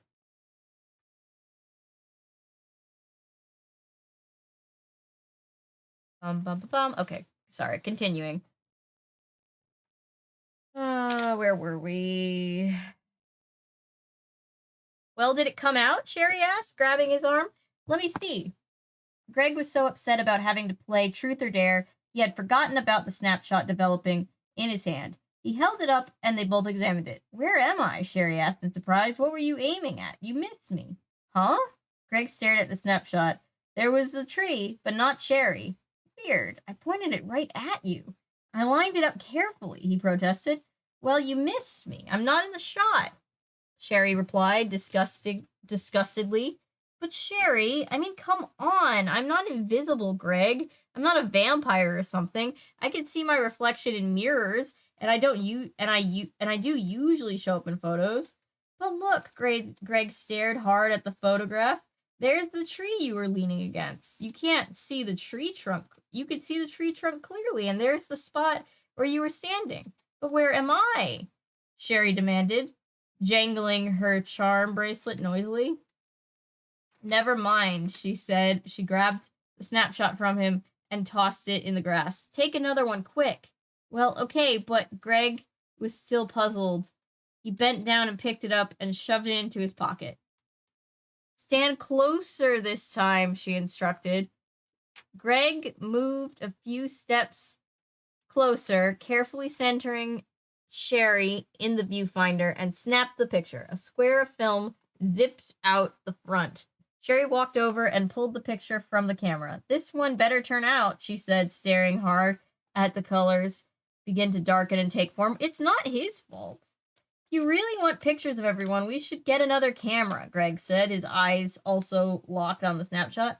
Hey, I don't believe it, Sherry cried. Again, she was invisible. The tree photographed clearly in perfect focus, but Sherry was nowhere to be seen. You were right, the dumb camera is broken, she said disgustedly. You used the word disgustedly twice. I guess Sherry, that's just a good way to describe how she feels, I guess.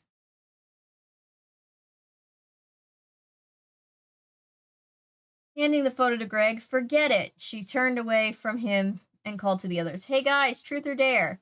There were some cheers and some groans. Sherry headed them back to the woods behind her backyard to play.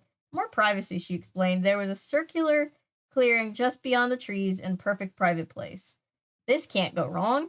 The game was just as embarrassing as Greg had imagined. Among the boys, only Bird seemed to be enjoying it. Bird loves dumb stuff like this, Greg thought with some envy. Luckily, after little more than half an hour, he heard Mrs. Walker and Sherry's mom calling from summoning them back to cut the birthday cake. Aw, too bad, Greg said sarcastically, just when the game was getting good. We have to get out of the woods anyway, Bird said, grinning. Michael's shirt is scaring the squirrels. Poor Michael. Laughing and talking about the game, the kids made their way back to the patio. I almost said potato, but it was patio. Where the pink and white birthday cake candles, all lit, were waiting on the round umbrella table.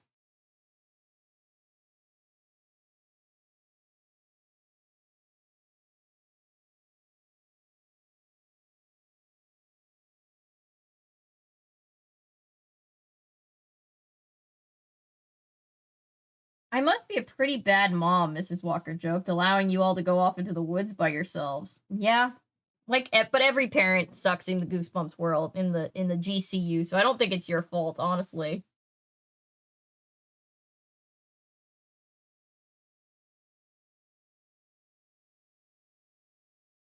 Some of the girls laughed. Cake knife in her hand, Mrs. Walker looked around. Where is Sherry? Uh-oh, Sherry? Everyone turned their eyes to search the backyard. She was with us in the woods, Nina told Mrs. Walker, just a minute ago. Hey, Sherry, Bird called, cupping his hands to his mouth as a megaphone. Earth calling Sherry, it's cake time. No reply, no sign of her. Did she go in the house? Greg asked. Mrs. Walker shook her head. No, she didn't come by the patio. Is she still in the woods? I'll go check, Bird told her. Calling Sherry's name, he ran to the edge of the trees at the back of the yard. Then he disappeared into the trees, still calling. A few minutes later, Bird emerged, signaling to the others with a shrug. No sign of her. They searched the house, the front yard, the woods again, but Sherry had vanished. Ooh, creepy.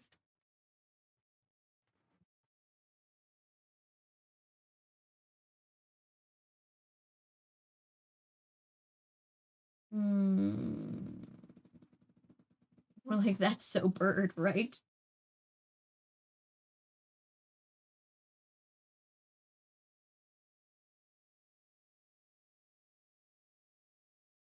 Careful what you wish for. Ooh. I've only seen one episode of Nightmare Room, and it's because Daniel told me to watch it, so I made a video. It hasn't been edited together yet. Why am I not in this photo that shows tragic future events? I don't know, but I made sure you were in frame since you think using the death camera was a good idea. Yeah.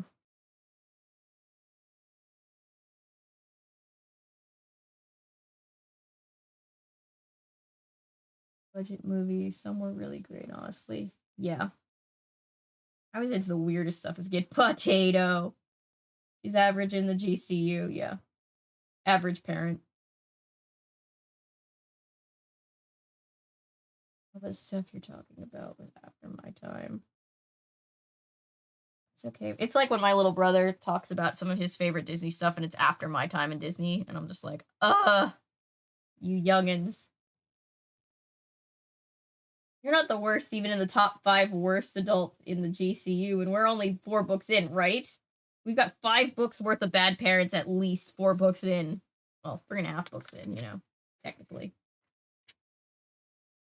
I have not seen any Phantom Investigators. I didn't know if you wanted, if we were going to cover it, if you wanted me to go in blind or not, so I haven't watched it yet, but I'm very excited to, however we do it.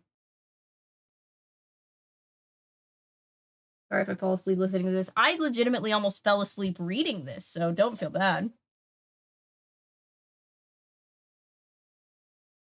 Hey, all. Previously the 4th Doctor. Oh, hi! Hello! Phantasm. We're all good. I'm tired, but I'm enjoying this book immensely more than Monster Blood, so this has been pretty great.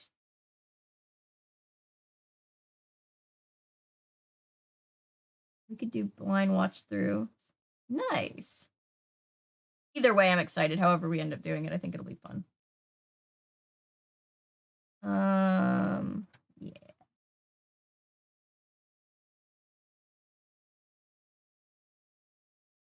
All right. Ooh, we've got 20 concurrents and it's 12:16. You guys are awesome. How many books we made in a short time? There's bound to be some duds. Oh yeah, no, for real. Yeah.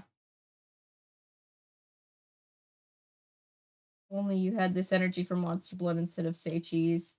Yeah, right? Yeah. It's a shame, but I'm still enjoying the book. I'm still very much enjoying the book. The book is great. So far. Who knows what crazy bonkers thing is going to happen in the end, but you know.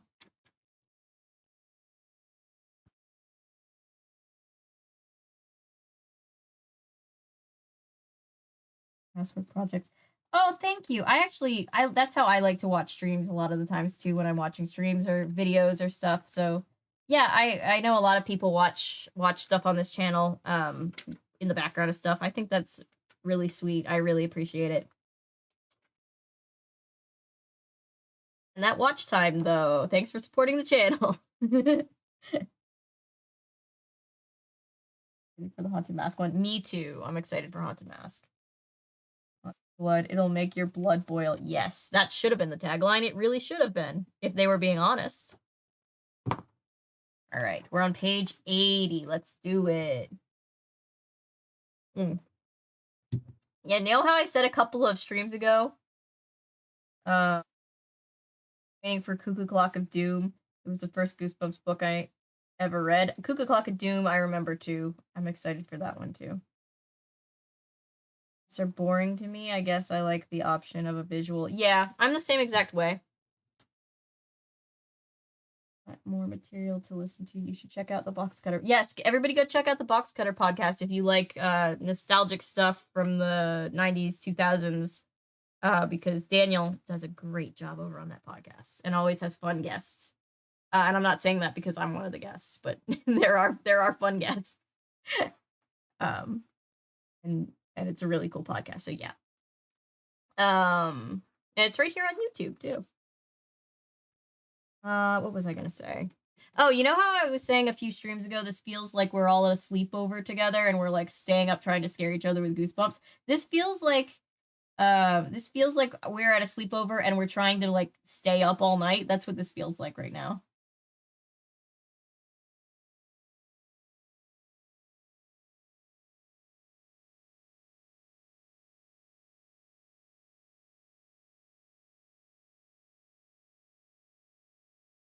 I think it's shameless self-promotion. We just did a video together. It's topical. And it is a good podcast. It is really fun.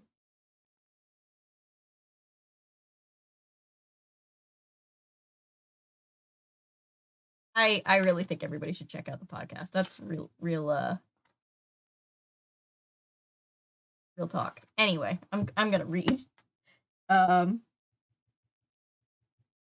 that a cover of the shadow on that detective?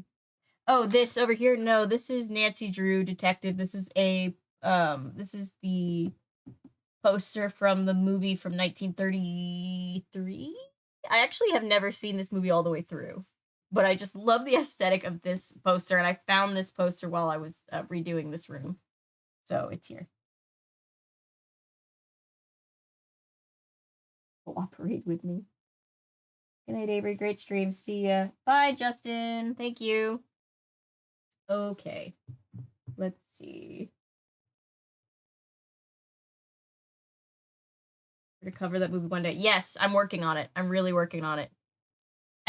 It might be in the public domain. We might be able to do a video and a stream, but I'll let you guys know. I can't promise anything until we're there. But what was I talking about? You like audio stories? Oh yeah, the Shadow Radio dramas are on. They're often on the Late Late Horror Show, and that's what I like to listen to. What was I saying? Nancy Drew, you do a video, and everybody should listen to Box Cutter podcast. And yeah, I'm on page 80. Going back to reading, I swear. Everybody's like, please just read the book. Sat in the shade with his back against the tree trunk, the camera on the ground at his side, and watched the blue uniformed policeman. Oof. They covered the backyard and could be seen bending low as they searched around in the woods. He could hear their voices but couldn't make out what they were saying. Their faces were intent, bewildered. More policemen arrived, grim-faced, businesslike, and then even more blue uniformed policemen. Mrs. Walker had called her husband home from a golf game. They sat huddled together on canvas chairs in the corner of the patio. They whispered to each other, their eyes darting across the yard. Holding hands, they looked pale and worried. Everyone else had left. Eesh. Yikes. Yikes, yikes, yikes. Am I the only one that gets those ads for an app that has inappropriate erotic audio? No, I get them too, and I'm like, okay.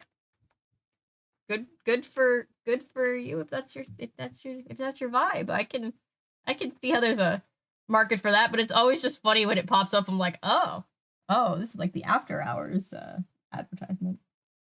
That her mom wishes she just let her rent a video, right? Or the story is scary enough. Yeah, this story is scary like in a different way from the other ones because it's like more psychologically scary. Hey, money, never listen to ads between all the political. Yeah.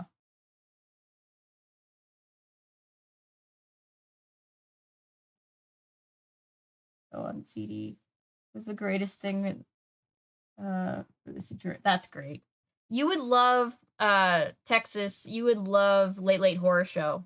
They just catalog and do all night streams of old radio shows. You would absolutely love it. And they're a friend of the channel, so shout out to them. Um, Patio, the table was still set. The birthday candles had burned all the way down. The blue and red wax melting had puddles on the pink and white icing. Oh, she didn't even get her cake. The cake untouched. No sign of her. A red-cheeked policeman with a white blonde mustache was telling the walkers. Their last name is the Walkers. Now I'm just thinking of The Walking Dead. Anyway, he pulled off his cap and scratched his head, revealing short blonde hair. Did someone take her away? Mr. Walker asked, still holding his wife's hand. No sign of a struggle, the policeman said. No sign of anything, really. Mrs. Walker sighed loudly and lowered her head. I just don't understand it. There was a long, painful silence. We'll keep looking, the policeman said. Well, I hope you would. That's, like, what you should do. I didn't think you were going to stop. I'm sure we'll find something. That's not encouraging. He turned and headed towards the woods. Oh, hi! He stopped in front of Greg, staring down at him as if seeing him for the first time. You still here, son? All the other guests have gone home. He pushed his hair back and replaced his cap. Yeah, I know, Greg replied solemnly, lifting the camera into his lap. I'm Officer Riddick. He said. Yeah, I know, Greg repeated softly. How come you didn't go home after we talked with you like the others? Officer Riddick asked. I'm just upset, I guess, Greg told him. I mean, Sherry's a good friend, you know? He cleared his throat, which felt dry and tight. Besides, I live right over there. He gestured with his head to the house next door. Well, you might as well go home, son, Officer Riddick said, and turning his eyes to the woods with a frown. This search could take a long time. We haven't found a thing back there yet. I know, Greg replied, rubbing his hands against the back of the camera. And I know that this camera is the reason Sherry is missing. He thought, feeling miserable and frightened. 1 minute she was there, the next minute she was gone, the policeman said, studying Greg's face, as if for answers there. Yeah, Greg replied, it's so weird. It's weirder than anyone knows, Greg thought. The camera made her invisible. The camera did it. First, she vanished from the snapshot. Then, she vanished in real life. She vanished in the 2 snapshots. The camera did it to her. I don't know how, but it did. Do you have something more to tell me, Officer Riddick asked, hands resting on his hips, his right hand just above the worn brown holster that carried his pistol. Did you see something that might give us a clue, help us out, something you didn't remember to tell me before? Should I tell him, Greg wondered. If I tell him about the camera, he'll ask where I got it, and I'll have to tell him that I got it in the Kaufman house, and we'll all get in trouble for breaking in there. Yeah, but your friend is missing, dude. But big deal, Sherry's missing. There you go. Gone. Vanished. That's a lot more important. Character development. We're thinking about others. The bar is on the floor. I should tell him, Greg decided, but then he hesitated. If I tell him, he won't believe me. Oh my god, Greg, make up your mind. If I tell him, how will it help bring Sherry back? You look very troubled, said Officer Riddick squatting down next to Greg, in the shade. Officer Riddick said, squatting down next to Greg in the shade. What's your name again? Greg. Greg Banks. Greg Banks, also the same initials as Goosebumps. Sorry, that's probably a non-existent thing, but anyway. Well, you look very troubled, Greg, the policeman repeated softly. Why don't you tell me what's bothering you? Why don't you tell me what's on your mind? I think it'll make you feel a lot better. Greg took a deep breath and glanced up to the patio. Mrs. Walker had covered her face with her hands. Her husband was leaning over, trying to comfort her.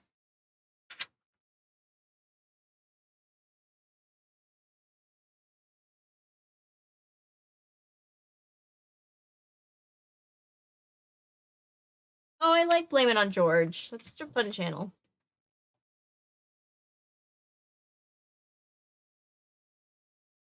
The Witches was a really good book. That might be my favorite Roald Dahl book or one of my favorite ones.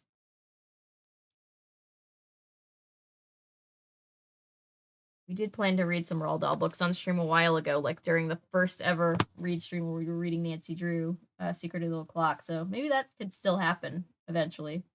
People want to hear it. Well, Greg started. Go ahead, son, Officer Riddick urged softly. Do you know where Sherry is? It's his camera, Greg blurted out. He suddenly could feel the blood throbbing against his temples. He took a deep breath and then continued. You see, this camera is weird. What do you mean? Officer Riddick asked quietly. Greg took another deep breath. I took Sherry's picture before. When I was first arrived, I took 2 pictures and she was invisible in both of them. See?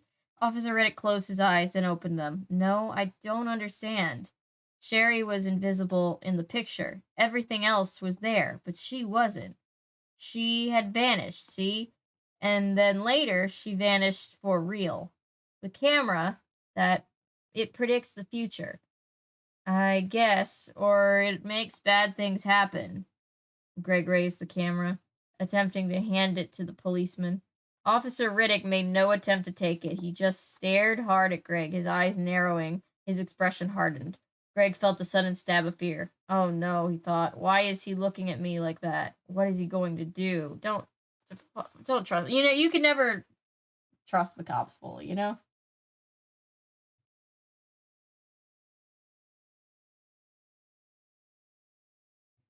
Wait, I saw Ellery say Sherry deserved it, and now I'm like going back. I'm like, ooh, Goosebumps tea. Sherry is missing. Hannah. Sherry's gone missing from her own birthday party.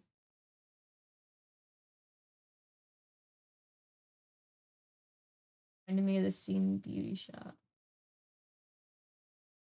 We're down to 15 zombies in a book. 14? Oh no.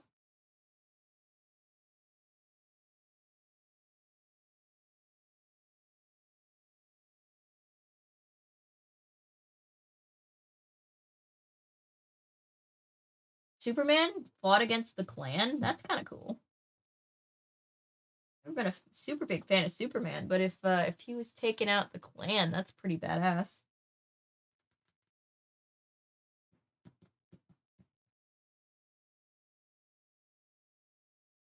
Charlie and the Chocolate Factory would make a good setup for a Goosebumps story. I still am with Cameron that it would make a fun read stream at some point. I haven't forgotten.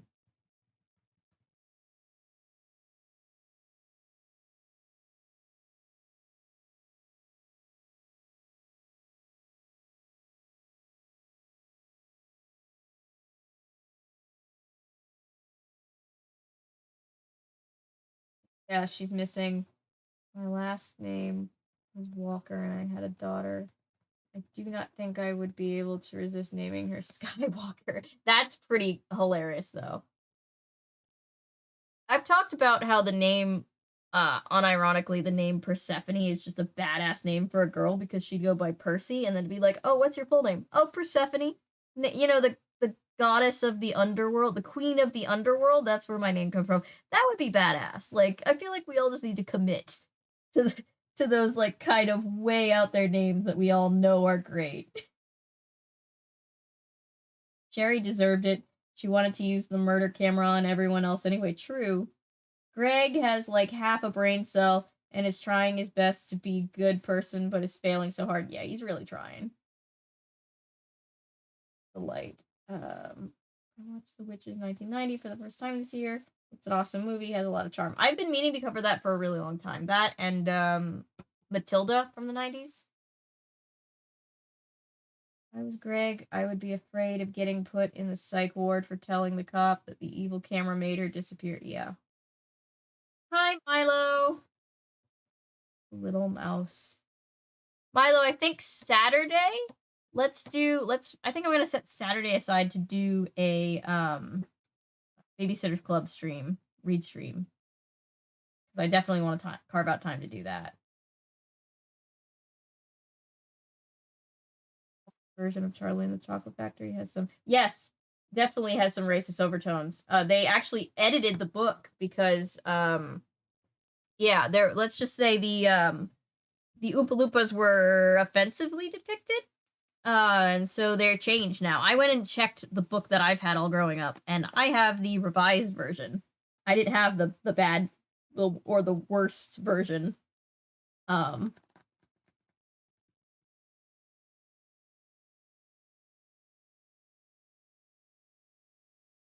Yikes is correct, yeah.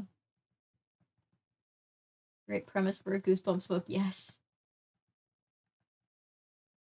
Definitely controversial. He was fighting the Klan, right? He wasn't like joining. I assume the Klan was seen as the bad guys, hopefully, even in 1946. Like how Captain America took out Nazis.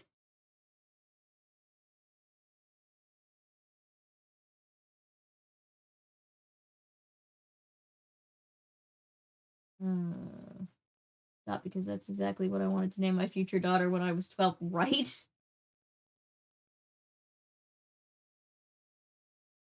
Oh, I've always thought Persephone and Marigold were just genuinely badass names, and everybody's like, Avery, you're crazy. And I'm like, I might not ever have kids, so this might never come up. But I'm just saying, those would be great names. And I'm not ashamed to say that. Oh no, I work on Saturday. Okay, we'll move it. We won't do it Saturday. Are you working Sunday? We could do it Sunday.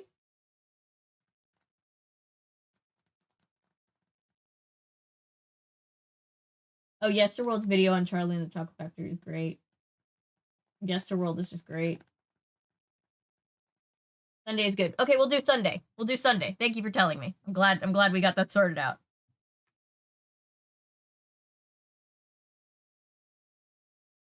A lot of popular novelists had controversial views by today's standards. That is true.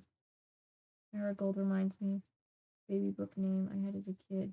One of them was Morning Glory. I've always loved the name Marigold. She'd go by Goldie, which is just so cool. I don't know. Maybe it's for the best that I'll probably never have kids. I would probably name them crazy things.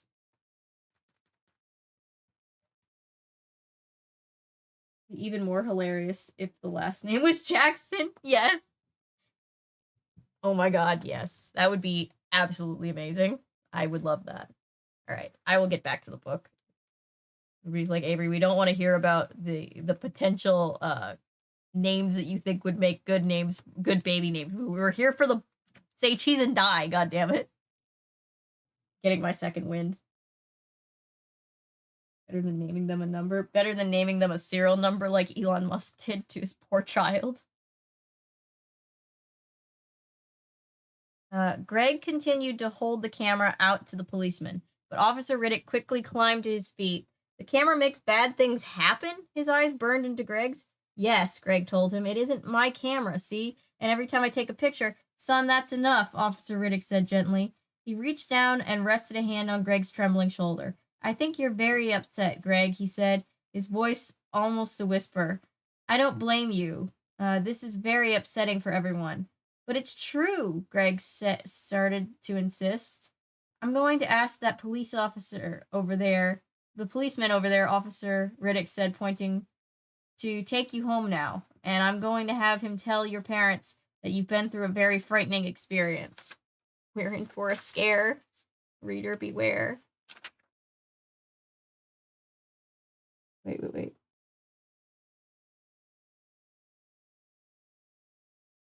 No. Oh my god. Yeah, vote for what that was just something that a Twitch streamer did, right? I saw this on Twitter and I was just like, what? It was like top comment gets to name my kid and I was just like, what the fuck, dude? Never run a poll on the internet to name things. Your kid will end up with a bad, stupid, or super racist name. Yeah, that's sorry. I love you guys, but that in a future world where I have a kid, that's not good. Name my youngest Esther Ruth. It's been hard vetoed. Aww. I used to always think Esther was the prettiest name.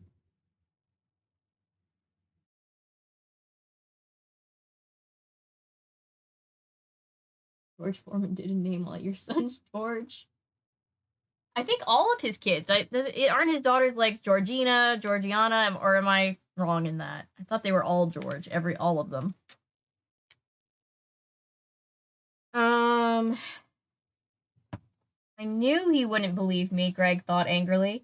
How could I have been so stupid? Now he thinks I'm some kind of nutcase. Officer Riddick called to a policeman, at the side of the house near the hedge. No, that's okay, Greg said, quickly pulling himself up, cradling the camera in his hand. I can make it home okay. Officer Riddick eyed him suspiciously. You sure? Yeah, I can walk by myself.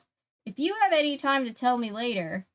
If you have anything to tell me later, Officer Riddick said, lowering his gaze to the camera, just call the station, okay? Okay, Greg replied, walking slowly to the front of the house. Don't worry, Greg. We'll do our best, Officer Riddick called after him. We'll find her. Put the camera away and try to get some rest, okay? Okay, Greg muttered. He hurried past the walkers, who were still huddled together under the umbrella of the patio. Why was I so stupid? He asked himself as he walked home. Why did I expect that policeman to believe such a weird story? Why did I expect the policeman to be helpful, is basically what this kid just said. I'm not even sure I believe it myself. A few minutes later, he pulled open the back screen door and entered the kitchen. Anybody home? No reply. He headed through the back hall toward the living room. Anyone home? No one. Terry was at work. His mother must have been visiting. His dad at the hospital. Greg felt bad. He really didn't feel like being alone now. He really wanted to tell them about what had happened to Sherry. He really wanted to talk to them. Still cradling the camera, he climbed the stairs to his room.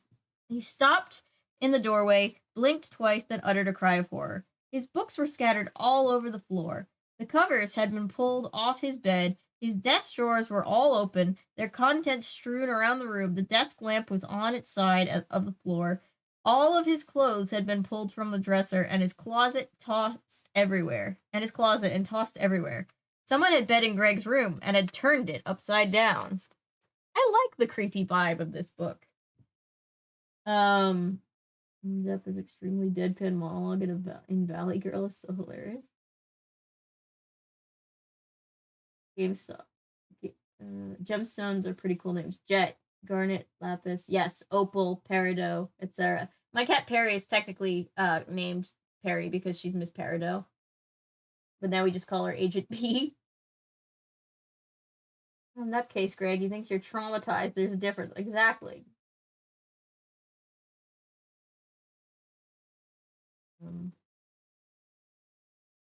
Maybe that's stupid to steal the camera in the first place, right? Nicolas Cage named his son Kal-El after Clark Kent, Superman's birth name. I didn't know that, but that's funny because Henry Cavill named his dog Kal-El. Kal-El does kind of have a ring to it. Zelda Williams has a great name.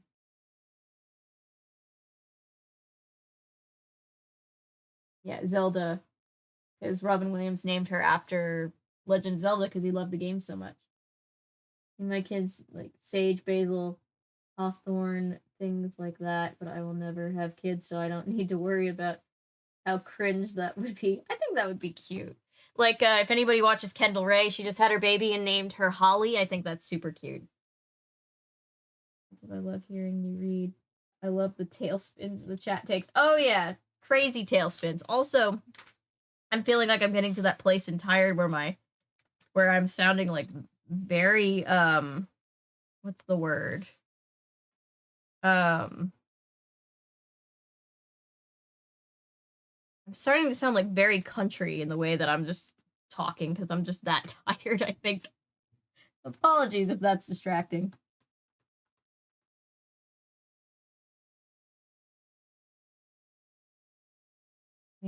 Did name her daughter Persephone. I think Persephone is a great name. Like, unironically, I just genuinely think that's a great name.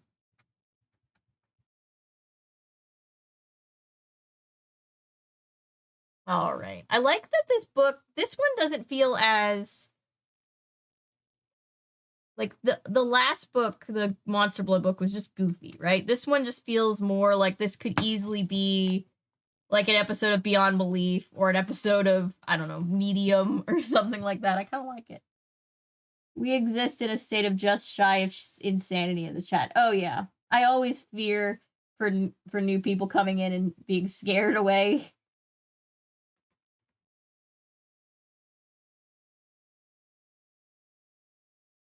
So an accent will come out.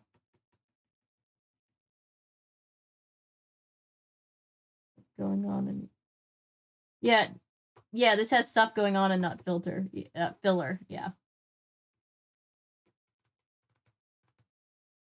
If and when I have kids, I want them to have names that start with the same letter as my name. Aww. But if I have a daughter, her name will be a mix of my sister and mom's names. That's so cute. I love that. I should be scared. I'm very scary. All right, chapter 20. Who would do this? Greg asked himself, staring in horror at his ransacked room. Who would tear my room apart like this? He realized that he knew the answer. He knew who would do it, who had done it. Someone looking for the camera. Someone desperate to get the camera back. Spidey? Spider-Man, Spider-Man.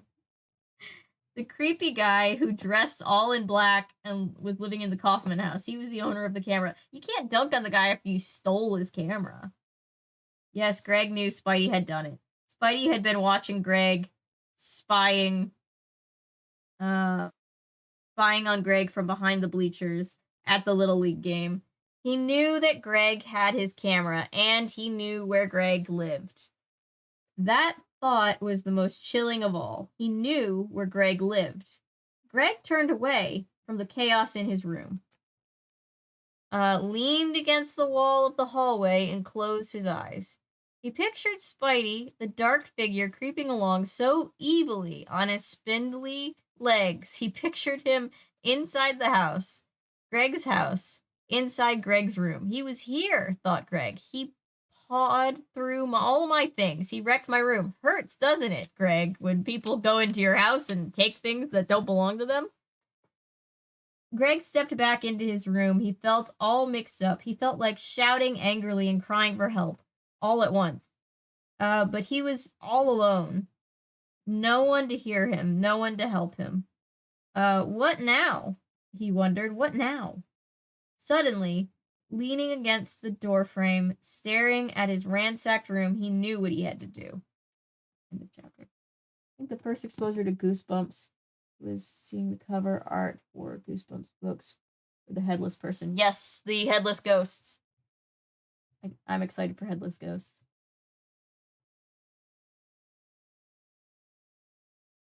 Wow, Greg, it's almost like actions have consequences. Can you believe it? Too tired, I gotta go. Thanks for the fun. Thanks, Paula. See you next time. All right. For everybody else who is hanging in for the end, we are getting close, guys. Like 40 more pages left? Not bad.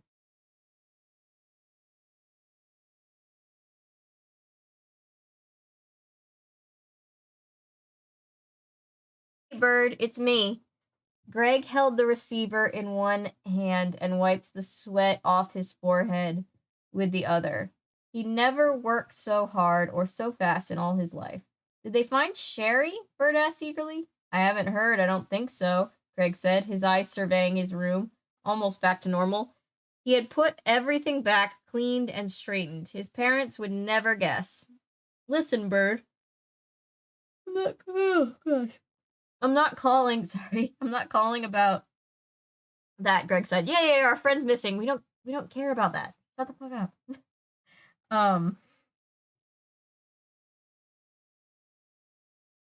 Greg said, speaking rapidly into the phone. Call Michael for me, okay? Meet me at the playground by the baseball diamond. When now? Bird asked, sounding confused. Yeah, Greg told him. We have to meet. It's important. Bird protested. I don't know if my parents... It's important, Greg repeated impatiently. I've got to see you guys, okay? Well, maybe I can sneak out for a few minutes, Bird said, lowering his voice. And then Greg heard him shout to his mother, It's no one, Ma. I'm talking to no one. Boy, that's a quick thinking, Greg thought sarcastically. He's a worse liar than I am. And then he heard Bird call to his mom, I know, I'm on the phone, but I'm not talking to anyone. It's only Greg. Thanks a lot, pal, Greg thought. I gotta go, Bird said. Get Michael, okay? Greg urged. Yeah, okay, see you. He hung up. Greg replaced the receiver, then listened for his mother. Silence downstairs. She still wasn't home. She didn't know about Sherry, Greg realized. She knew she and her dad were going to... He knew she and his dad were going to be very upset. Very upset. Almost as upset as he was. Thinking about his missing friend, he went to his bedroom window and looked down on her yard next door. It was deserted now. The policemen had all left. Sherry's shaken parents must have gone inside. Poor Sherry's parents. I do feel bad for them. A squirrel sat under... Daddy, I want another squirrel. Sorry, every single time I see the word squirrel. A squirrel sat under the wide shade of the big tree, gnawing furiously at an acorn, another acorn at his feet. In the corner of the window, Greg could see the birthday cake still sitting forlornly on the deserted table. The places all set, the decorations still standing. A birthday party for ghosts. Ooh, that's a good album name. Birthday Party for Ghosts. Was that a better album name or is that a better band name? I like it, though.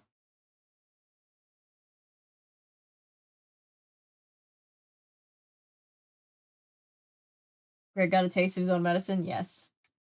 Just shared with you the PDF folder for all the Animorphs books on Google Drive. Thank you so much. That is amazing. Sounds like a great album name, yeah. Daddy, get me one of those squirrels. Yes. I want one. Yes. Every single time. I've seen that movie so many times in my life. Better name for Goosebumps book. Yes. Good name for Goosebumps book.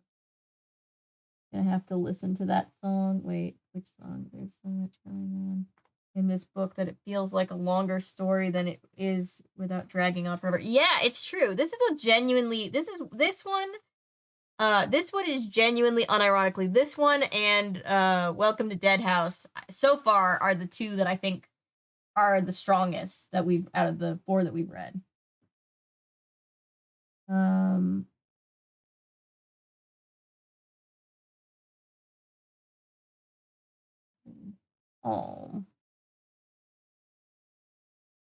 Oh, that's so sweet and sad, Phantasm, about Robin. I like cried my eyes out when Robin died. Thinking 5 out of 5 for Goodreads. Works great for both. What? Remind me, why did we not give Dead House 5? Was it just because we were so shook and it was kind of like slightly unevenly paced? I think that was why. It's creepy, not just weird and uncomfortable, which makes it better. Yeah. I like this one a lot. I bought the Say Cheese and Die book at a thrift store for about 3 years ago, and I still haven't read it. This one's good. This one's genuinely good. I think this is one of the strongest ones so far. We've only read 4. Henry Cavill, King of the Nerds, yes. No, because the pacing was bad. In Dead House, yeah. Pacing was bad in Dead House. I think the pacing in this one is pretty even. Am I wrong in thinking that? Maybe I'm wrong in thinking that. That's right. Half wanted 3 out of 5, half wanted 5, so we split the difference. That's right, I remember.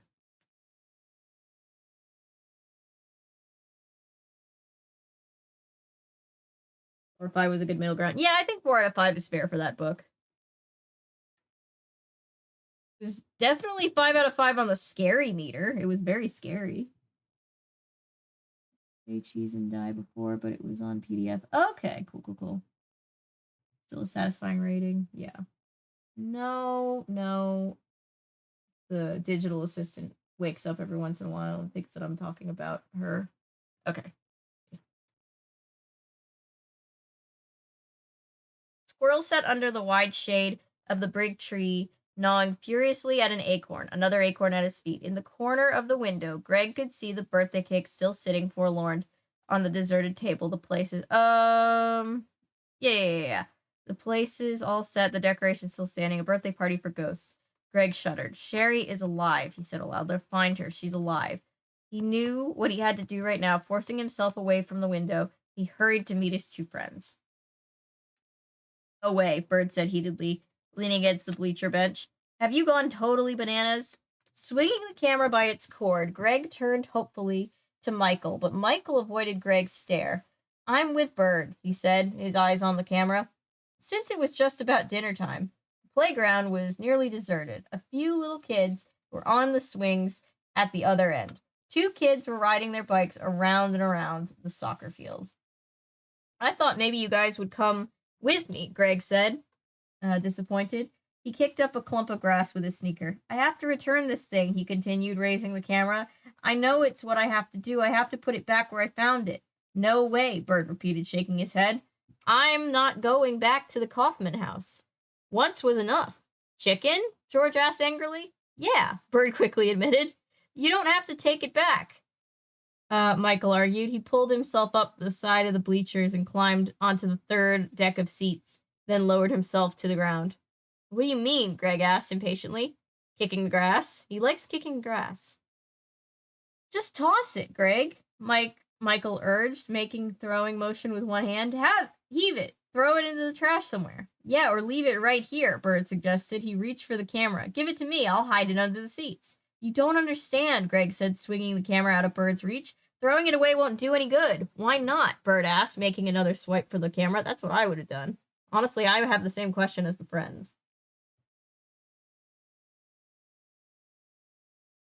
Bird would go, no one calls me chicken.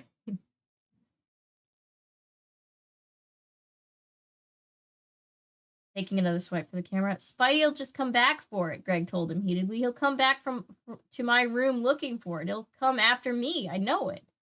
But what if we got caught taking it back? Michael asked. Yeah, what if Spidey's there in the Kaufman house and he catches us? What point would he have to still harass you if he has his camera back? I'm still so confused. Bird said. You don't understand, Greg cried. He knows where I live. He was in my house. He was in my room. He wants my camera back, and here, give it to me, Bird said. We don't have to go back to that house. He can find it right here. He grabbed again from the camera. Greg held tightly to the strap and tried to tug it away, but Bird grabbed the side of the camera. No, Greg cried out as it flashed. A square of film slid out. No, Greg cried to Bird, horrified, staring at the white square as it started to develop. You took my picture. Actions have consequences, dude. His hands trembled. He pulled the snapshot from the camera. What would it show?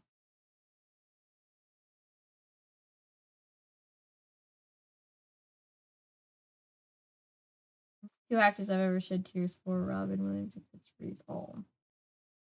They were friends and roommates at Juilliard. Ironically enough, Kevin Conroy attended Juilliard and roomed with them.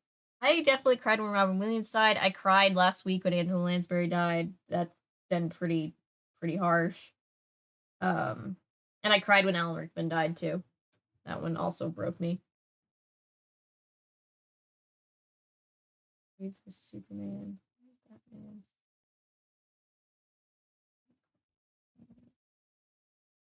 Interesting. Greg really thinks a camera is someone else's residence. Is his just because it was unattended, right? Bird is the only one in this friend, quote unquote, friend group who has any brain cells. Holy crap. Yes. Bless Bird. He deserves better friend. Back at a later point in his life and realizes that he could have done he shouldn't have had such terrible friends. All right.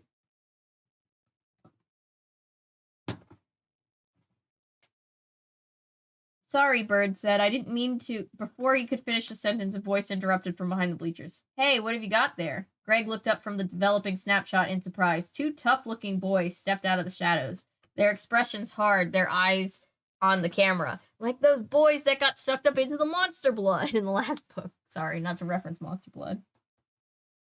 But damn, I'm listening to the end of this book. I'm so invested in this book. I genuinely was so tired when we started reading. I wasn't sure that I was going to be able to make it through the whole book tonight, and now I'm too invested. I'm way too invested. Wake up tomorrow, I'm going to write a time travel fix-it where Bird decides not to be friends with any of these horrible people. Please send it to me if you do. I want to read this. Bird went off to college, and Greg and Sherry were stuck living out their lives in the dead-end town. Yeah. I hope for the best for Bird.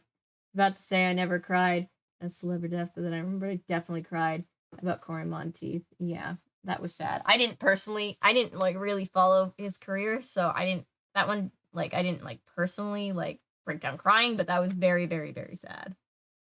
I kind of found out about everything, like I started watching his stuff like kind of retroactively like afterwards, and then it just was more and more sad. I was a big Glee fan at the time. Yeah, it's just always sad, regardless of whether or not you follow that person's career or not. It's obviously just sad regardless. That was terrible. Bird shall live on his best life, yes.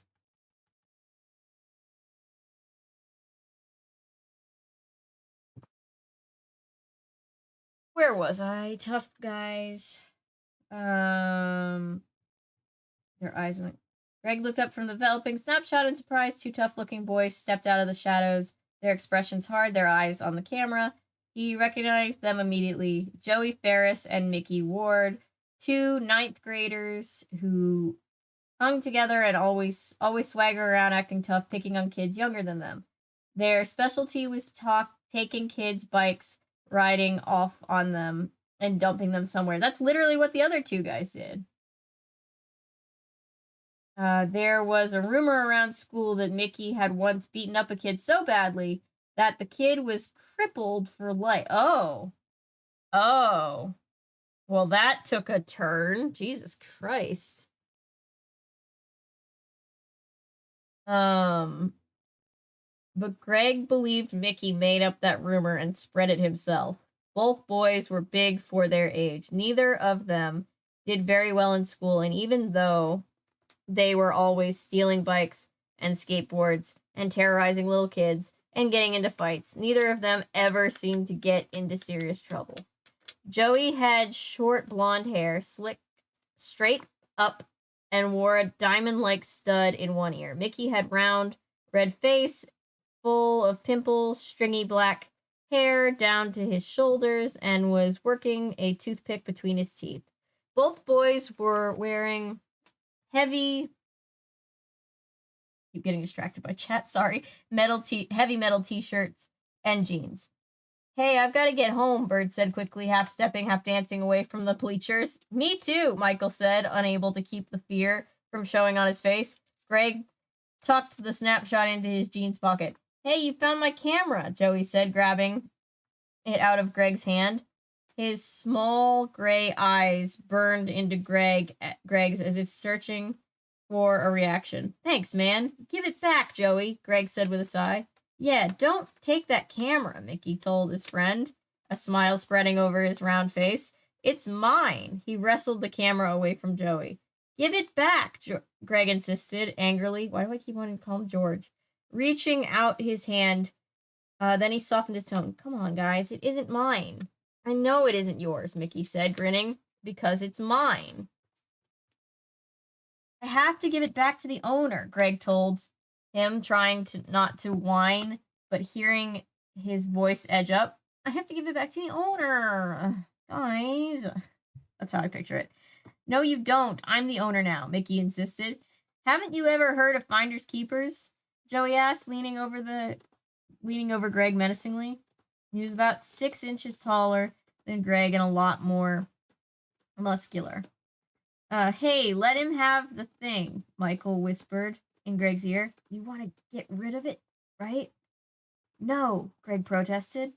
What's your problem, Freckleface? Joey asked Michael, eyeing him up and down. No problem, Michael said meekly. Hey, say cheese, Mickey aimed the camera at Joey. Don't do it, Bird interrupted, waving his hands frantically. Why not? Joey demanded. Because your face will break the camera, Bird said, laughing. You're real funny.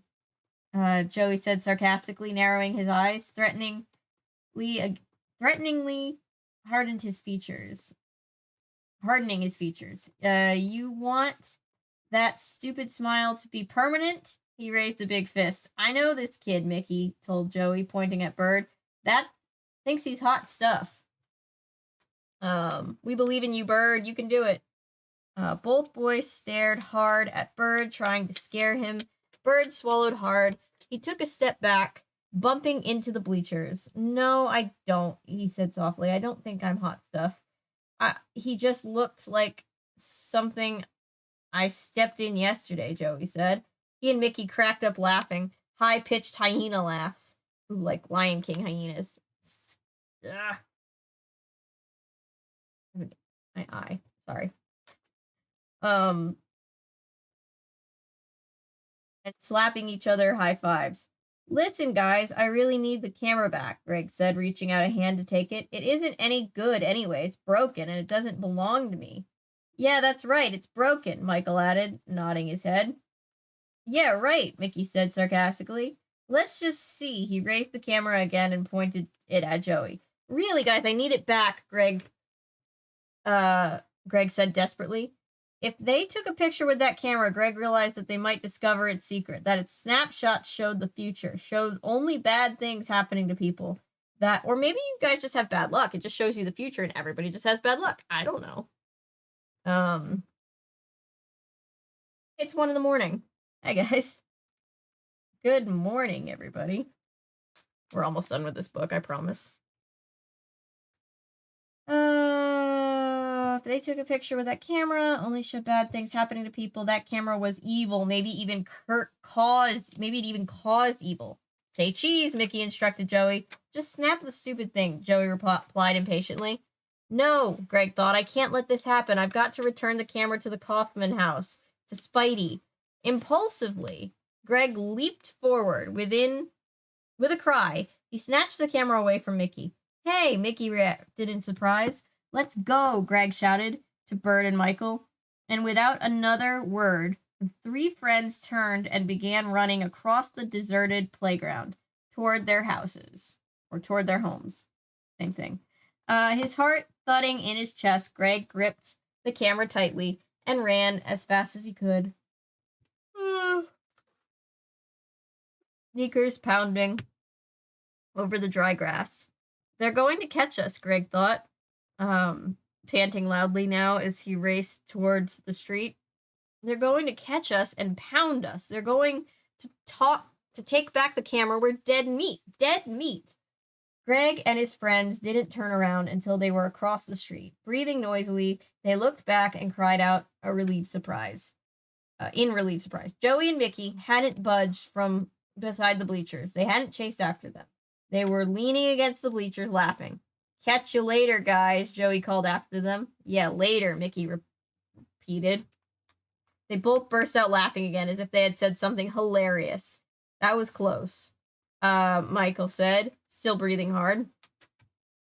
They mean it, Bird said, looking very troubled. They'll catch us later. We're history. Tough talk. There are just a lot of hot air, Greg insisted. Oh yeah, Michael cried.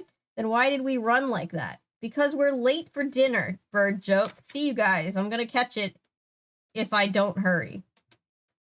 But the camera, Greg protested, still gripping tightly on one hand. It's too late, Michael said nervously, raking a hand back through his red hair. Yeah, we'll have to do it tomorrow or something, Bird agreed. Wait, is Bird not the redheaded one? Because I've been picturing him as redhead this whole time, and now he's redhead to me. I don't care if he's not supposed to be redhead, he's redhead to me. Because I saw it in my brain.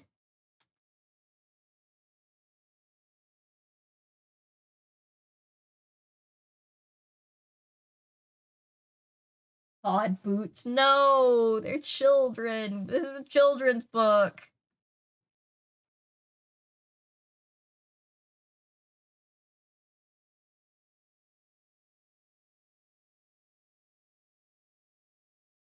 Let them take pictures of each other? Yeah. I think it's just they're trying to keep them from finding out that it can be weaponized, which I guess is smart. But yeah, they kind of deserve, I don't know. Bullies deserve to have the bad luck, I guess.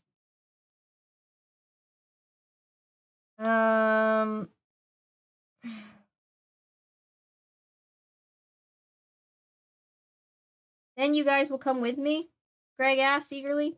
I've got to go, Bird said without answering. Me too, Michael said quickly, avoiding Greg's stare. All 3 of them turned their eyes back to the playground. Joey and Mickey had disappeared, probably off to terrorize some other kids. Later, Bird said, slapping Greg on the shoulder. as he headed away. The three friends split up, running in different directions across lawns and driveways, heading home. Greg had run all the way to the front yard before he remembered the snapshot he had shoved into his jeans pocket. He stopped in the driveway and pulled it out. The sun was lowering behind the garage. He held the snapshot up close to his face to see it clearly. "Oh no," he cried. "I don't believe it."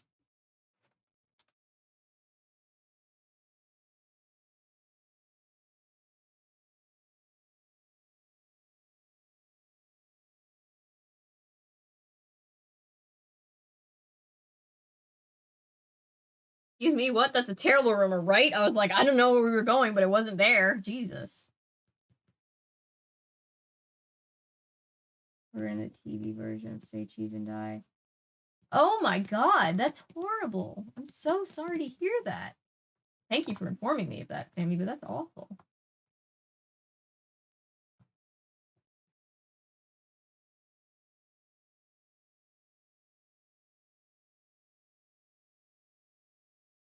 It's odd how bullies either have nicknames or have their full names said when being mentioned. You'd never hear someone call a bully just their first name back then. I know, right? It's weird. Oh, that to me as well. Brandon Lee, yeah, that was sad. That was real sad.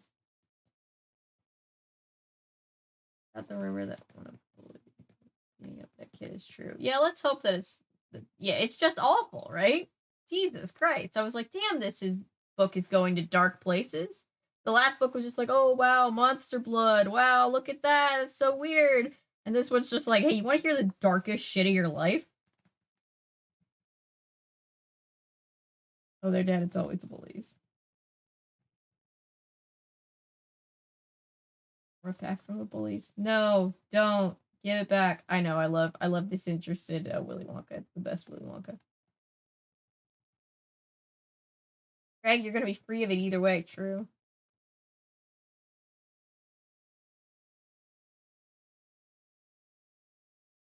Yes, let the bullies take pictures of each other and suffer the consequences. Yep. Let's feel that Jessica. Nancy Drew's another one. Yeah, no, I always used to headcanon that was Nancy Drew, like modern day Nancy Drew, that was her grandmother, or like that was basically just like Nancy Drew at a different stage of her life. It was really cute. Love that show.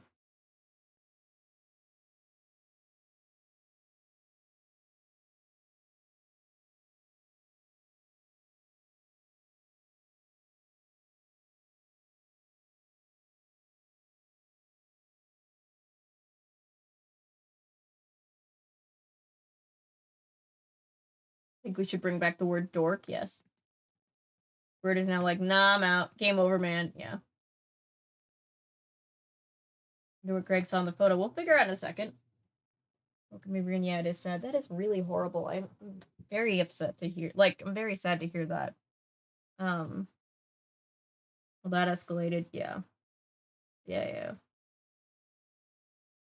Why are we introducing new characters in chapter 23? I honestly don't know. Couldn't tell you. But honestly, after Monster Blood, maybe I'm just broken and I'm just like, eh. Oh, thank you for sharing that, Milo. That's really horrible. I'm sorry. Oh, Phantasm. Thank you also for sharing that. That's also very horrible, and I'm also very sorry.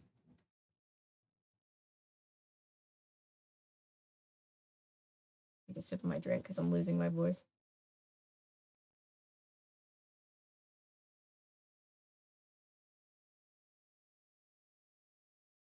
All right. Chapter 24, page 103. The chapters really mean nothing in these books because some of the books have longer chapters, some of them have shorter chapters. It's really just about what page you're on because most of them are roughly the same exact length, you know? The only one with brain between his ears at this point, yep.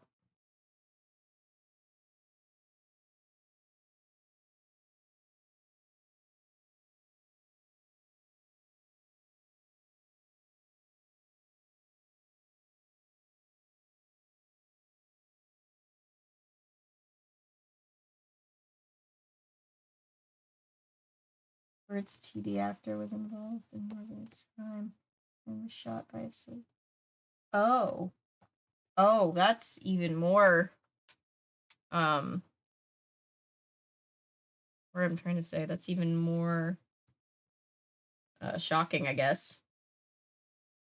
Many pages before the teaser of the next book, just wondering. So this one is a reprint version. I don't know if there's literally a teaser. Instead of the teaser, I'm going to cover this so that I don't see the end. It's a behind the screams, Say Cheese and Die, about the author, Q&A with R.L. Stein. Gallery, Cursed Camera, Haunted Machines. Just a bunch of, like, Say Cheese and Story Starter. Terrifying Peek at Goosebumps Horrorland 8. Say Cheese and Die Screaming. So, like, it's only like 130 something, 34, 36 pages is the book. That's the actual book.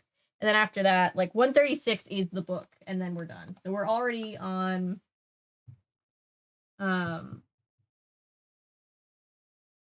yeah, there isn't that much book left. I do agree with you, Texas. That's it feels like we don't need more characters right now, but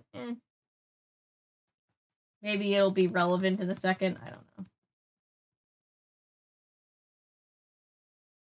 I honestly am not. I'm honestly too tired to put on the my proper book critic hat and like think about it. I'm just like, let's just see where it goes, and then we'll all hopefully go to bed.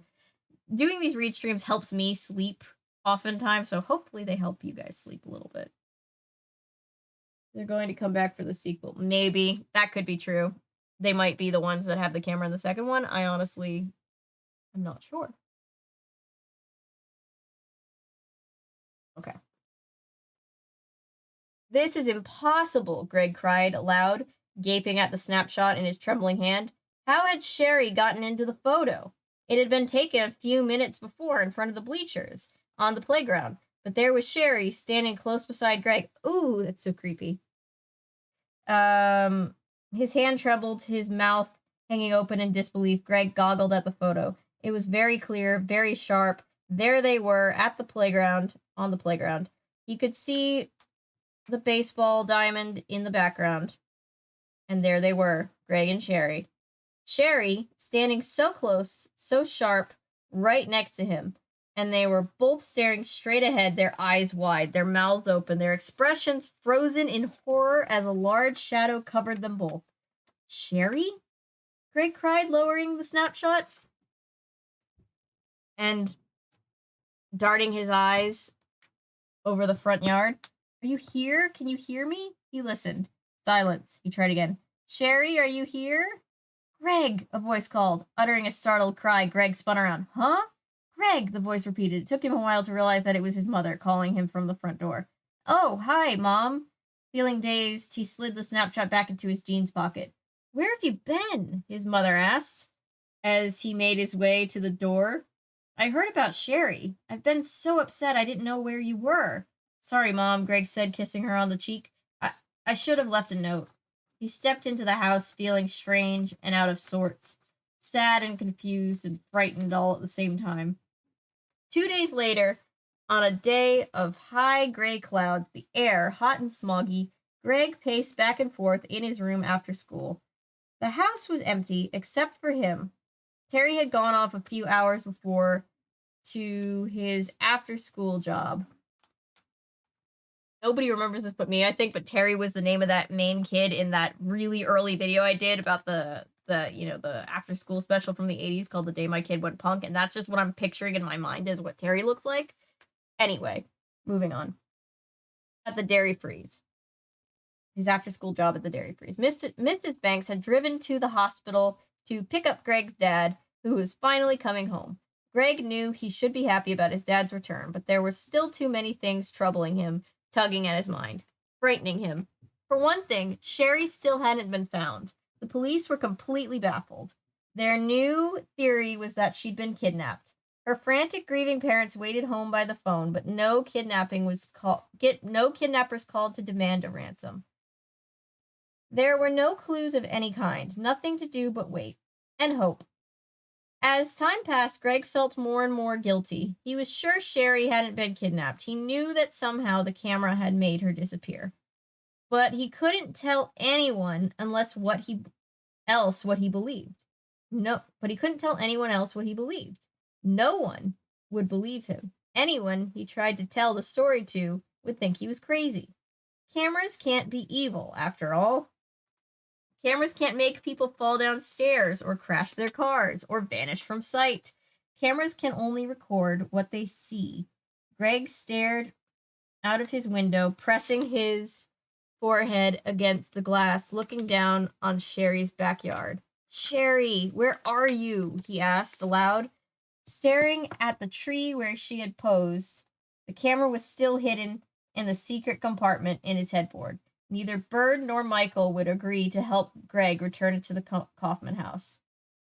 Besides, Greg had decided to hold on to it a while longer in case he needed it as proof. In case he decided to confide his fears about it to someone. In case his other fear was that Spidey would come back to Greg's room, back to the camera. He pushed himself away from the window.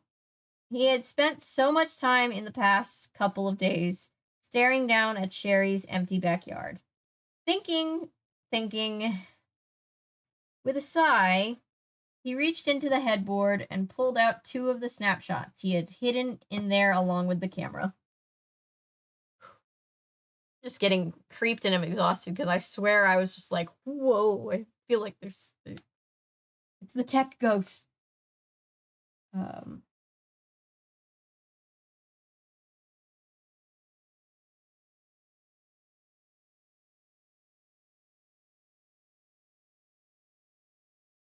Having frequent insomnia, if anything.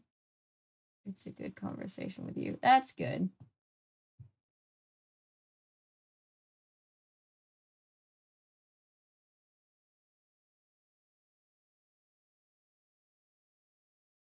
Meaning is Goosebumps influenced by anything, or does Goosebumps directly influence things? I know for a fact that R.L. Stine has gone on record saying that part of the reason he ended up writing Goosebumps was because, or just writing young adult or middle grade horror, was just that he was a really big fan of Tales from the Crypt. Like, even before the show, he collects all the comics and stuff like that. And he was just basically like, hey, kids really want to, like, watch this stuff, but it's too scary for them. Why has nobody made horror for them? And it was really also his wife's doing, because he didn't actually think it would make that much money, but she was the one who encouraged him to actually go for it.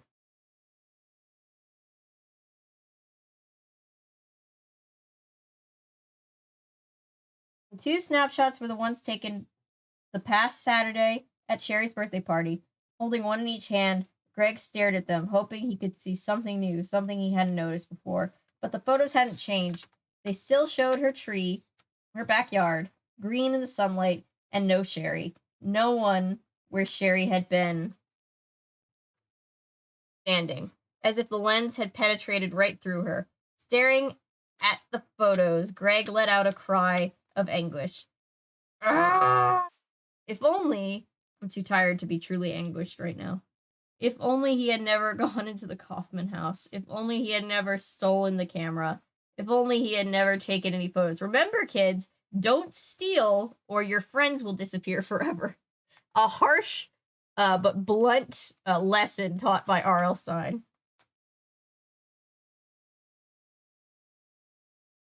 If only. See, 3 by 3s, always in 3s.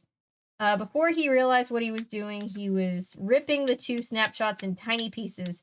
Panting loudly, his chest heaving, he tore up the snapshots and let the pieces fall to the floor. When he had ripped them both into tiny shards of paper, I didn't know you could have shards of paper, but all right.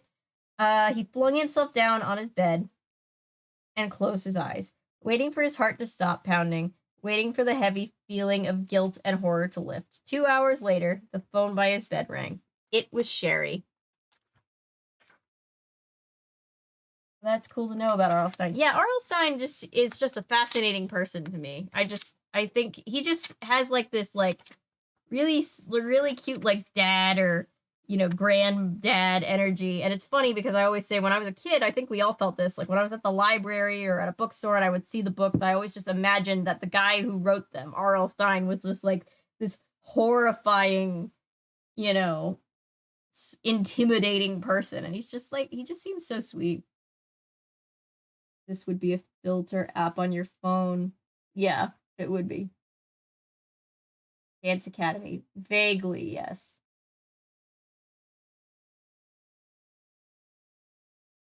Pennywise has a lot of background influence on other stories. Yeah.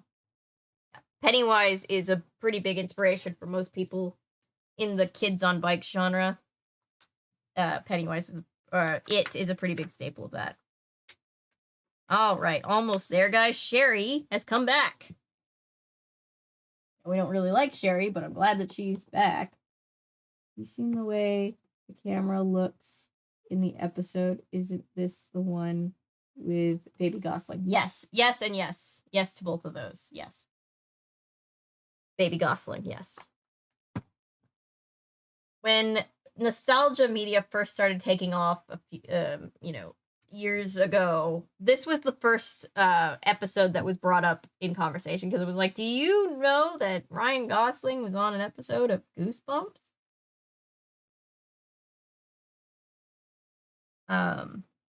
Sherry, is it really you? Greg shouted into the phone. Yeah, it's me, she shouted, as surprised as he did. But how? I mean, his mind was racing. He didn't know what to say. Your guess is as good as mine, Sherry told him, and then she said, hold on a minute. And he heard her step away from the phone to talk to her mother. Mom, stop crying already. Mom, it's really me. I'm home. Mom, don't be traumatized that your presumably only child, was missing for days. A few seconds later, she came back on the line. I've been home for 2 hours and Mom's still crying and carrying on. I feel like crying too, Greg admitted. I just can't believe it. Sherry, where were you? The line was silent for a long moment. I don't know, she answered. Huh? She answered finally. Huh? I really don't. It was just so weird, Greg. One minute, there I was at my birthday party. The next minute, I was standing in front of my house, and it was 2 days later. But I don't remember being away or being anywhere else. I don't remember anything at all. You don't remember going away or coming back? Greg asked.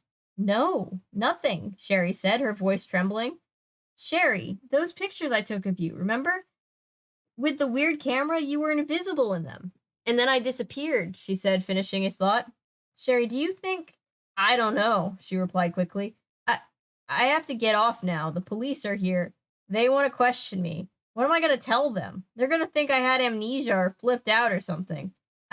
I don't know, Greg said, completely bewildered. We have to talk. The camera. I can't now, she told him. Maybe tomorrow, okay? She called to her mother that she was coming. Bye, Greg. See you. And then she hung up. Greg replaced the receiver but sat on the edge of his bed staring at the phone for a long time. Sherry was back. She'd been back about 2 hours. 2 hours? 2 hours? He turned his eyes to the clock radio beside the phone. Just 2 hours before, he had ripped up the 2 snapshots of an invisible Sherry. His mind whirred with wild ideas, insane ideas. Had he brought Sherry back by ripping up the photos? Did that mean that the camera caused her to disappear? That the camera caused all of the terrible things that showed up in its snapshots? Greg stared at the phone for a long time, thinking hard. He knew what he had to do. He had to talk to Sherry, and he had to return the camera. He met Sherry on the playground the next afternoon. The sun floated high in a cloudless sky. 8 or 9 kids were engaged in a noisy brawl of a soccer game. Running one way, then the other across the outfield of the baseball diamond. Hey, you look like you... Wait. Hey, you look like you, Greg exclaimed as Sherry came jogging up to where he stood beside the bleachers. He pinched her arm. Yeah, it's you, okay? She didn't smile. I feel fine, she told him, rubbing her arm. Just confused and tired. The police asked me questions for hours, and when they finally went away, my parents started in. Sorry, Greg said quickly, staring down at his sneakers. I think Mom and Dad believe somehow it's my fault that I disappeared, Sherry said, resting her back against the side of the bleachers, shaking her head. It's the camera's fault, Greg muttered. He raised his eyes to hers. The camera is evil. That's such a funny line. The camera is evil. Sherry shrugged. Maybe. I don't know what to think. I really don't. He showed her the snapshot, the one showing the two of them on the playground, staring in horror as a shadow crept over them. How weird, Sherry exclaimed, studying it hard. I want to take the camera back to the Kaufman house, Greg said heatedly. I can go home and get it now. Will you help me? Will you come with me? Sherry started to reply but stopped. They both saw the dark shadow move, sliding towards them quickly, silently, over the grass. And then they saw the man dressed all in black, his spindly legs pumping hard as he came at them. Spidey. Greg grabbed Sherry's hand, frozen in fear. He and Sherry gaped in terror as Spidey's slithering shadow crept over them. I'm just picturing like a really dark version of the Spider-Man theme song. Oh, that's the end of the chapter. Okay. That was the end of the book. Wouldn't we all be mad?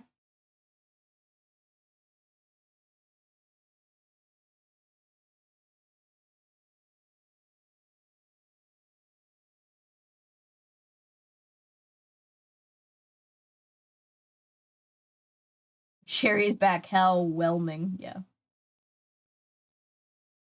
In the Goosebumps movie where Arlstein had his camera, Mr. Black, and I distinctly remember like only a few people laughing.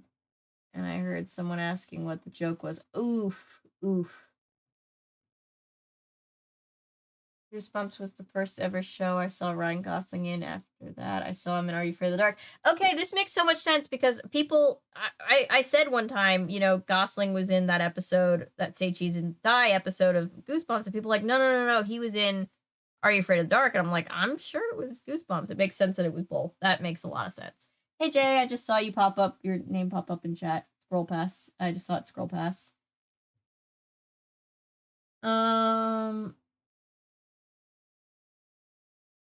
Overwhelming. How hard to believe we're this close to the end already. I know we've been live for over 5 hours. It's 1:30 in the morning where I am, but it doesn't feel that long. Like even though I was so exhausted at the beginning of this, it's like brought me out of my exhaustion like in a good way because like let's be honest, I have more work to do before I can go to bed after I get off of this. Yeah, it's just this one is just a really well-paced, interesting story. I could see this story being used in things that aren't Goosebumps, you know? He teleported. Yeah. She went into the ether for a while. The actor who played Spidey is also in the camera episode. Are You Afraid that is also in the camera episode? Are You Afraid of the Dark?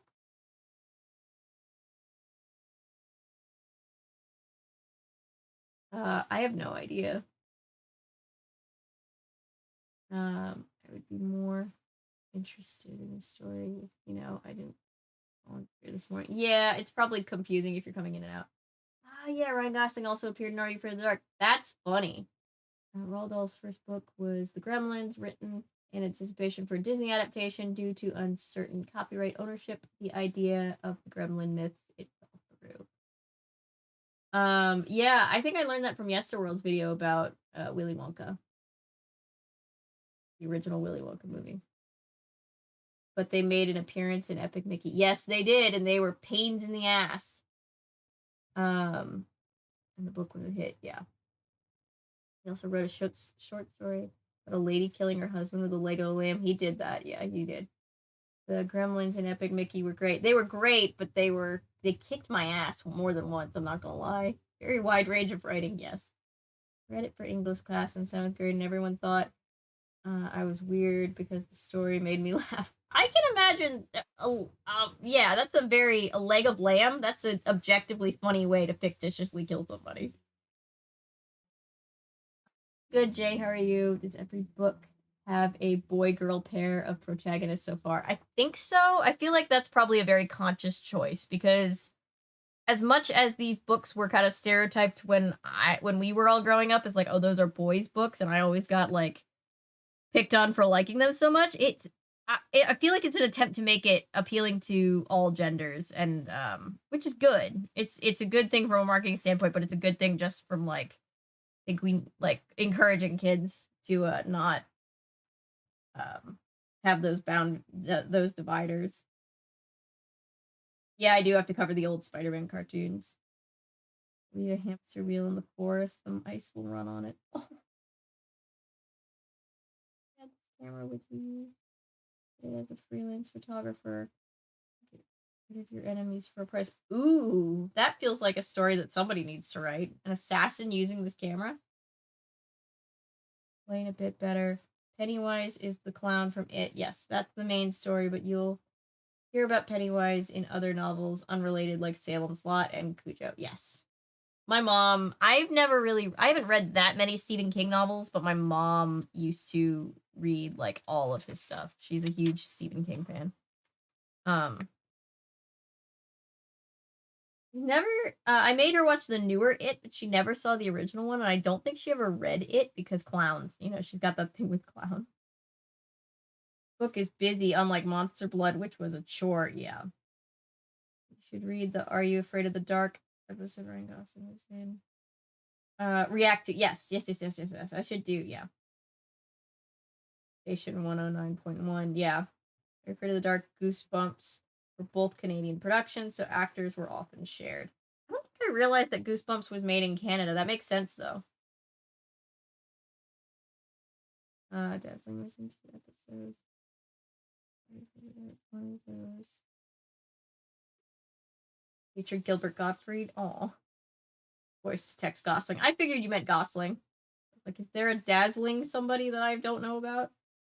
Gremlins showering up, causing mischief in Wonka's factory. That would be hilarious. Because that place needs to get crazier, right? Yeah, you're right. That was the camera episode. Are You Afraid of the Dark? Mickey was also in this fully. Interesting. 20%. Oh no. Let's hurry up and finish so that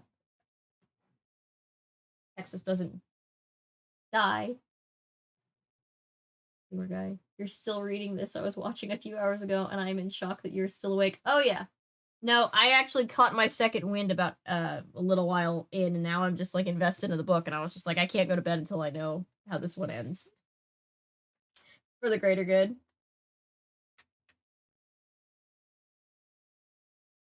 There's a lot of reoccurring characters in Stephen King's like literary universe. Yeah. Almost to the end game guy, yeah.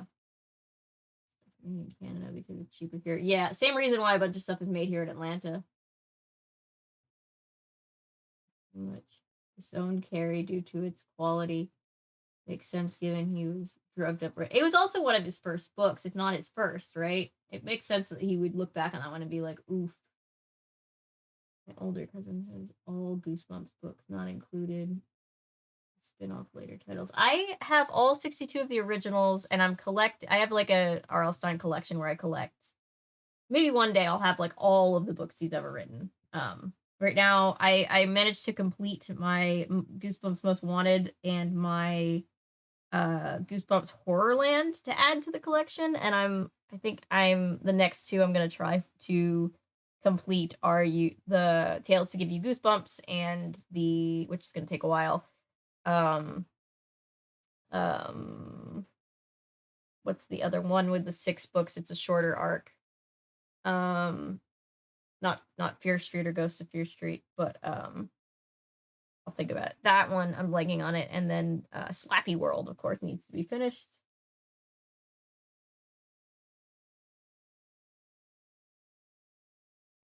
Yeah, the story got crazy, so it's keeping you awake. That's a good way to put it. A lot can tie into the Dark Tower. Yup.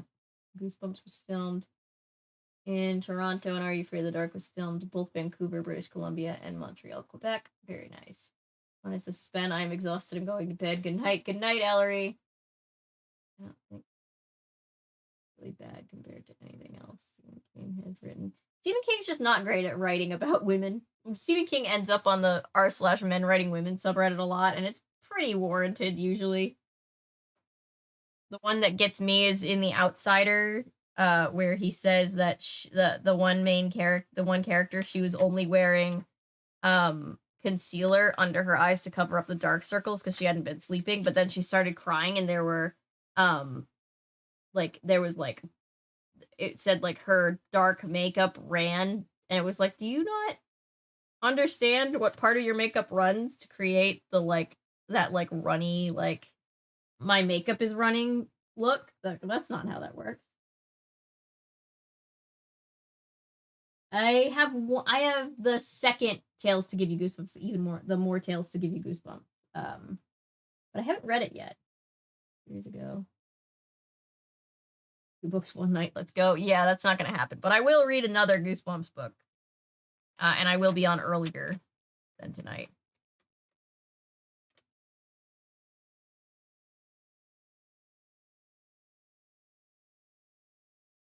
Seen the Are You Afraid of the Dark thing. Okay, I'm gonna do it, guys. I'm gonna finish. I'm gonna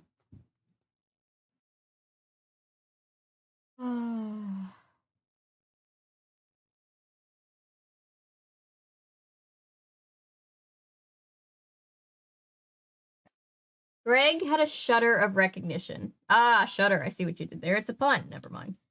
He knew the snapshot had just come true. As the dark figure of Spidey moved toward them like a black tarantula, Greg pulled Sherry's hand. Run, he cried as a shrill voice he didn't recognize. He didn't have to say it. They were both running now, gasping as they ran across the grass towards the street. Their sneakers thudded loudly, kept running.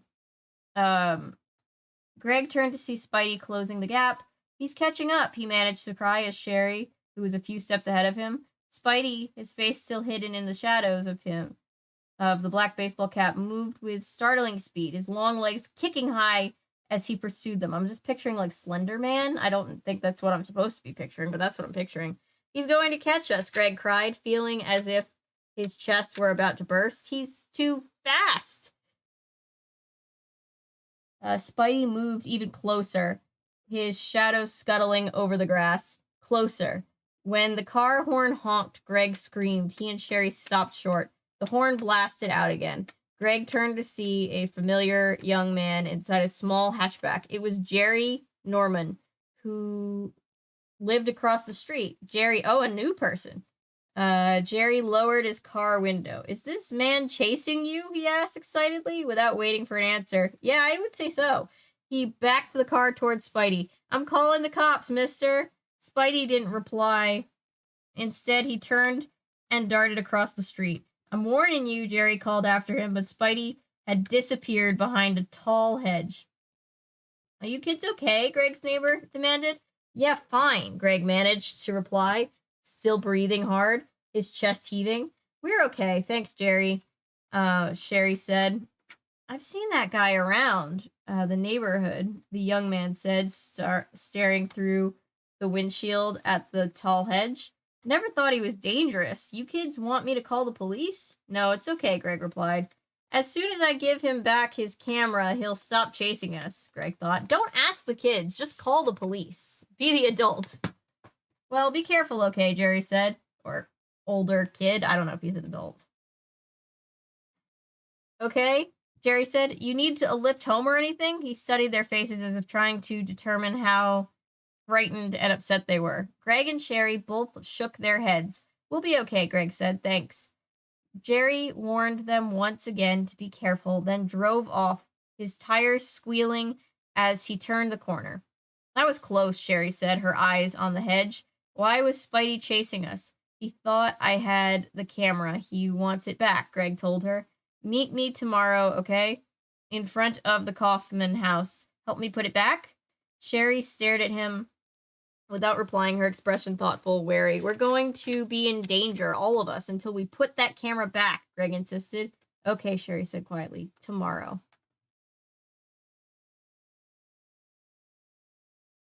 We're in the home stretch. We'll be up till dawn. Great. I would do it for charity. I would do like a 24-hour read stream for charity.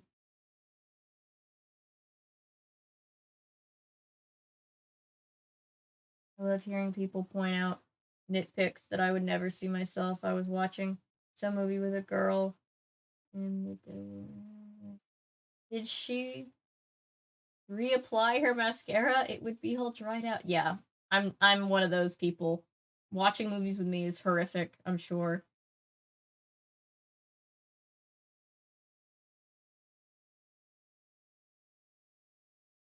Mm.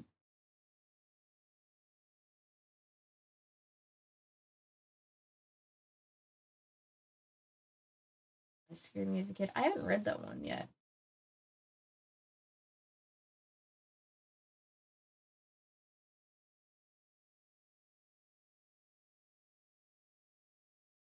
Yeah, no, yeah, probably a good idea just to not trigger people, because I can get that way sometimes too. So,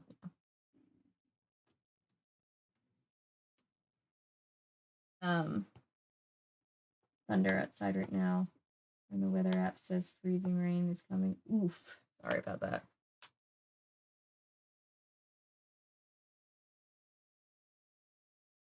Something scurried through the tall weeds of the unmoved front lawn. We're so close to being done with this book.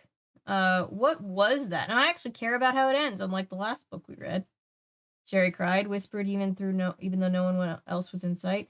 It was too bright to be a squirrel. Daddy, sorry. I want another squirrel. Sorry, it's gonna happen every single time. She lingered behind Greg, who stopped to look up at the Kaufman house. Maybe it was a raccoon up at the or something, Greg told her. He gripped the camera tightly in both hands. It was a little after 3 o'clock the next afternoon, a hazy, overcast day. Mountains of dark clouds threatened rain were rolling across the sky, stretching behind the house, casting it in shadow. It's going to storm, Sherry said, staying close behind Greg. Let's get this over with and go home. Good idea, he said, glancing up at the heavy sky. Thunder rumbled in the distance, a low roar. The old trees that dotted the front yard whispered and shook. We can't just run inside, Greg told her, watching the sky darken. First, we have to make sure Spidey isn't there. Making their way quickly through the tall grass and weeds, they stopped at the living room window and peered in. Thunder rumbling low and long in the distance. Greg thought he saw another creature scuttle through the weeds around the corner of the house. It's too dark in there. I can't see a thing, Sherry complained. Let's check out the basement, Greg suggested. That's where Spidey hangs out, remember? The sky darkened to an eerie gray-green as they made their way to the back of the house and dropped to their knees to peer down through the basement windows at ground level. Squinting through the dust-covered window panes, they could see the makeshift plywood table, the wardrobe against the wardrobe against the wall. Its door still open to colorful old clothing spilling out, the empty frozen food boxes scattered on the floor. No sign of him, Greg whispered, cradling the camera in his arm as if it might try to escape from him if he didn't hold it tightly. Let's get moving. Are you sure? Sherry stammered. She wanted to be brave, but the thought that she had disappeared for 2 days, completely vanished, most likely because of the camera, that frightening thought lingered in her mind. Michael and Bird were chickens, she thought, but maybe they were the smart ones. Bird definitely is the smart one. She wished that this was over, all over. A few seconds later, Greg and Sherry pushed open the front door. They stepped into the darkness of the front hall and stopped and listened. And then they both jumped at the sound of the loud, sudden crash directly behind them.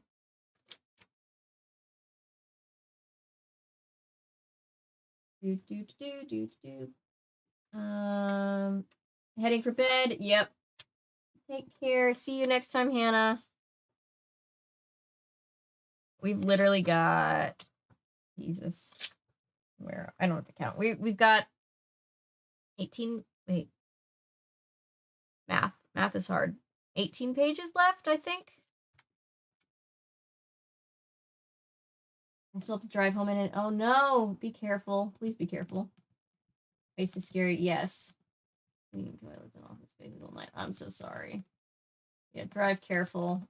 That's so scary. I'm so sorry. I just, I don't like driving, and the times that there's been ice, I've just been like, why? Going since it is almost 2 o'clock. Sherry was the first to regain her voice. It's just the door, she cried. The wind! A gust of wind had made the front door slam. Let's get this over with, Greg whispered, badly shaken. We never should have broken into this house in the first place, Sherry whispered as they made their way on tiptoe, step by step, creaking down the dark hallway towards the basement stairs. Do you think if they let R.L. Stine write those after-school specials, they would have actually worked? He was scared the kids straight? Is that like... I think that would have been the strategy.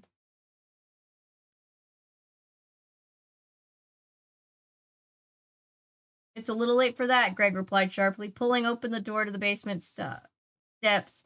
He stopped again. What's that banging sound upstairs? Sherry's features tightened in fear as she heard it. Heard it too, a repeated, almost rhythmic banging. Shutters? Greg suggested. Yeah, she quickly agreed, breathing a sigh of relief. A lot of the shutters are loose, remember? The entire house seemed to groan. The thunder rumbled outside closer now. They stepped onto the landing, then waited for their eyes to adjust to the darkness.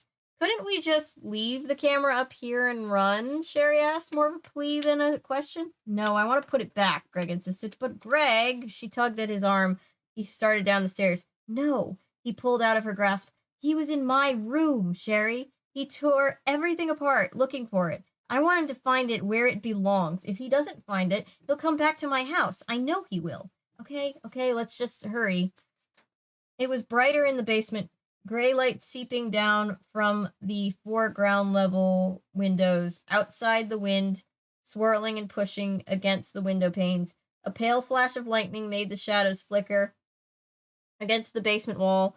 The old house groaned as if unhappy about the storm. What was that? Footsteps. Footsteps? Sherry stopped halfway across the basement and listened. She stopped halfway across the basement and listened. It's just the house, Greg insisted, but his quavering voice revealed that he was as frightened as his companion, and he stopped to listen to. Bang, bang, bang. The shutter high above them continued its rhythmic pounding. Where did you find the camera anyway? Sherry whispered, following Greg to the far wall across from the enormous furnace with its cobwebbed ducts sprouting up like pale tree limbs. Over here, Greg told her. He stepped up to the work table and reached for the vise clamped on the edge. When I turned this vise, a door opened up. Some kind of hidden shelf. That's where the camera... He cranked the handle of the vise. Once again, the door to the secret shelf popped open. Good, he whispered excitedly. He flashed Sherry a smile.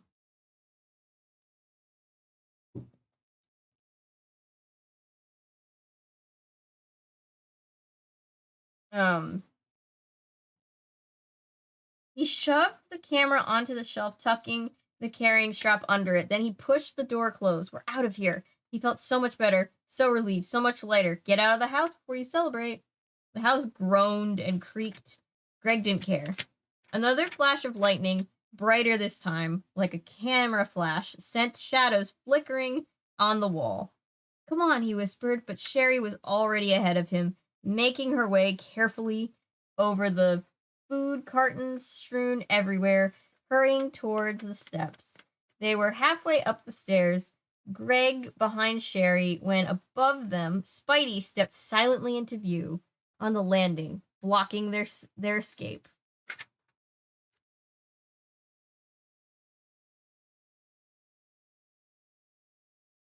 Few drugs that a creepy guy will come and get you. R.L. Stine and his ABC Family After School Special. Yeah, I think it would have worked. Tread carefully. I'll try. Yeah, just be careful. You'll be fine. Have to go. Gonna vacuum some carpets and get the fuck out. Good night. Thank you for hanging out. Godspeed, my friend. Yes, be careful. We'll see you tomorrow, hopefully.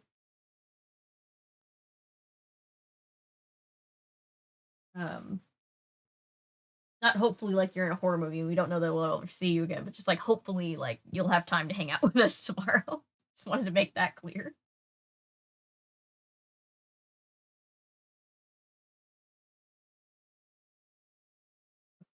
Almost there, almost there, almost there.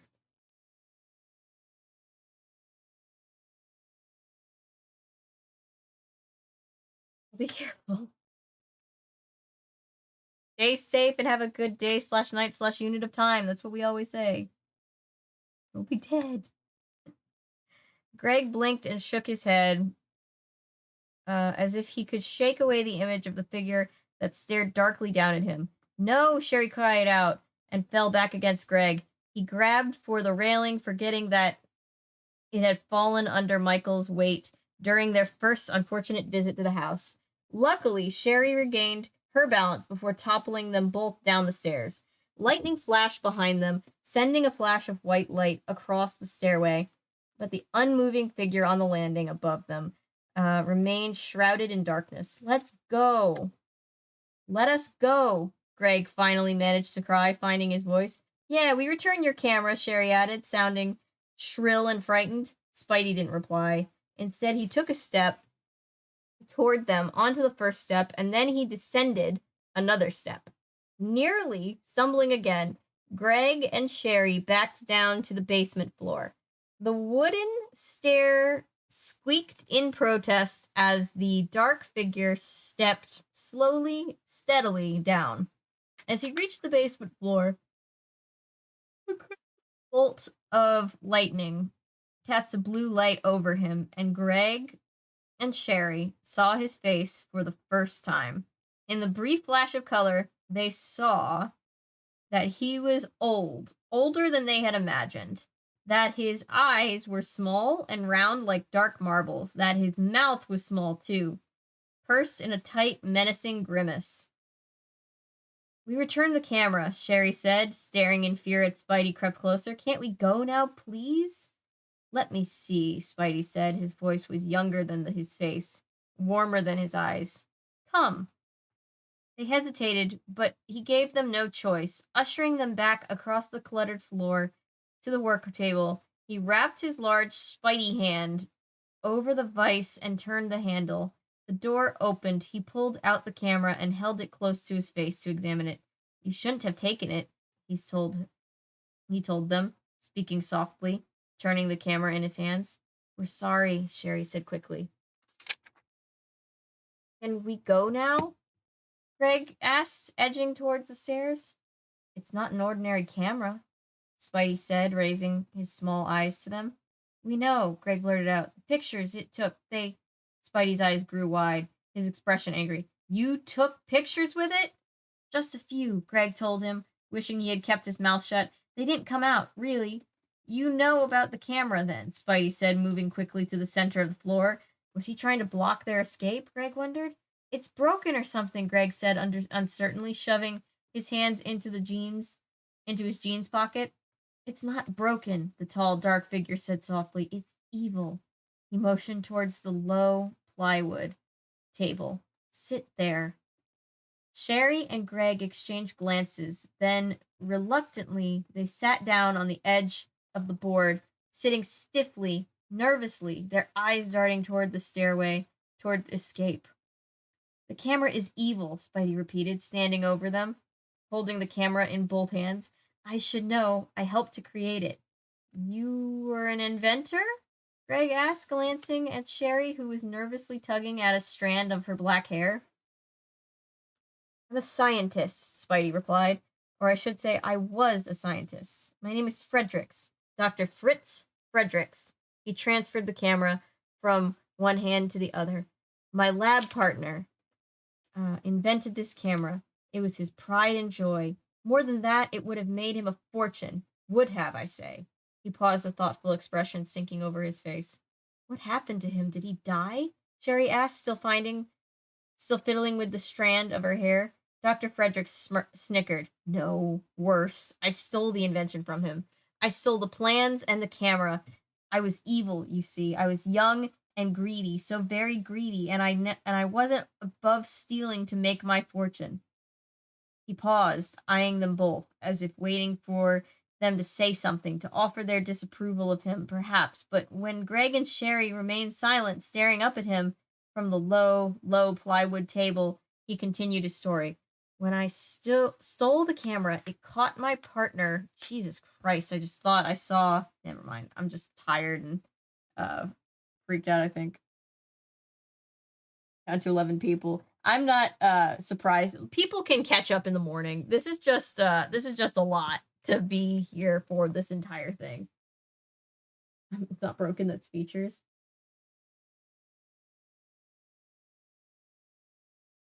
Making hurt anybody. Yeah.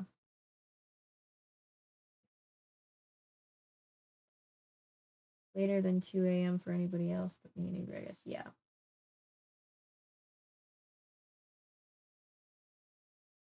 Skunk boy and Timothy goes to school. Yes. Yeah, there's a reason. VODs. Oh, we're back up to 11 people.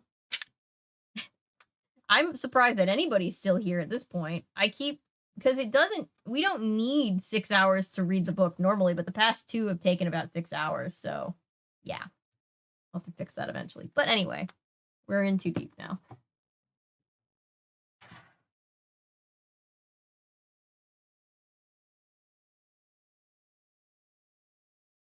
He paused, eyeing them both as if waiting for them to say something. When I stole the camera, it caught my partner by surprise. Unfortunately for them, from then on, all of the surprises were mine. A strange, sad smile twisted across his aged face. Aged face? Aged face? Anyway. My partner, you see, was much more evil than I was. Dr. Fredericks coughed into his hand, then began to pace in front of Greg and Sherry as he talked, speaking softly, slowly, as if remembering the story for the first time in a long while. My partner was a true evil one. He dabbled in the dark arts. I mean, you stole from him, so I think you're asking for the curse to be put on you. I should correct myself. He didn't just dabble. He was quite a master at it.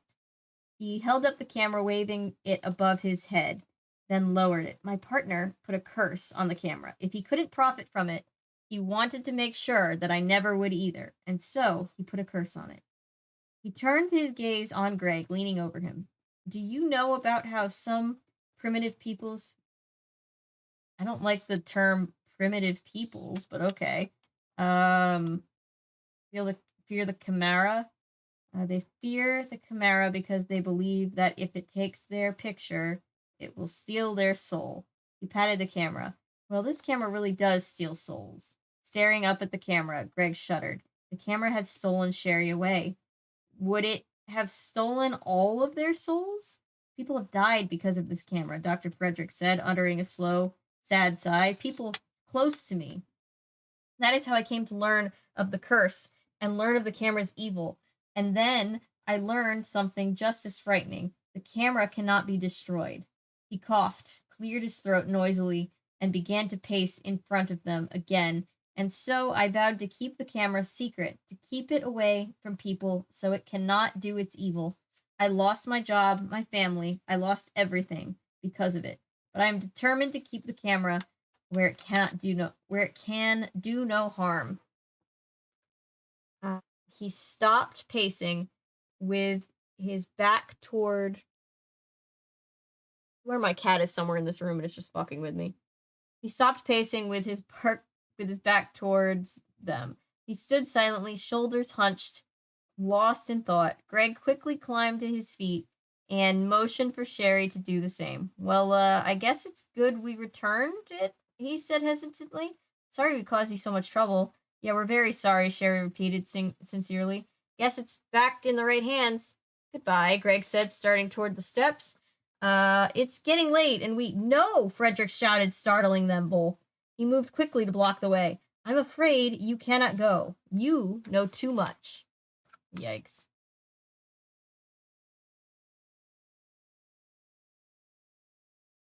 I fell asleep again. Welcome back.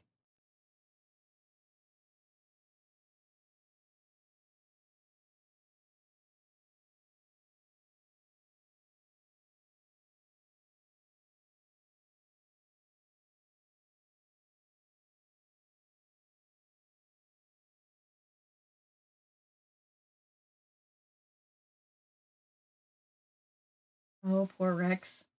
So that doesn't answer the question of if the camera started out as predicting the future or causing it. It causes it, I'm pretty sure. I'm pretty sure it causes it. Because it's like a failsafe. It brings bad fortune on people who steal it. You know what I mean? I can never let you leave, Dr. Fredericks said, his face flickering in the blue glow of a lightning flash. He crossed his bony arms in front of his black sweatshirt. But we won't tell anyone, Greg said, his voice rising until the words became a plea. Really? Your secret is good with us, Sherry insisted, her frightening eyes on Greg.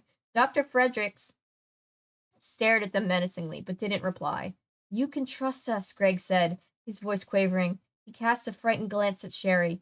Besides, Sherry said, even if we did tell anyone, who would believe us? Enough talk, Dr. Fredericks snapped. It won't do you any good. I've worked too long and too hard to keep this camera a secret. A rush of wind pushed against the windows, sending up a low howl. The wind carried a drumroll of rain. The sky through the basement windows was as black as night. You can't keep us here forever, Sherry cried, unable to keep the growing terror from her voice. The rain pounded against the window, now a steady downpour. Dr. Frederick drew himself up straight, seemed to grow taller. His tiny eyes burned into Sherry's. I'm so sorry, he said, his voice a whisper of regret. I'm so sorry, but I have no choice. He took another step towards them. Greg and Sherry exchanged frightening glances from where they stood in front of the low plywood table in the center of the basement. The steps seemed 100 miles away.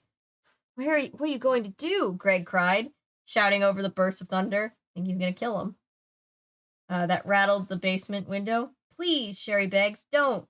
Dr. Fredericks moved forward with surprising speed. Holding the camera in one hand, he grabbed Greg's shoulder with the other. No, Greg screamed, let go. No. I already read that line. Let go of him, Sherry screamed. That's made it sound like Sherry didn't care, but, I'm just really tired, sorry. She suddenly realized that both of Dr. Frederick's hands were occupied. This may be my only chance, she thought. She took a deep breath and lunged forward. Dr. Frederick's eyes bulged, and he cried out in surprise as Sherry grabbed the camera with both hands and pulled it away from him. He made a frantic grab for the camera, and Greg burst free. Before the desperate man could take another step, Sherry raised the camera to her eye and pointed the lens at him. Please, no, don't push the button, the old man cried. He lurched forward in his eyes wild, and grabbed the camera with both hands. Greg stared in horror as Sherry and Dr. Fredericks grappled, both holding on to the camera, each trying desperately to wrestle it away from the other. Flash! The bright bursts of light startled them all. Sherry grabbed the camera. Run! She screamed. Jesus Christ. Okay. This guy is a psycho? Yeah. I'll listen to the end of the stream on the way home. We're almost done. Something random out of nowhere. Yeah. Well, it's also like, how are we going to resolve this in 6 pages, The book can be saved. Yeah, let's save the review for next stream. Let's do that. We'll start tomorrow's stream by doing the review. The basement became a whirring blur of grays and blacks as Greg hurtled himself towards the stairs. He and Sherry ran side by side, slipping over the food cartons, jumping over tin cans and empty bottles. Rain thundered against the windows. The wind howled, pushing it against the glass. They could hear Dr. Frederick's anguished screams behind it. Did it take our picture or his? Sherry asked. I don't know. Just hurry, Greg screamed. The old man was howling like a wounded animal, his cries competing with the rain and wind pushing at the windows. The stairs weren't that far away, but it seemed to take forever to reach them. Forever. Forever, Greg thought. Dr. Fredericks wanted to keep Sherry and me down there forever. He's going to kill you, I think. Panting loudly, they both reached the dark stairway. A deafening clap of thunder made them stop and turn around. Huh? Greg cried aloud. To his shock, Dr. Fredericks had chased after them, and his anguished cries had stopped. The basement was silent. What's going on? Sherry cried, breathlessly. Squinting back into the darkness, it took Greg a while to realize that the dark, rumpled form lying on the floor in front of the work table was Dr. Fredericks. What happened? Sherry cried, her chest heaving as she struggled to catch her breath, still clinging to the camera strap. She gaped in surprise as the old man's still body sprawled on its back on the floor. I don't know, Greg replied in a breathless whisper. Reluctantly, Greg started back toward Dr. Fredericks, following close behind. Sherry uttered a low cry of horror when she clearly saw the fallen man's face. Eyes bulged out, the mouth open in a twisted O of terror. The face stared up at them frozen. Dead. Jesus Christ. Dr. Fredericks was dead. What happened? Sherry finally managed to say, swallowing hard, forcing herself to turn away from the ghastly, tortured face. Yeah, bars. Accidental bars again. I think he died of fright, Greg replied, squeezing her shoulder and not even realizing it. Huh? Fright? He knew better than anyone what the camera could do, Greg said. When you snapped the picture, I think it scared him to death. I only wanted to throw him off guard, Sherry cried. I only wanted to give us a chance to escape. I didn't think, oh, Sherry has trauma now. More trauma. The picture, Greg interrupted. Let's see the picture. Sherry raised the camera. The photo was still half inside the camera. Greg pulled it out with a trembling hand. He held it up so they could both see it. Wow, he exclaimed quietly. Wow. The photo showed Dr. Fredericks lying on the floor, his eyes bulging, his mouth frozen open in horror. Dr. Fredericks' fright, Greg realized, the fright that had killed him, was there, frozen in film, frozen on his face. The camera had claimed another victim, this time forever. Kids witnessed death of a man. We take this to our graves, right? You can't tell anybody about that.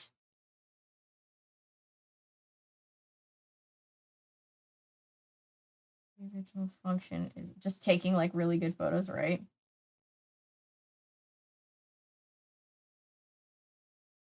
This isn't even a monster type of horror, it's a real world type of horror. Yeah, no, that's what I really like about this one. I really enjoy this one. It's still above freezing, so no ice yet. Yay. Time to wonder, just run. Yes. Greg, well, that was one fucked up couple of weeks, ain't it? Yeah, I don't even think it was 2 weeks. I think maybe it was, but it was a short amount of time. So what did they do with the body? They ran away, and we're just like, eh. Let's see. Oh, wait, wait, 3 more pages. Well, 2 pages and then like a little tiny blurb on the next page. What do we do now? Sherry asked, staring down at the figure sprawled at their feet.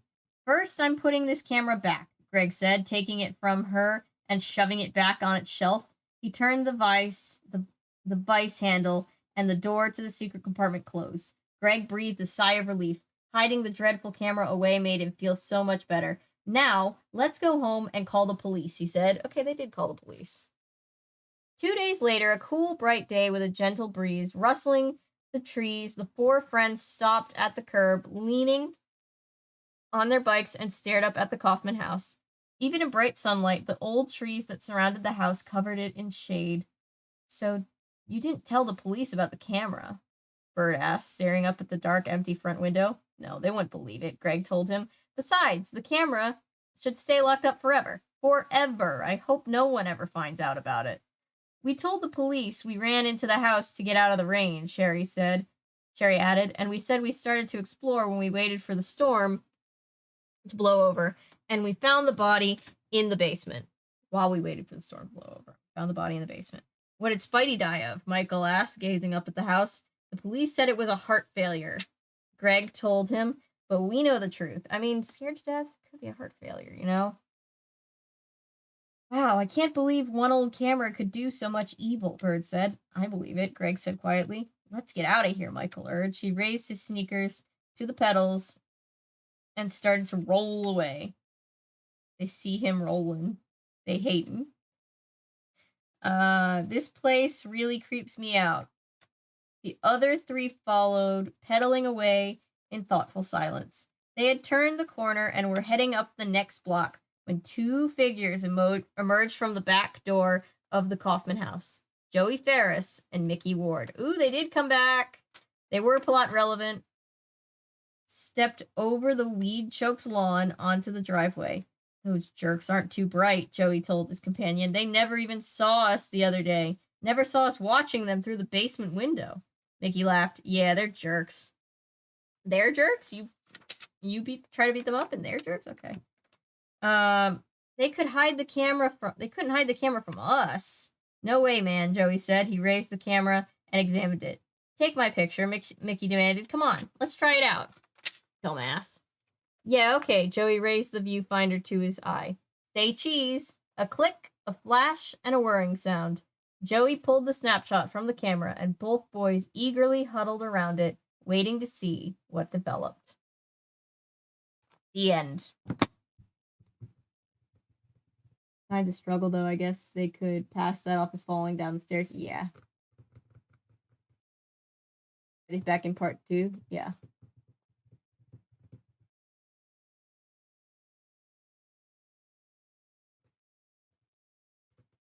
The rats and spider. Oh, God. Dun, dun, dun. All right, guys, we did it. Almost exactly at the 6-hour mark. It is 2:13 in the morning, but we did it. We read this whole book. I will see you guys. Hooray! Yes, thank you. Thank you, guys. Everybody who watched, whether you're watching it and you're still here or you just came in or you're watching it back, thank you, guys. It means a lot to me. The read streams mean a lot to me. So the fact that people enjoy them and wasn't a total failure and I just didn't get to keep doing them. Just got Wendy's. Ooh, I'm jealous. I love Wendy's. Wendy's is my favorite. Really important to me. So thank you guys for being here. You guys are great. Good night. Thank you for the video. Thank you guys for hanging out with me. It's always fun. Again, I'm so glad I decided to do this as a stream project and not a I'm going to do it on my own project before I do the video about all the books because it's so much more fun to read them on stream. We will save the review and everything for tomorrow night. But I will see you guys tomorrow night with another book. I'll probably be on earlier if I can help it, and I hopefully won't need 6 hours to read that book, but, you know, we'll never know. So we won't know until we get there. So I will see you guys then. I heard the sound of the camera taking a photo from the TV version of Say Cheese and Die when you read the part where Joey and Mickey took a picture. Ooh, yes. So, yeah, thank you guys. See you next stream. Same every time, same every channel. Good night, everybody. You are the best. I appreciate you. Thank you for keeping me company and not tuning out when I was completely about to fall asleep in the beginning of this book. I thought this one was really good, but we can talk about that more tomorrow, so I will see you guys. Yeah, I really appreciate you. Good night.